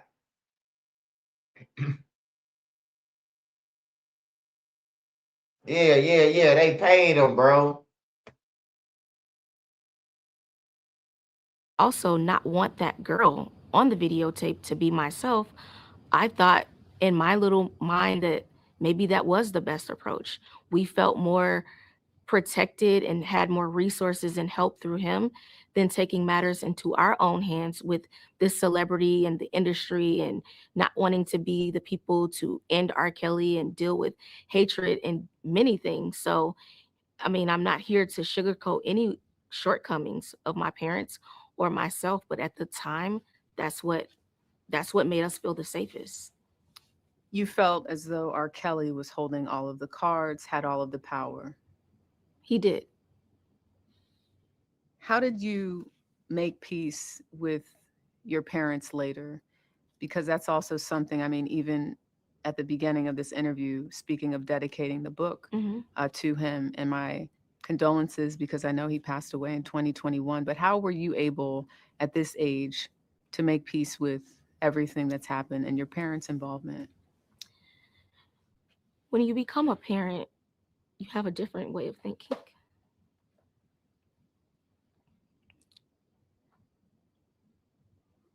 But I also look at the other women and the other survivors and the other, people who, he dealt with, who lost total communication with their parents and their families and literally lived everything that he made them think or everything that they made him feel. Yeah. So, in a sense of why it might be presented to look a certain way, my parents actually saved me. They're the reason why I'm sitting here today. Because if it had not been for them, if I lost complete communication with him, and I was literally living his dreams, his brain, his way of thinking, I don't know where I would be mentally, physically, or emotionally. When the trial started and the questions from federal investigators are coming, when you look back again, so much of this is people being able to try and understand it through your lens. You're Right. living it. You're the only one with this story. Why not tell the truth in 2002 or 2008 when there was finally a trial after 6 years? That's one of my biggest regrets, not telling the truth. But again, when I have been trained and groomed since I was age 13, I started believing the lies that I was telling. It was very foggy and unclear on what I really felt versus what was right or what was wrong. And even in moments where I despised Robert, I still lied for him. When I look back at that trial, even this idea that people who were not part of the jury were able to see some of that video, and the jokes that came from the video, because we're talking about seeing a person at the time, not knowing who it is for sure, being urinated on and talked about. Do you look at even the justice system as not protecting you to some extent? I mean, thinking about that video being played before a gallery of everyday citizens. I definitely think things could have been handled differently. I'm happy I wasn't there to witness everyone watching that. Um, you know, to the world imagery, I was not made to be a victim. I was a mockery. And that was very difficult to digest. It was very disheartening to know that my body was just being displayed and tossed around. And, when I look back on it, I wish things could have been done differently, but those are all of the things that I had to internalize. How were you able to sit through the trial in the parking lot? Because I think to know that you were so close to the trial that could have put R. Kelly away back then, and listen to his instruction. Don't watch television. Don't read the paper. I mean, this wasn't the same, social media wasn't a thing in 2008 the Right. way that it is now. But take us back to, and I know you're going to get a lot of these types of questions because most of this book is based on the past and how you've been able to come out of it. But take us back to what it was like being in a van and knowing that just a few hundred feet away, his life was on the line. That was very scary. I didn't understand why he wanted me there, why he made those choices, but I just went with the program. It was very difficult because I would also be paranoid. Like, what if somebody raids the bus, or what if the wrong person walks on here? But I don't know if he did it for comfort, of not wanting, of being afraid of me just having the freedom to just walk out if I wanted to. Right. But he kept me very close in that way. What was your reaction to that 2008 not guilty verdict? You talk about it in the book, but tell us how you were really feeling at that time. I felt happy for him. I didn't want to see his career end. I didn't want to see him taken from his family. I thought things were going to change for him, for us. I thought things would just get a lot better. I thought this was our freedom to just be family and to, all of the different traumas and me having to hide and disguise myself and be lonely and away from my family. I thought that was closure to all of the negative things that he kind of made me feel like had to happen during this case that lasted for so many years. And at this point too, you're in your 20s. Right. So you're thinking, yeah, this stuff happened, but this is our chance to reset. Right. But what actually happened? Things got worse. And then I started realizing that I had been used and utilized for a purpose, that I was a placeholder, that I was here to make sure Robert didn't go to jail. Not because he loved me, not because he was my protector, or because I was his angel. My purpose was done. He was finished. And you talk about moving out and starting your own, going on vacation, really getting a taste of what it is to be independent. But even though you left R. Kelly, you left the home, you never quite left his orbit. Explain. That was definitely me operating out of cognitive dissonance. It was more so like I knew things were wrong. I knew everything that I went through, but this is all I've known for the majority of my life. This is the behavior that was my normal and that I felt like was okay. So I was kind of afraid to operate outside of him. I didn't know what to do. I had to literally learn myself from a 12-year-old girl up into who I was to today. Yeah. And that was hard to It was very completely let difficult. go. January 3rd, 2019, Surviving R. Kelly airs. Mhm. Did you see all six? It's a 6-part series. Did you see all of it? I or don't just some I of don't it? know if I saw all of it, but I saw enough. And you thought then, That was the spirit of conviction came over me during that moment. because of that documentary, that docuseries. Yes. And when you say the spirit of conviction, what do you mean by that? Somehow I felt responsible that he was able to hurt so many more people. During the time, I thought maybe these were just sexual fetishes that he had with me. Maybe this was just abuse I was going through. But when I saw that his behavior had gotten so much worse, and he was allowed to hurt so many people because Yeah, man. Her parents need to go to jail, man. I gotta call the federal authorities in the morning, man. They gotta go to jail, bruh. Like for real, man. I know R. Kelly, he needs some company. And her parents and them told her to lie. That's how R. Kelly beat the first one. Shit crazy, man. It ain't your fault, baby. It ain't your fault. Nah, I ain't giving you no motherfucking credit, nigga. That shit ain't normal, nigga. Stop saying that shit. You talking about it's normal. It ain't normal, man.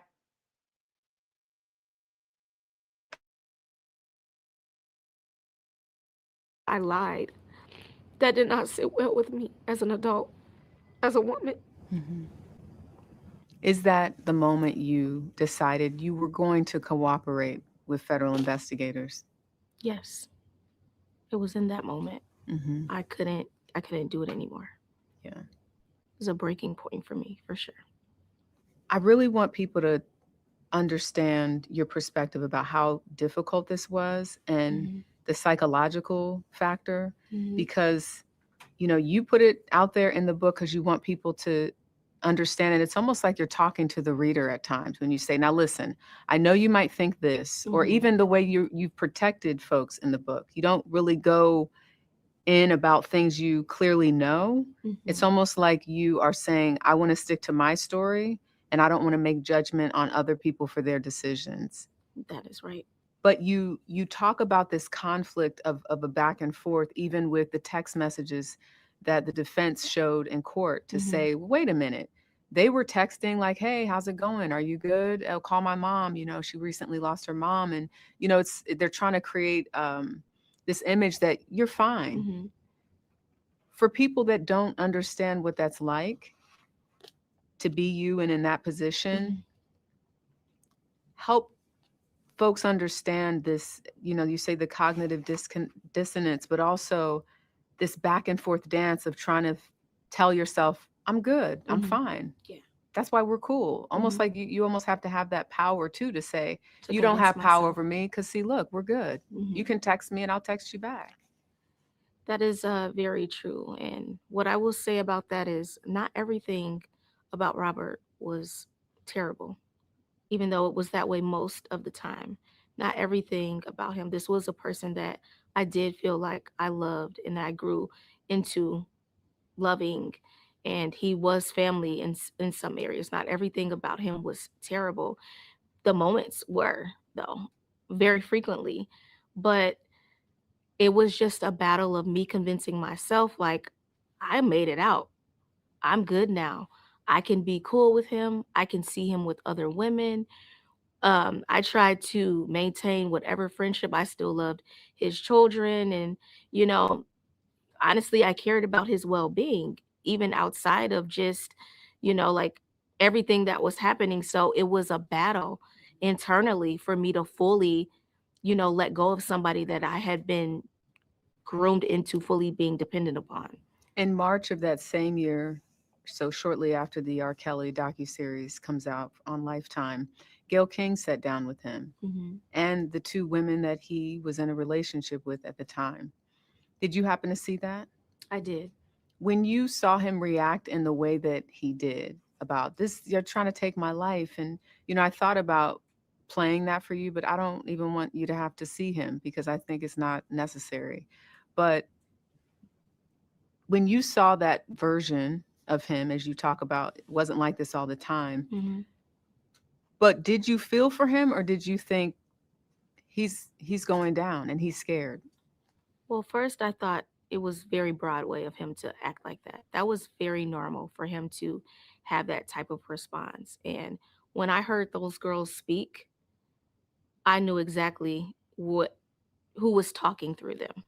I knew exactly what mission they had, the convincing, the firmness, everything that I had been trained and groomed to do. I read right in between that. And in that moment, I did not feel sorry for him at all. I felt like you still don't get it. You're still convincing yourself of all the lies that you are, bleeding into everyone else. And I knew exactly what took place was getting ready to happen. And he was very scared. He knew it too. As you sit here today, do you feel like you are completely healed? No, I'm a work in progress.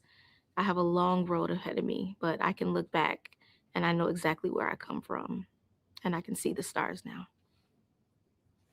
I wanted you to, if you would, read something that I think would be best if we heard it from you. And this is the grace note. I highlighted this section because, I'm not going to make you read all 3 or 4 pages. Okay. But I think it would be important to hear this in your own words. Yes. That's fine. And the last part, Okay. if you don't mind. Thank you. You're welcome. Dear beautiful soul, it's you. It's always been you. You were the girl with saucers for eyes, and the world was a buffet spread out in front of you. You were the girl who spit rhymes and played basketball with all you had. You loved your parents and especially your baby brother. You loved going to church. You were a friend. Rashona Landfair, don't believe yourself not to be good enough. There is no yardstick for good enough. You were a girl, perfectly imperfect human being. You could not have lived your life in reverse.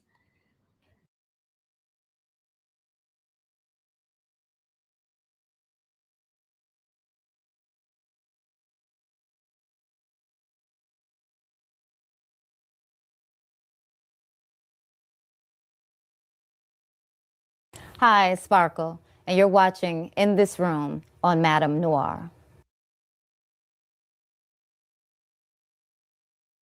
Well, we'll say this first. The documentary was good, and it gave a lot of information I didn't even know. But a few things that I particularly wanted to expound upon was the fact that I didn't leave my niece in the studio by herself. Number one. I saw her that evening walking into the studio to record for my album. And seeing her, I was just like, wait, what you doing here? Who's with you? Because I didn't see anybody. And she was like, oh, I was dropped off. And I was like, huh? Immediately got on the phone with my sister. What y'all doing? Why is she down here by herself? And then maybe 30 minutes to an hour later, my brother-in-law was walking in the door. So I never, ever left my niece alone, anywhere for that matter. Another piece that I think was left out actually, is that I just introduced my niece to Robert, which was not true. Yes, I did introduce her, but I introduced a bevy of family to him. I introduced her correctly. Her parents brought her down to the studio, and that's where the introduction happened. It wasn't her by herself. It wasn't me picking her up, and her parents came, and that's how the introduction happened. Like I stated, I introduced most of my family to Robert because we're a musical family, you know what I'm saying? And he had just gotten the green light on a new situation at Interscope Records, where he was taking me, and where my debut album actually came from. And I wanted him to possibly put my family on, you know what I mean? Bless them like he was blessing me. Bring them into stardom as he was about to do with me. You know what I mean? So Hey man, she sound like a bunch of bullshit, man, don't she? Sound like some bullshit, man. That ain't what the girl said, man. The girl say you told her to get on R. Kelly lap, rub his bald head, and say, I want you to be my god daddy. That's what your niece said.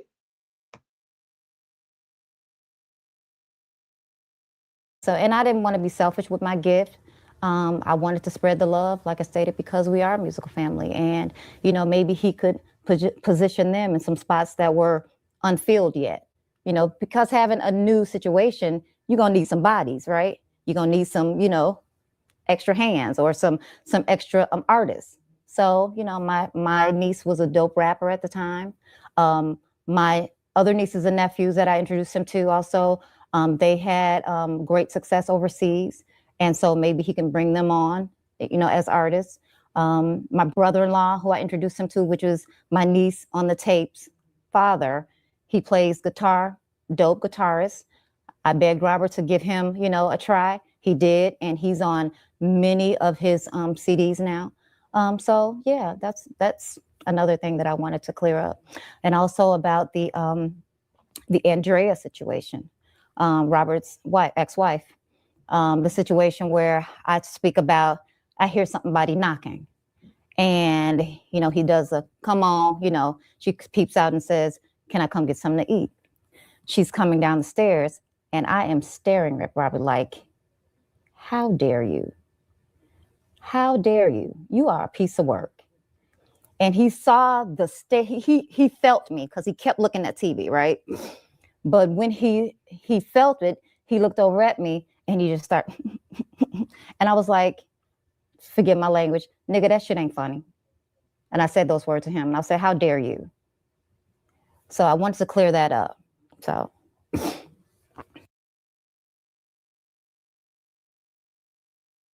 Let's go there. 89, I met Robert. A girlfriend of mine took me down to the studio, and she wanted me to sing for him. I didn't sing that particular time. So 89 to 92 had no really interaction with Robert at all. I would see him out in clubs here and there, whatever, but no interaction.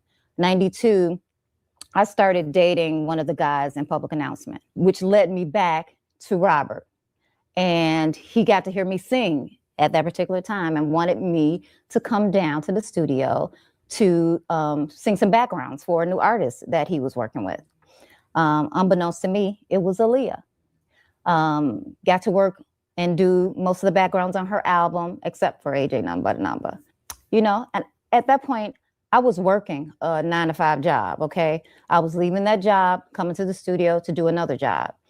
And there was very little, me and Aaliyah interacted, a little bit, but I was there to do a job. So there wasn't much interaction. She was around the studio. There were 3 other girls who Robert had brought on prior to me, and they were called, they were the group called Second Chapter. I don't know if you listen to Aaliyah's first album and you hear reference of the group Second Chapter. Those are the girls who were backing Aaliyah up, kind of like a R. Kelly in Public Announcement, if you will. So yeah, I didn't see anything out of the ordinary in that time. This was 92 when I came back around and I started singing the backgrounds for her debut album.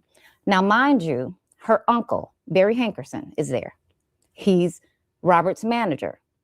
Her parents are there. I wasn't thinking of, or even think to look for anything, at that particular time. So, I was there to do the job. Like I said, I would go home, come back, and do the, same job over and over again until we were done with the Aaliyah project. And then I had no connection or any, dealings with Robert until 1996.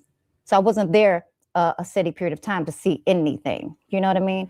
And in 96, when I was called upon to do more background, I, was singing in the studio, doing the background, what have you. And 2 songs in, he came into the booth with me and he was like, look, we're not just going to be working on anybody's CD this time. This is yours. And I'm like, whoa, all right, let's go. Of course, I was elated by it because I'm like, I'm about to work on my own stuff now. This is about to be great.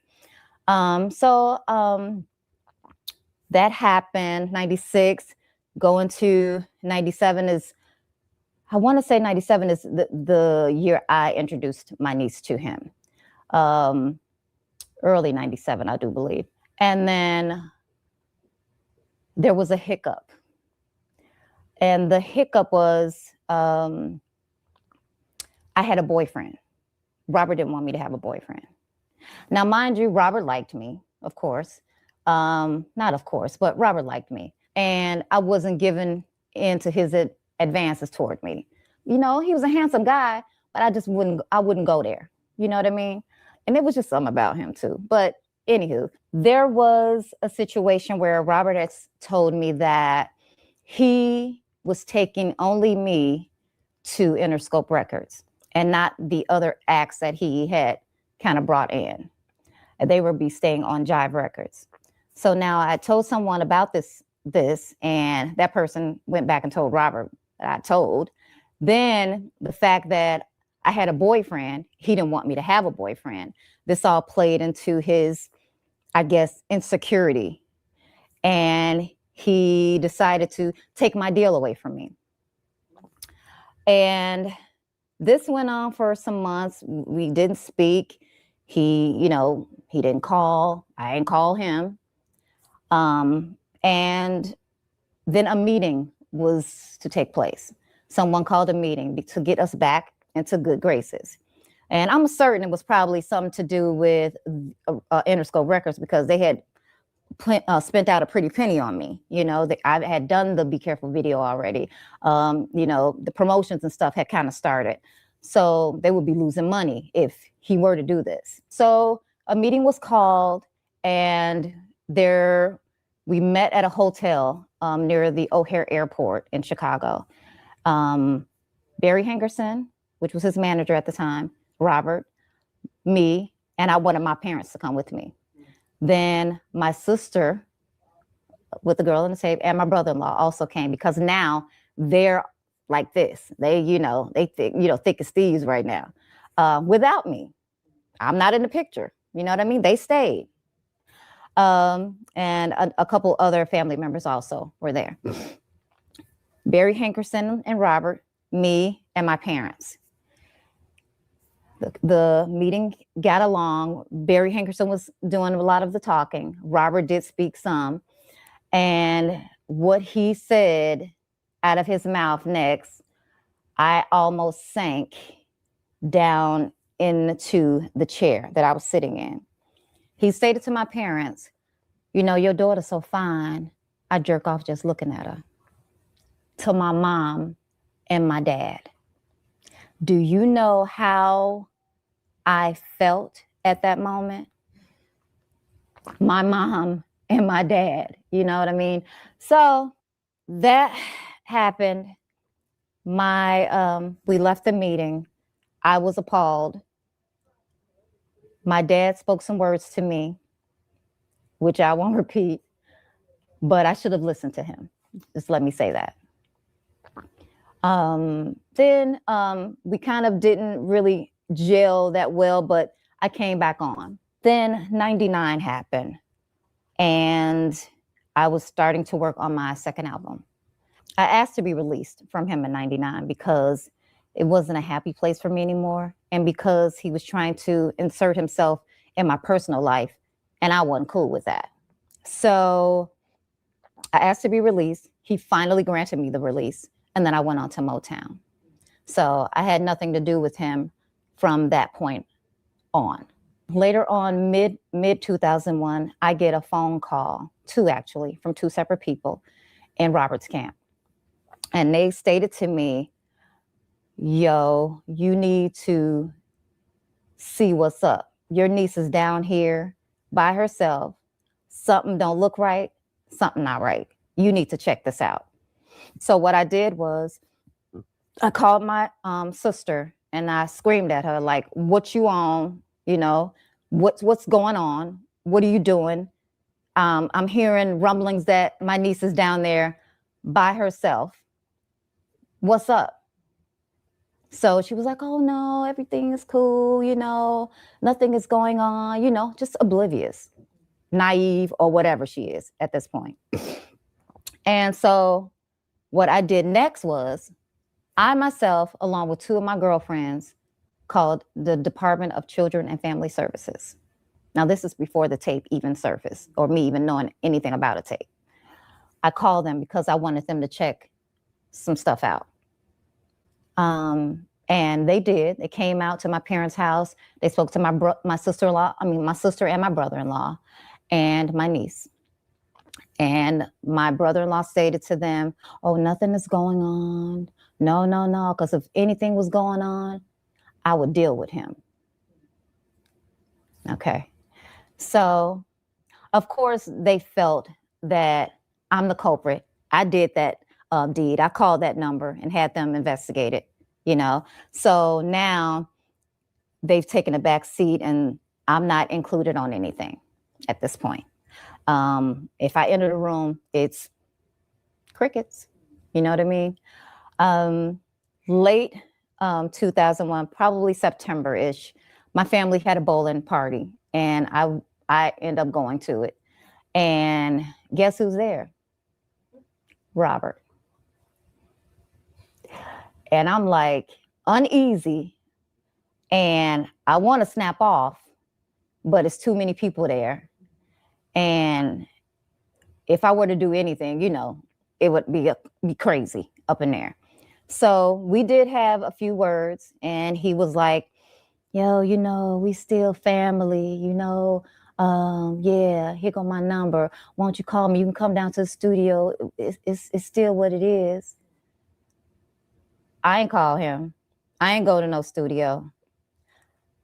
I ended up leaving very quickly.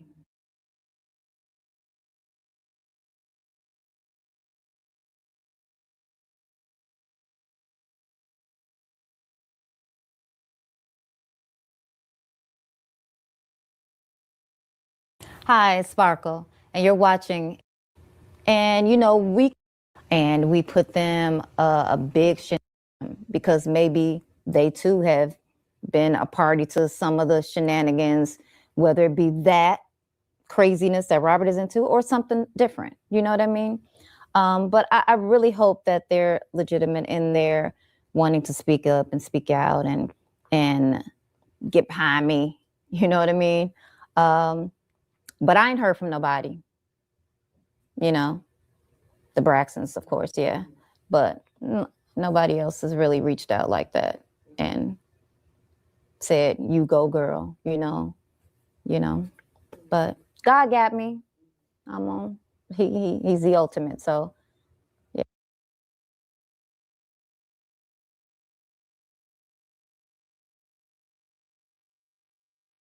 Yeah, that she a piece of shit, man.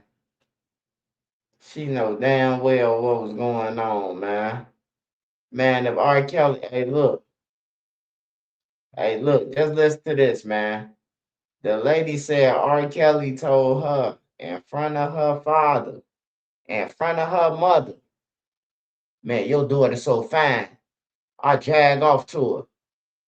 Bro, what type of nigga saying that to somebody parents, bro?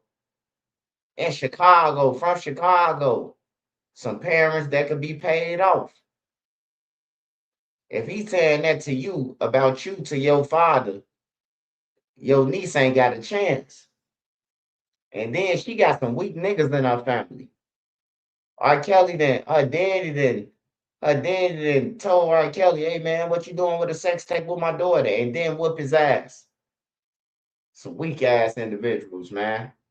Then they lied to DCFS for R. Kelly.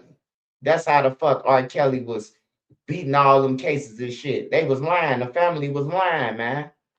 That's crazy, bro.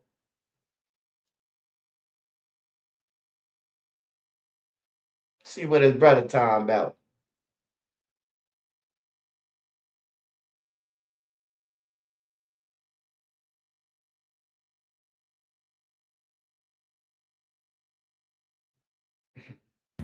Do you regret taking part in surviving R. Kelly? No, I don't. Because I'm still surviving R. Kelly. You know, I got to look over my shoulders. Carrie Kelly is singer R. Kelly's younger brother. He grew up with him in Chicago, and he's speaking out now. To see all these other women come forth and hear the allegations and different things, I felt bad that I didn't speak earlier than what I did. Carrie says he hasn't talked to his brother, whom he still calls Robert, since the singer's acquittal on child pornography charges a decade ago. Charges that centered on a sex tape R. Kelly allegedly made with an underage girl. At the time there was talk, Carrie was actually the man on the tape. Let's be clear about this. On the record, you were not the man in that video tape. I was not the man in that video. After the case ended, Carrie says the two spoke by phone. Once he beat that case, I called him and I said, hey man, you know, God gave you another chance. You know, God gave you another chance. And his arrogance and you know, and people not believing different things that he's accused of said, God didn't give me another chance. I gave me another chance. My money gave me another chance. That was their last conversation. Since then, more than a dozen women have accused R. Kelly of mistreating and abusing them, sometimes when they were underage, sometimes in the singer's West Town studio. Is there truth to those allegations? I mean, well, you know, he married Aaliyah. I mean, it don't get no truer than that. Aaliyah was 15 at the time. The marriage later annulled. Is he a pedophile? I mean, I can't honestly say that for sure. I just know that he has a problem with control. You know, I love my brother, you know, but he do have a problem. And if anybody out there love him, they should want to see him get help. Carrie Kelly says he noticed troubling behavior decades ago when his brother would ask him to, quote, get girls for him at concerts. Are we talking underage girls? I mean, to me, they look underage. To me, they look underage. Carrie says there's fallout from his speaking out. It's divided his family, leading some members to make what he calls false allegations of sexual molestation against him.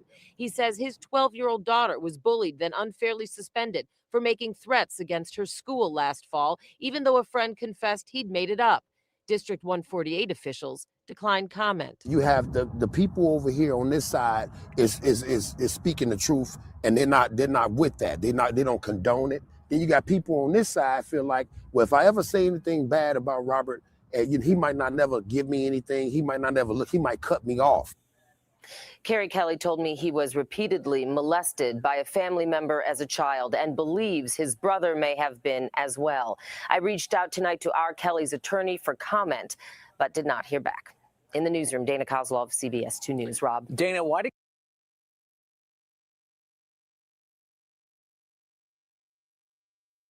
Oh, that shit wild, man. All that shit is wild, brother.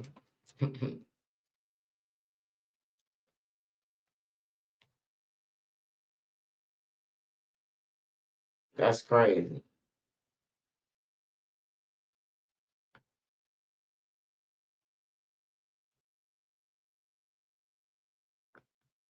The fuck focus on speed, precision, and customer satisfaction. Service Master for help finding the shooters who riddled a car with bullets, killing a young mother. Her baby strapped in a car seat survived. WGN's Angelica Sanchez has more. Nothing short of a miracle is how the baby's condition is being described in this case. Those that were at the scene say that there were bullet casings found in the baby's car seat. Crime Stoppers is now offering a reward. Skycab 9 flies over the 7900 block of South May Street, where a white vehicle riddled with bullet holes has collided with a nearby GMC van. Officers located 2 victims inside the car, a 26-year-old woman and a 27-year-old man. The female victim was struck multiple times and passed away from her injuries, while the male victim is expected to survive. It's like something out of a war zone. The female victim is identified as 26-year-old Gabrielle Ayers. Cook County Crime Stoppers is offering a $10,000 reward for information that leads to the person or persons responsible for her murder. Multiple people pulled over or ran over to try and help them. To everyone's shock, the victim's daughter, a baby girl, was located unharmed in her car seat. It's a miracle with all the gunshot wounds on that car on both sides and all the shooting that took place, that baby was spared and nothing. God must have a plan for that baby. The shooting unfolded not far from St. Sabina Church and their nearby food pantry. Leo High School is also in close proximity. Father Michael Flager says he was there too and has also seen videos circulating on social media showing more than one shooter targeting the car. He says the shooters have no soul. These guys just coming out with all with long guns, just shooting. I mean, there were bullets, casings all over the street. It was just absolutely ridiculous. I mean, it was obviously, I don't know what the origin of this was, but they were obviously after this car and the people in it. But, you know, whether they knew or not knew a baby was in the back seat, they didn't care. They were just going to shoot wildly at this car and end up killing a young mother. No arrests have been made. And again, Crime Stoppers is offering a $10,000 reward. You can reach out to CPD for any information that could lead to an arrest, or Crime Stoppers where you can remain anonymous.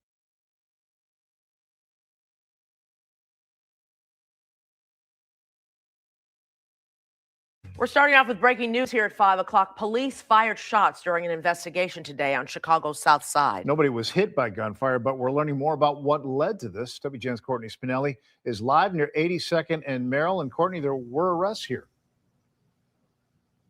There were several arrests. Now, police have been on scene here for about 5.5 hours. All of this starting late this morning as they were here conducting an investigation into stolen vehicles in the area and say they came across one of those. Now, the area where this happened is an alleyway off 82nd between Merrill and Paxton Avenues. Chicago police say around 11:30 this morning, officers approached a stolen vehicle with 3 suspects inside, 2 of them teenage boys. The third, a man whose age has not been released. CPD says as officers were going up to the car, the driver allegedly tried to get away, hitting a CPD squad car in the process. One of the suspects, armed with a gun, took off running. At some point during that confrontation, a CPD officer fired their gun. No one was hit, police say. It isn't clear how many shots were fired. Detectives are also working to determine whether the suspect exchanged gunfire with police. He was taken into custody in a nearby gangway. Police say he had a cut on his hand from what appeared to be jumping over a barbed wire fence. He was transported to Comer Children's with a minor abrasion. The other 2 suspects taken into custody right near the car. According to CPD, 2 officers were transported to area hospitals, one for observation and the other for a minor injury. Neighbors in the area coming home to find several blocks cordoned off, a sight that left many feeling uneasy. Pray for our city, pray for our neighborhoods. You know, I like to think this is a pretty decent neighborhood. You know, I know things go on in every neighborhood, but you just don't like to see it. A shot could have flew through somebody's bedroom window. So yeah, it has to stop. I'm over the violence. I'm over all of this. Chicago is turning into a scary place. Police say they recovered a gun that the one suspect dropped during the confrontation with officers. Another gun recovered in the car. 2 stolen vehicles were also recovered, including one previously reported stolen and another that police say had just been taken.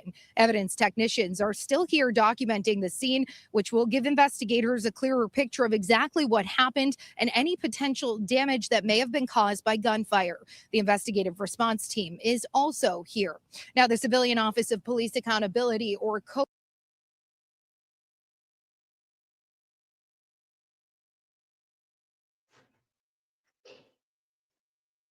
So these motherfuckers just been collecting cars. They collecting cars. They got all the hot cars sitting on the block that they from. That's why I say these niggas stupid, man. The cars got trackers on them. Y'all sitting in the cars, and then y'all got 3, 4, 5 cars in the neighborhood. Like, it's crazy, bro. These niggas don't even think, man. And then they just sitting outside in the car like it's theirs.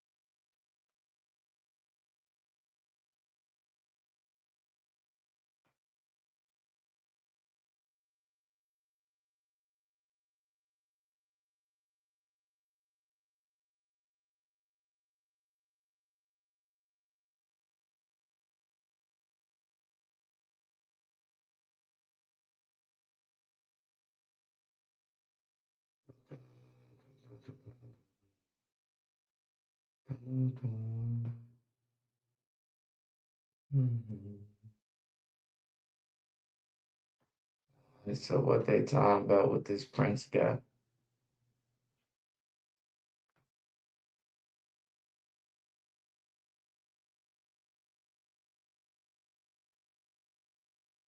The recent release of millions of pages of evidence from the Jeffrey Epstein investigation is drawing attention all over the world. This goes beyond new evidence of the sex abuser's friendship with King Charles's brother, Andrew. The scandal is also forcing Britain's prime minister to answer tough questions about his leadership. Lee Canary has more from London. Andrew Mountbatten Windsor moved out of his royal lodge Monday, stripped of his home and royal titles for his association with Jeffrey Epstein and accusations of sexual abuse that he denies. Last weekend's release made these photos public. Andrew crouched over a female on the floor in Epstein's New York home and appears to confirm this infamous photo of Andrew with Virginia Giuffre as real. Now, UK police are investigating allegations from a second woman who claims Epstein sent her to the UK for a sexual encounter with Andrew in 2010. My mother would be proud. British authorities are also investigating this former UK lawmaker, Lord Peter Mandelson, for alleged abuse of public office, after the latest release posted photos of him and emails he sent to Epstein sharing confidential, market-sensitive information while in a government position. Prime Minister Keir Starmer made Mandelson the ambassador to the U.S. last year, and this morning he's apologizing to victims. Sorry that so many people with power failed you. Sorry for having believed Mandelson's lies and appointed him. Mandelson spoke to the BBC last month, denying any wrongdoing. There were no girls on that island when I was there. But victims like Ashley Rubright want accountability in America, too. I would go as far as to say the leaders in the past 5 administrations should be brought in and questioned. There has definitely not been enough accountability. Absolutely not.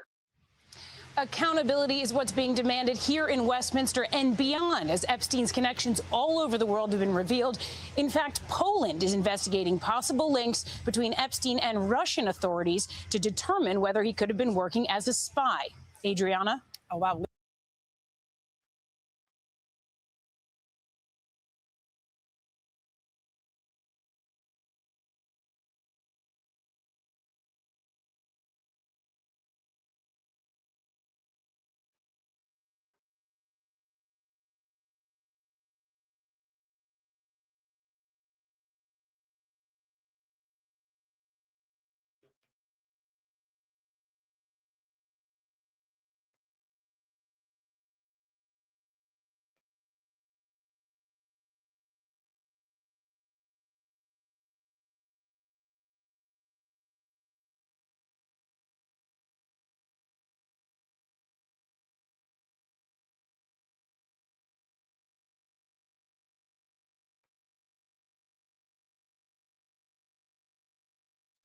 That's crazy. They got the royal family in that shit. That's crazy, bro. I know Queen Elizabeth turning over in our grave right now. They didn't got the old man little freaky ass. He he been in power since shit. I was a kid. He been over there doing this thingy thing. They stripped him.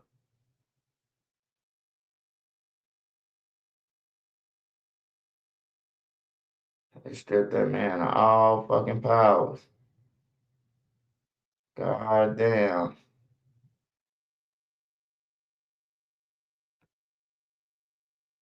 What he gonna do now for a job? Think Walmart gonna hire him? Hell fucking no, that's crazy. That's crazy than a motherfucker. I ain't never know he was part of that shit too. They some freaky motherfuckers.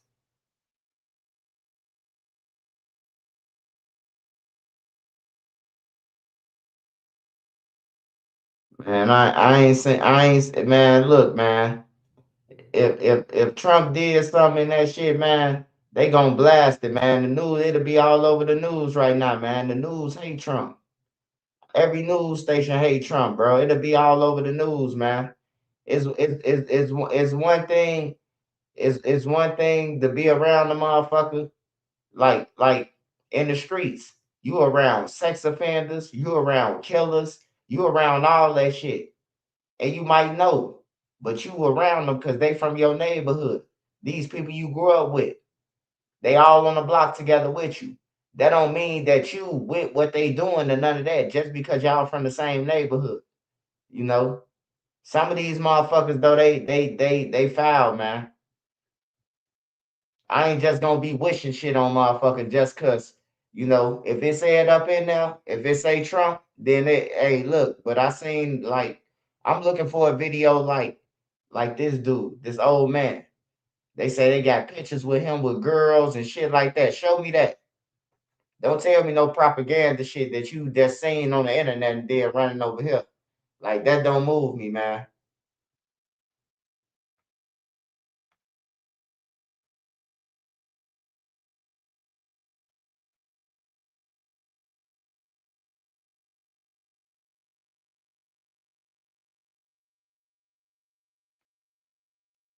What the fuck? Okay, I'm joined now by someone, and this is interesting, with intimate knowledge of the very jail cell Epstein died in. Michael Francis, he was a capo for the Colombo crime family in the 1980s. He served time in the exact cell where Epstein was later held. Michael, welcome back to the program. Tell us about that cell, and what do you make of these revelations that there?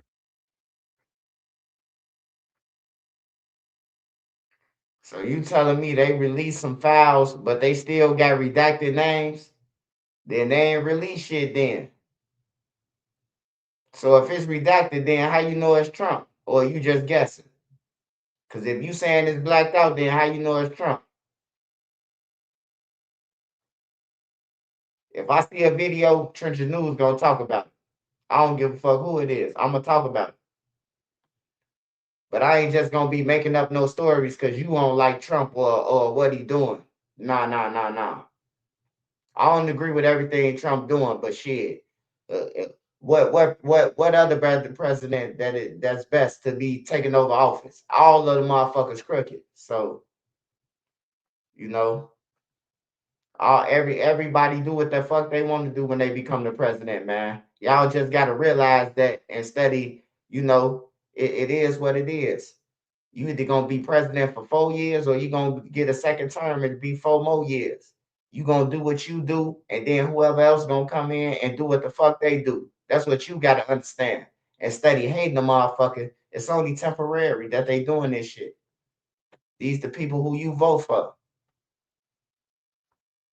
And don't tell me nothing about no fucking Democrats, because all of them are pieces of shit. That's why everybody dead, because of the Democrats. I don't hate Trump because he no fucking Republican or none of that shit. Because the Democrats ain't shit. They ain't never did shit for our communities or none of that.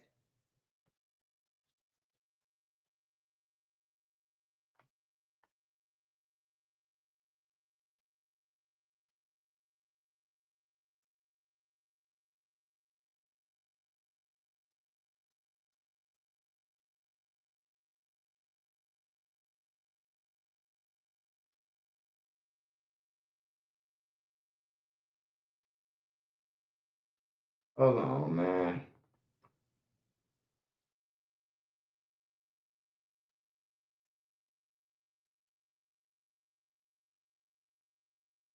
Hold on, y'all. Hold on. I just seen some shit with Bill Gates' wife. In a stunning and unexpected interview, billionaire philanthropist Melinda French Gates is now opening up after allegations against her ex-husband, Bill Gates, were included in this last drop of the Epstein files. Here she is talking to NPR's Wildcard podcast. No girl should ever be put in the situation that they were put in by Epstein and whatever was going on with all of the various people around him. Whatever questions remain there of what I can't even begin to know all of it, those questions are for those people and for even my ex-husband. They need to answer to those things, not me. At least for me, I've been able to move on in life, and I hope there's some justice for those now women. The files included Epstein making unverified claims about Gates's sexual relationships, which a spokesperson for Bill Gates has called false. Melinda French Gates has said publicly it was in part her ex's relationship with Epstein that led her to seek a divorce. Joining me now, the reporter who spoke with Melinda French Gates, Rachel Martin, host of NPR's Wildcard podcast. Also with us, Christy Greenberg, MS Now legal analyst, former SDN.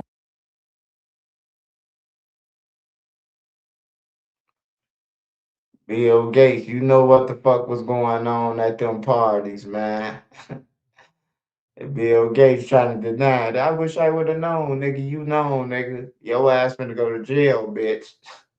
You finna go to jail, bitch. You knew what happened. That's crazy, man. Y'all hear Bill Gates? Bill Gates talking about, I don't know what happened. Nigga, your wife said you was fucking around with him. That's why she left. It's all bad. It's gonna come out, man. Whoever in the files, bro, it'll come out. If they put Bill Gates out there, everybody coming out.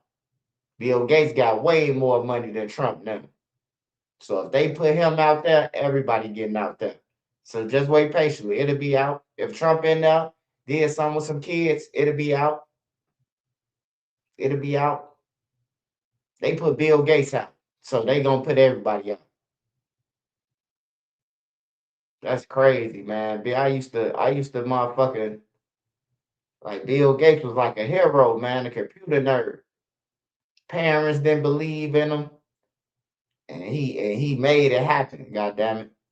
One of the richest men on the earth. I don't understand though, bro. Like, you can have any grown woman. You a billionaire. Any grown woman you want. Any superstar. Like, y'all going on a private island with some fucking kids, bro. Like, it's crazy, bro.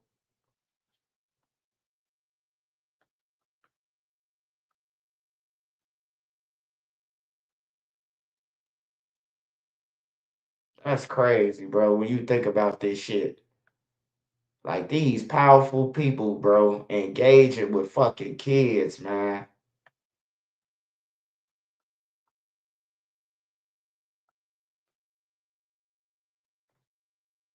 All right, now it's time to go to the who else I seen in that clips. Ooh, Pusha T, Pusha T.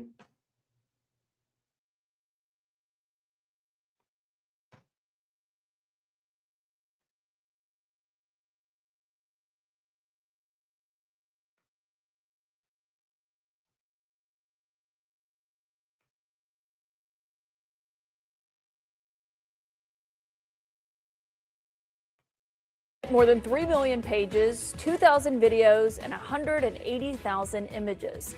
CNN teams are carefully sifting through the largest, and what the Justice Department says is the last, batch of Jeffrey Epstein files. It's an enormous trove of documents, and it includes references to some of the richest and most powerful people on the planet. That includes the current president, a former president, cabinet secretaries, a former prime minister, billionaires, and the list goes on and on and on. The Justice Department says tonight that its job is done. We complied with the statute, we complied with the act, and there is no, we did not protect President Trump, we didn't protect or not protect anybody. I mean, I think that there's a hunger or a thirst for information that I do not think will be satisfied by the review of these documents. I should note that just because someone is mentioned in these documents does not mean that they've been accused of wrongdoing or did anything wrong. Many of these claims are unverified or they rely on secondhand information. But these are the key findings our team has uncovered so far. And I should note, millions of pages have come out. We are still digging right now in this hour. Donald Trump's name appears thousands of times in these new documents. In some, he's merely mentioned in emails that Jeffrey Epstein sent to other people. But the files also contain a complaint from a woman who accused Trump of raping her in 1994 when she was just 13 years old. According to the FBI document, this accuser, who is identified as Jane Doe, said that Jeffrey Epstein was, quote, angry that Trump was the one to take her virginity and that she was also raped by Jeffrey Epstein. This woman had previously launched lawsuits against Trump and dropped them. The last one happened right before the 2016 election. The president has previously denied these allegations. Also included in today's release was a list of sexual assault allegations related to the president compiled by the FBI in August, many of which appear to have come from unverified tips. Hey, this shit crazy, man. I ain't gonna even lie, man. This Epstein shit is wild, bro. It's wild than a motherfucker, man.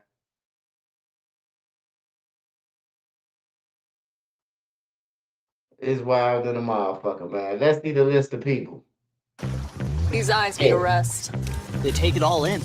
These eyes deserve better care. From the best doctors. So these eyes go to America's Best, where they get truly seen. Every eye deserves the most from their benefits at America's Best. And the chairman of a prominent law firm is stepping down over his association with Jeffrey Epstein. Paul Weiss law chair Brad Karp says in a statement, quote, recent reporting has created a distraction and has placed a focus on me that's not in the best interest of the firm. The firm says Karp will remain with the firm, just in a different role. Senior Washington reporter Will Staken is here for more. Hi, Will. So what's the latest on this growing list of prominent people facing scrutiny over the Epstein files? Yeah, Diane, well I think, Mr. Karp right here is kind of the latest fallout from these Epstein files. Like you said, the really powerful law firm Paul Weiss announced that Mr. Karp would be stepping down after his name appeared in these files. Now we jump to CBS News congressional correspondent Nicole Killian on Capitol Hill. She's got more for us on the Clintons agreeing to testify before lawmakers today. Nicole, good morning. Welcome back to CBS This Morning. Now we jump to CBS News congressional correspondent Nicole Killian on Capitol Hill. Today, we heard that the Clintons set deposition dates to testify before the House Oversight Committee. Any reaction to that and related to the Epstein question? I think it's a shame, to be honest. I always liked him. Her, she's a very capable woman. She was better in debating than some of the other people, I will tell you that. She was smart woman. I hate to see it in many ways.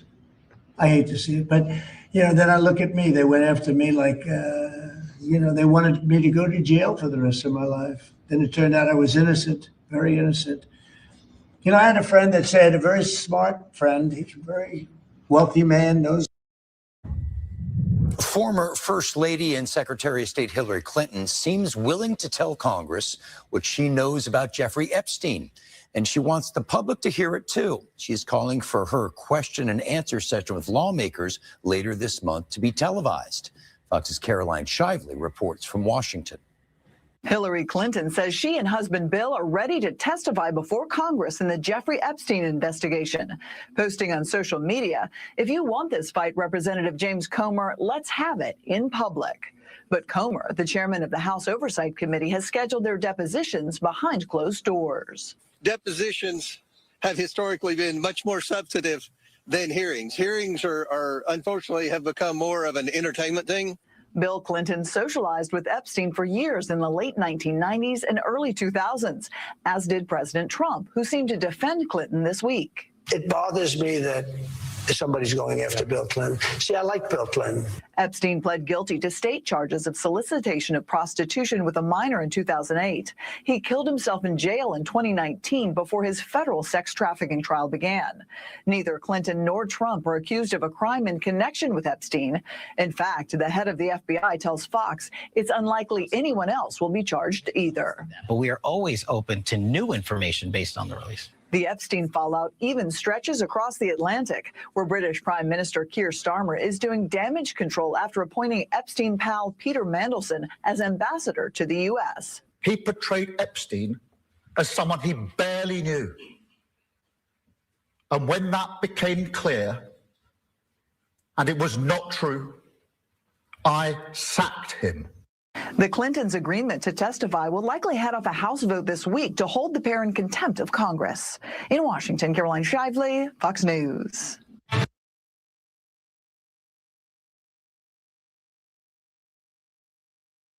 A man from the South Bay is under arrest tonight in federal custody after officials say he tried to cash in on the Guthrie kidnapping tragedy.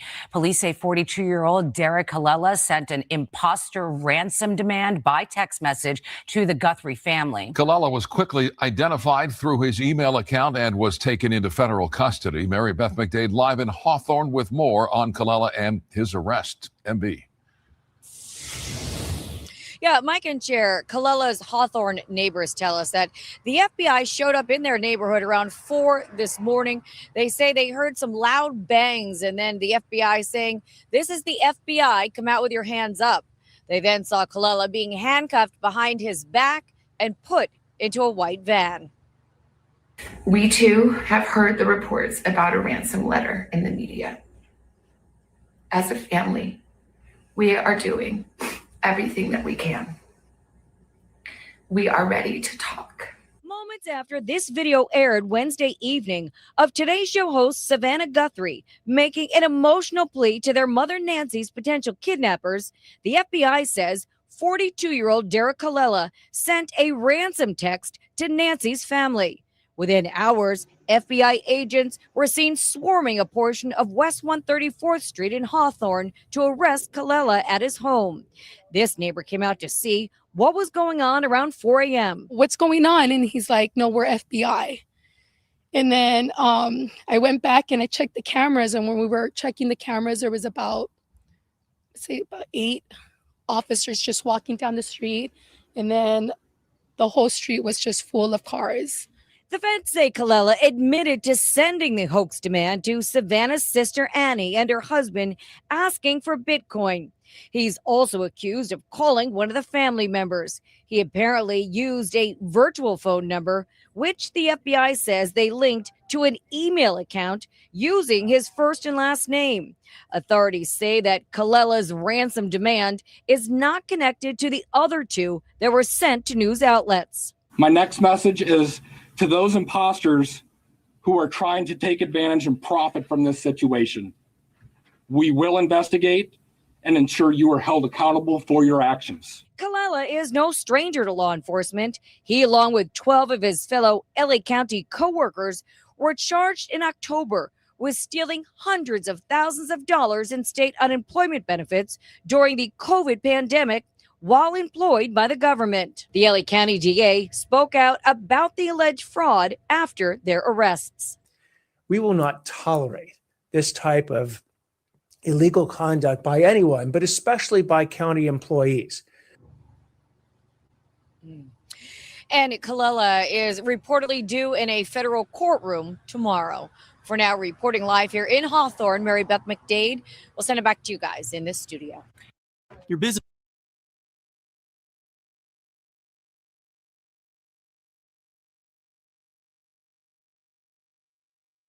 Glad they got his stupid ass. He deserved to be locked up. You gon' first of all use your phone with your Gmail to make a ransom letter, and you ain't even got the lady. You should have known the FBI was coming.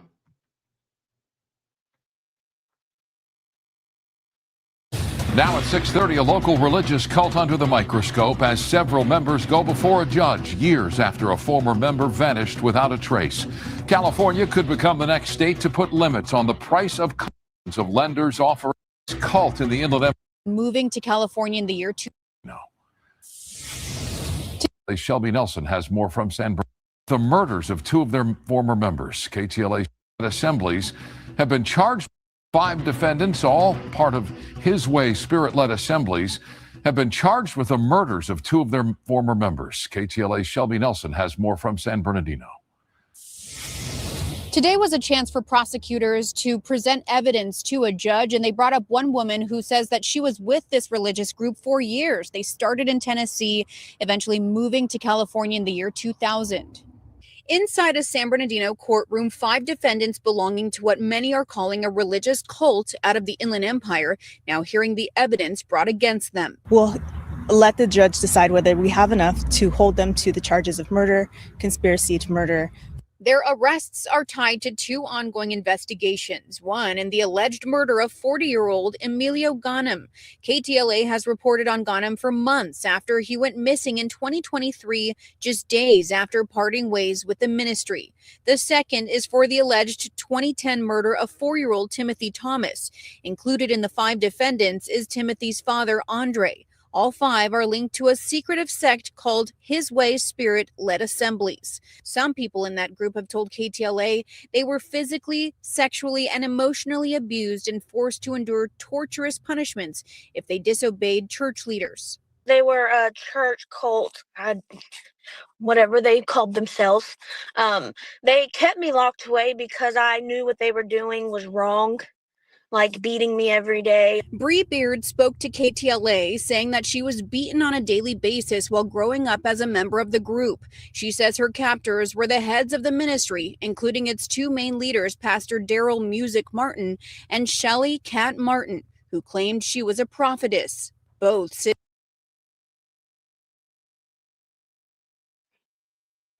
Man, they done let 2 crackheads trick them. Man, they look like they smoking, man. Ain't nowhere in the hell they no leaders of shit, but the crack addicts. They look like crackheads, man. Come on, man. I know they ain't finesse like that.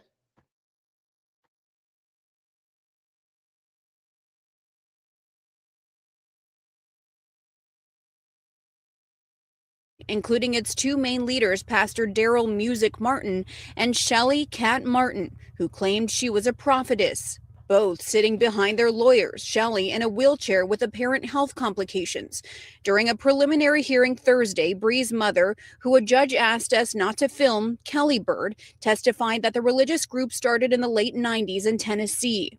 What began as Bible study evolved to something much more complex. Beard testified that Shelley would often receive a prophetic word of the Lord in her bathroom before delivering it to the group. In bizarre testimony just before Y2K, Beard says that Shelley had them watch the movie The Matrix, which was used in their teachings. She testified that Shelley compared herself to the character Neo, and his transformation was synonymous with her transformation through the word of the Lord. At that time, Beard testified that she had known the murder victim Ghanem for about 2 years and that they called him Shmeeg. And this hearing is expected to resume tomorrow morning at 10:30. Reporting in San Bernardino, I'm Shelby Nelson, KTLA 5 News.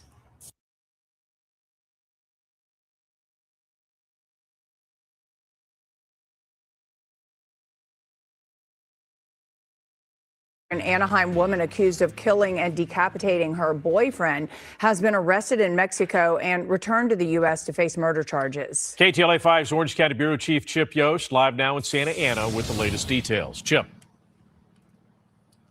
Yeah, hello there. Yeah, this is a case with some disturbing details. A 23-year-old Anaheim woman has been arrested, accused of beheading her boyfriend and then fleeing the country. However, she was caught last week. Let's show you a picture of the woman we're talking about, the suspect in this case. She's been identified as Elisa Lira, 23 years old, of Anaheim. We're told she was working as a stripper when she met a man, a 55-year-old man, Enrique Gonzalez Carbajal. They got into a dating relationship.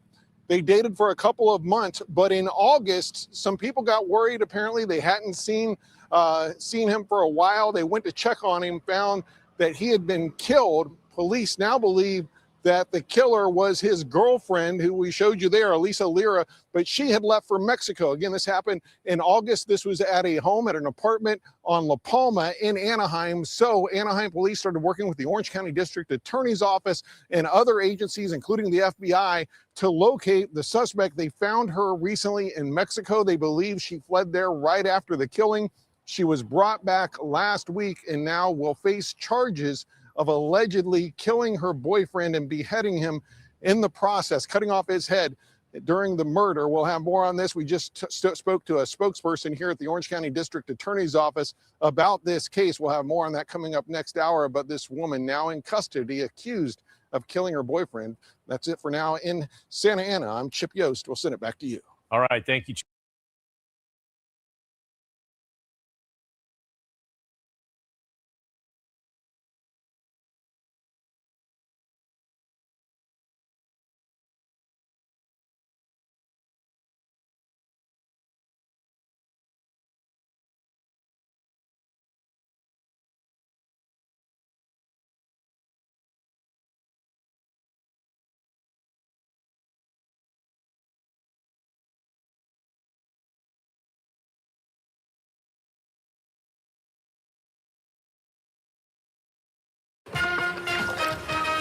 Hey, last one down buys the Ultras. You're on.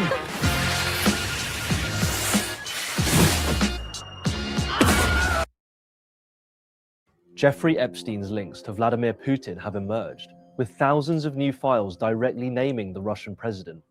The paedophile financier used Russian girls as part of the world's largest honey trap, intelligence sources claim. Epstein is also believed to have had connections with Russian organized crime, who may have been blackmailing him. This could explain his ties to Russian girls and how he was able to fly them over to the West so often.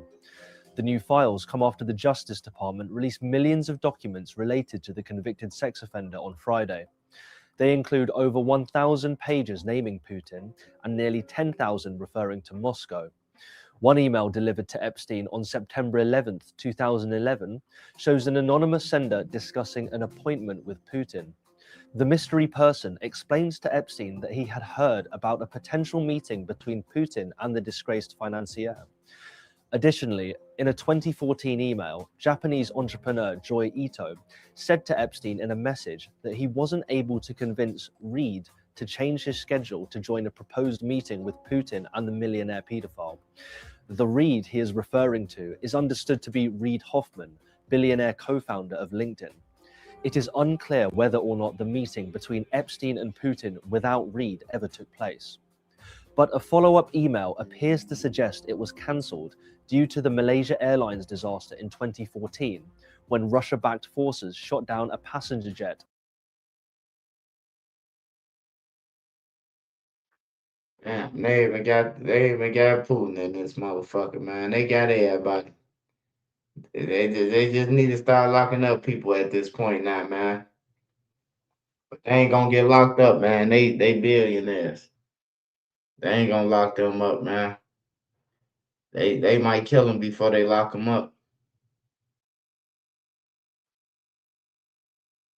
because they might be able to tell something.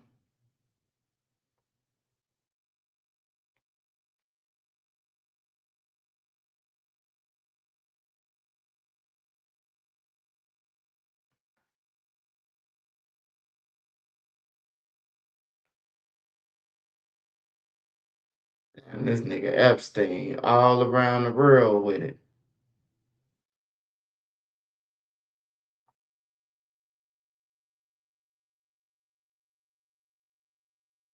Check this out, man. Convicted sex offender Jeffrey Epstein remains behind bars today on the latest child sex charges lodged against him. Epstein's arrest last week has put the spotlight on a private Caribbean island he owns, one that some have dubbed the Island of Sin. Our Lisa Guerrero traveled to the Virgin Islands for this look. It's your first look at disgraced financier Jeffrey Epstein's private island. The only way to get to the island in the Virgin Islands is by boat. And there it is, Jeffrey Epstein's 70-acre retreat known as Little St. James. We've launched a drone up right now. We're trying to get a better look at the island. From above, we see a large American flag. There are multiple structures, pools, and a helipad. Palm trees line the beach. He reportedly had them shipped in and planted at $20,000 per tree. The structure behind me is the main building on this island, and it has hosted American politicians, world dignitaries, and it's also the location that is alleged to have housed these wild orgies. One mystery is this white and blue striped building that looks like a temple.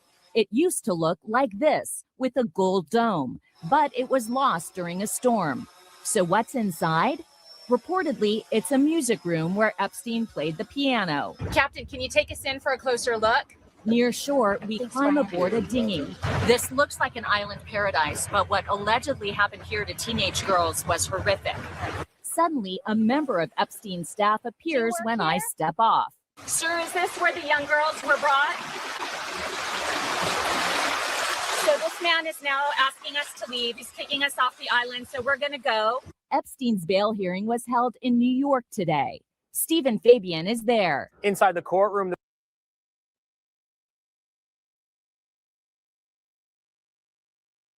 Yeah, it's some sick shit, man. It's above my pay grade, brother. Y'all got me finna start digging into this nigga.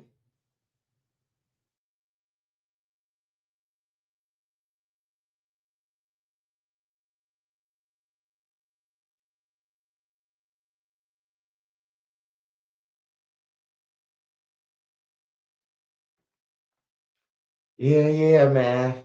So that's what we got for that. We can go back to news.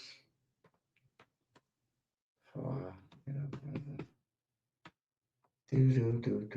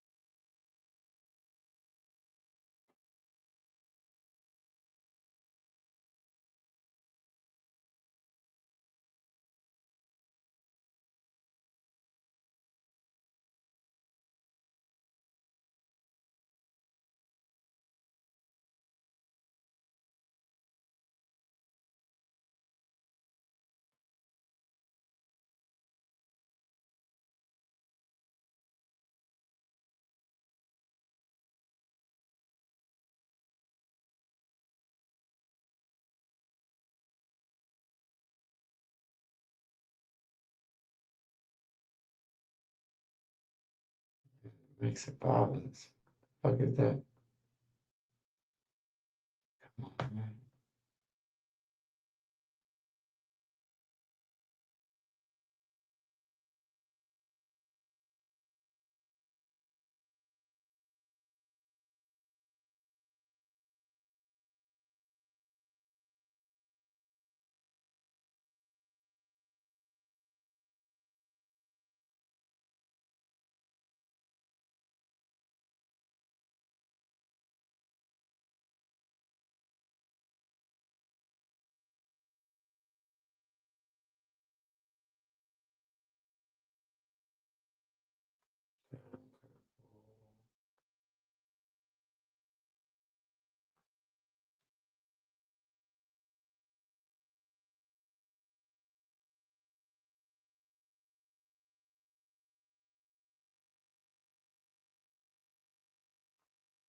Imagine being able to build anything just by thinking about it.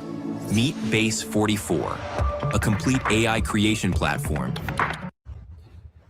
Hey, right now what we're learning from police is no one is in custody at this time, nor do police have any type of description of the shooter, whether that shooter was on foot or whether that shooter was inside another vehicle. As for that 20-year-old man, he's currently here at the University of Chicago Medical Center, where he is listed in critical condition after being shot in the back. Take a look at this video. Chicago police tell us they responded just before 9 o'clock last night near 50th and May in the back of the Yards neighborhood.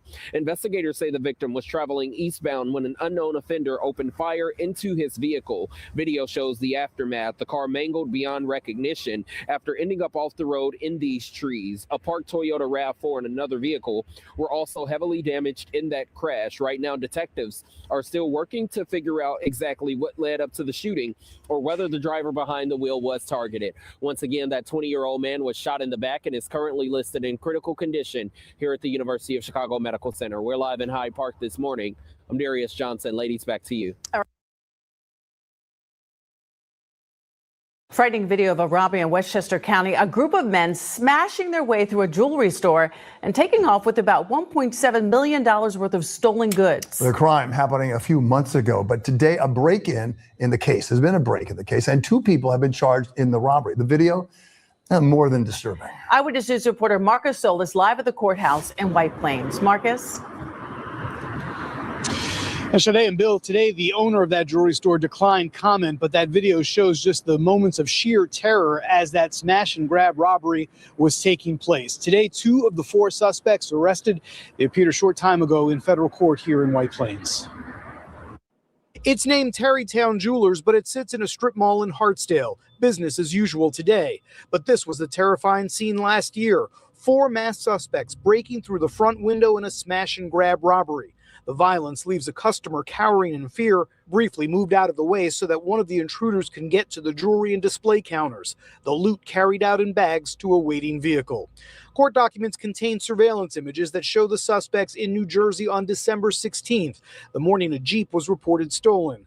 A couple of hours later, the suspects are seen exiting the vehicle with sledgehammers. Within seconds, they're inside the store. According to the federal complaint, the thieves made off with $1.7 million in jewelry, rings, necklaces, and earrings. The bulk of the haul, 70 Rolex watches worth over $1 million alone. An FBI task force arrested 26-year-old Kevin Williams and 24-year-old Byron Wilson, who prosecutors say posed for pictures with stacks of cash after allegedly selling some of the jewelry in Manhattan's Diamond District. The acting U.S. attorney for the Southern District stating, today's arrest should make clear that if you commit such brazen and dangerous crimes in this district, we will find you and hold you responsible. For both suspects from Irvington, New Jersey, they're being held without bail, charged with conspiracy to commit robbery and robbery.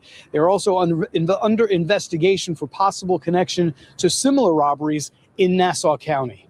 We're live in White Plains. Marcus Solis, Channel 7.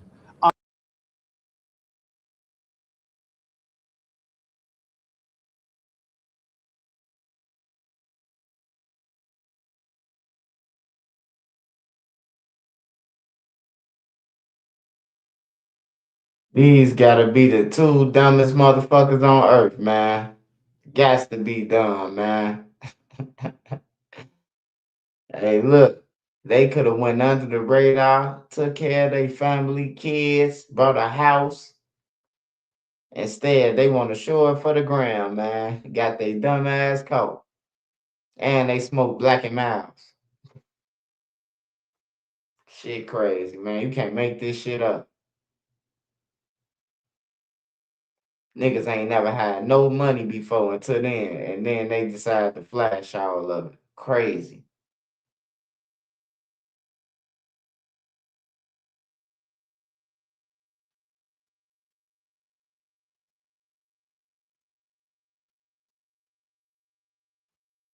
Yeah. That's what I got for today, y'all, though.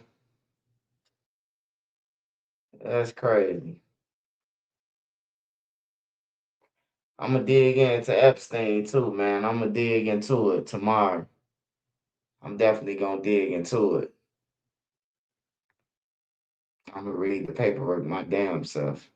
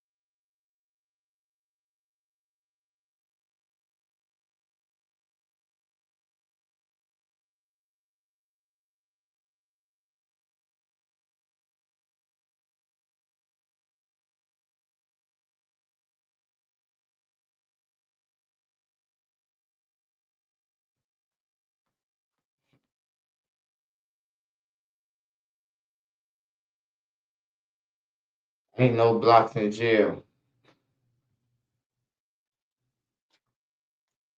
Yeah, that's crazy, man. All right, y'all, about to get up out of here. I love y'all. Appreciate y'all love support. Make sure y'all go and follow all my wrenches. Shout out Dro. Shout out Dustin Turner. Shout out Tommy Shermer.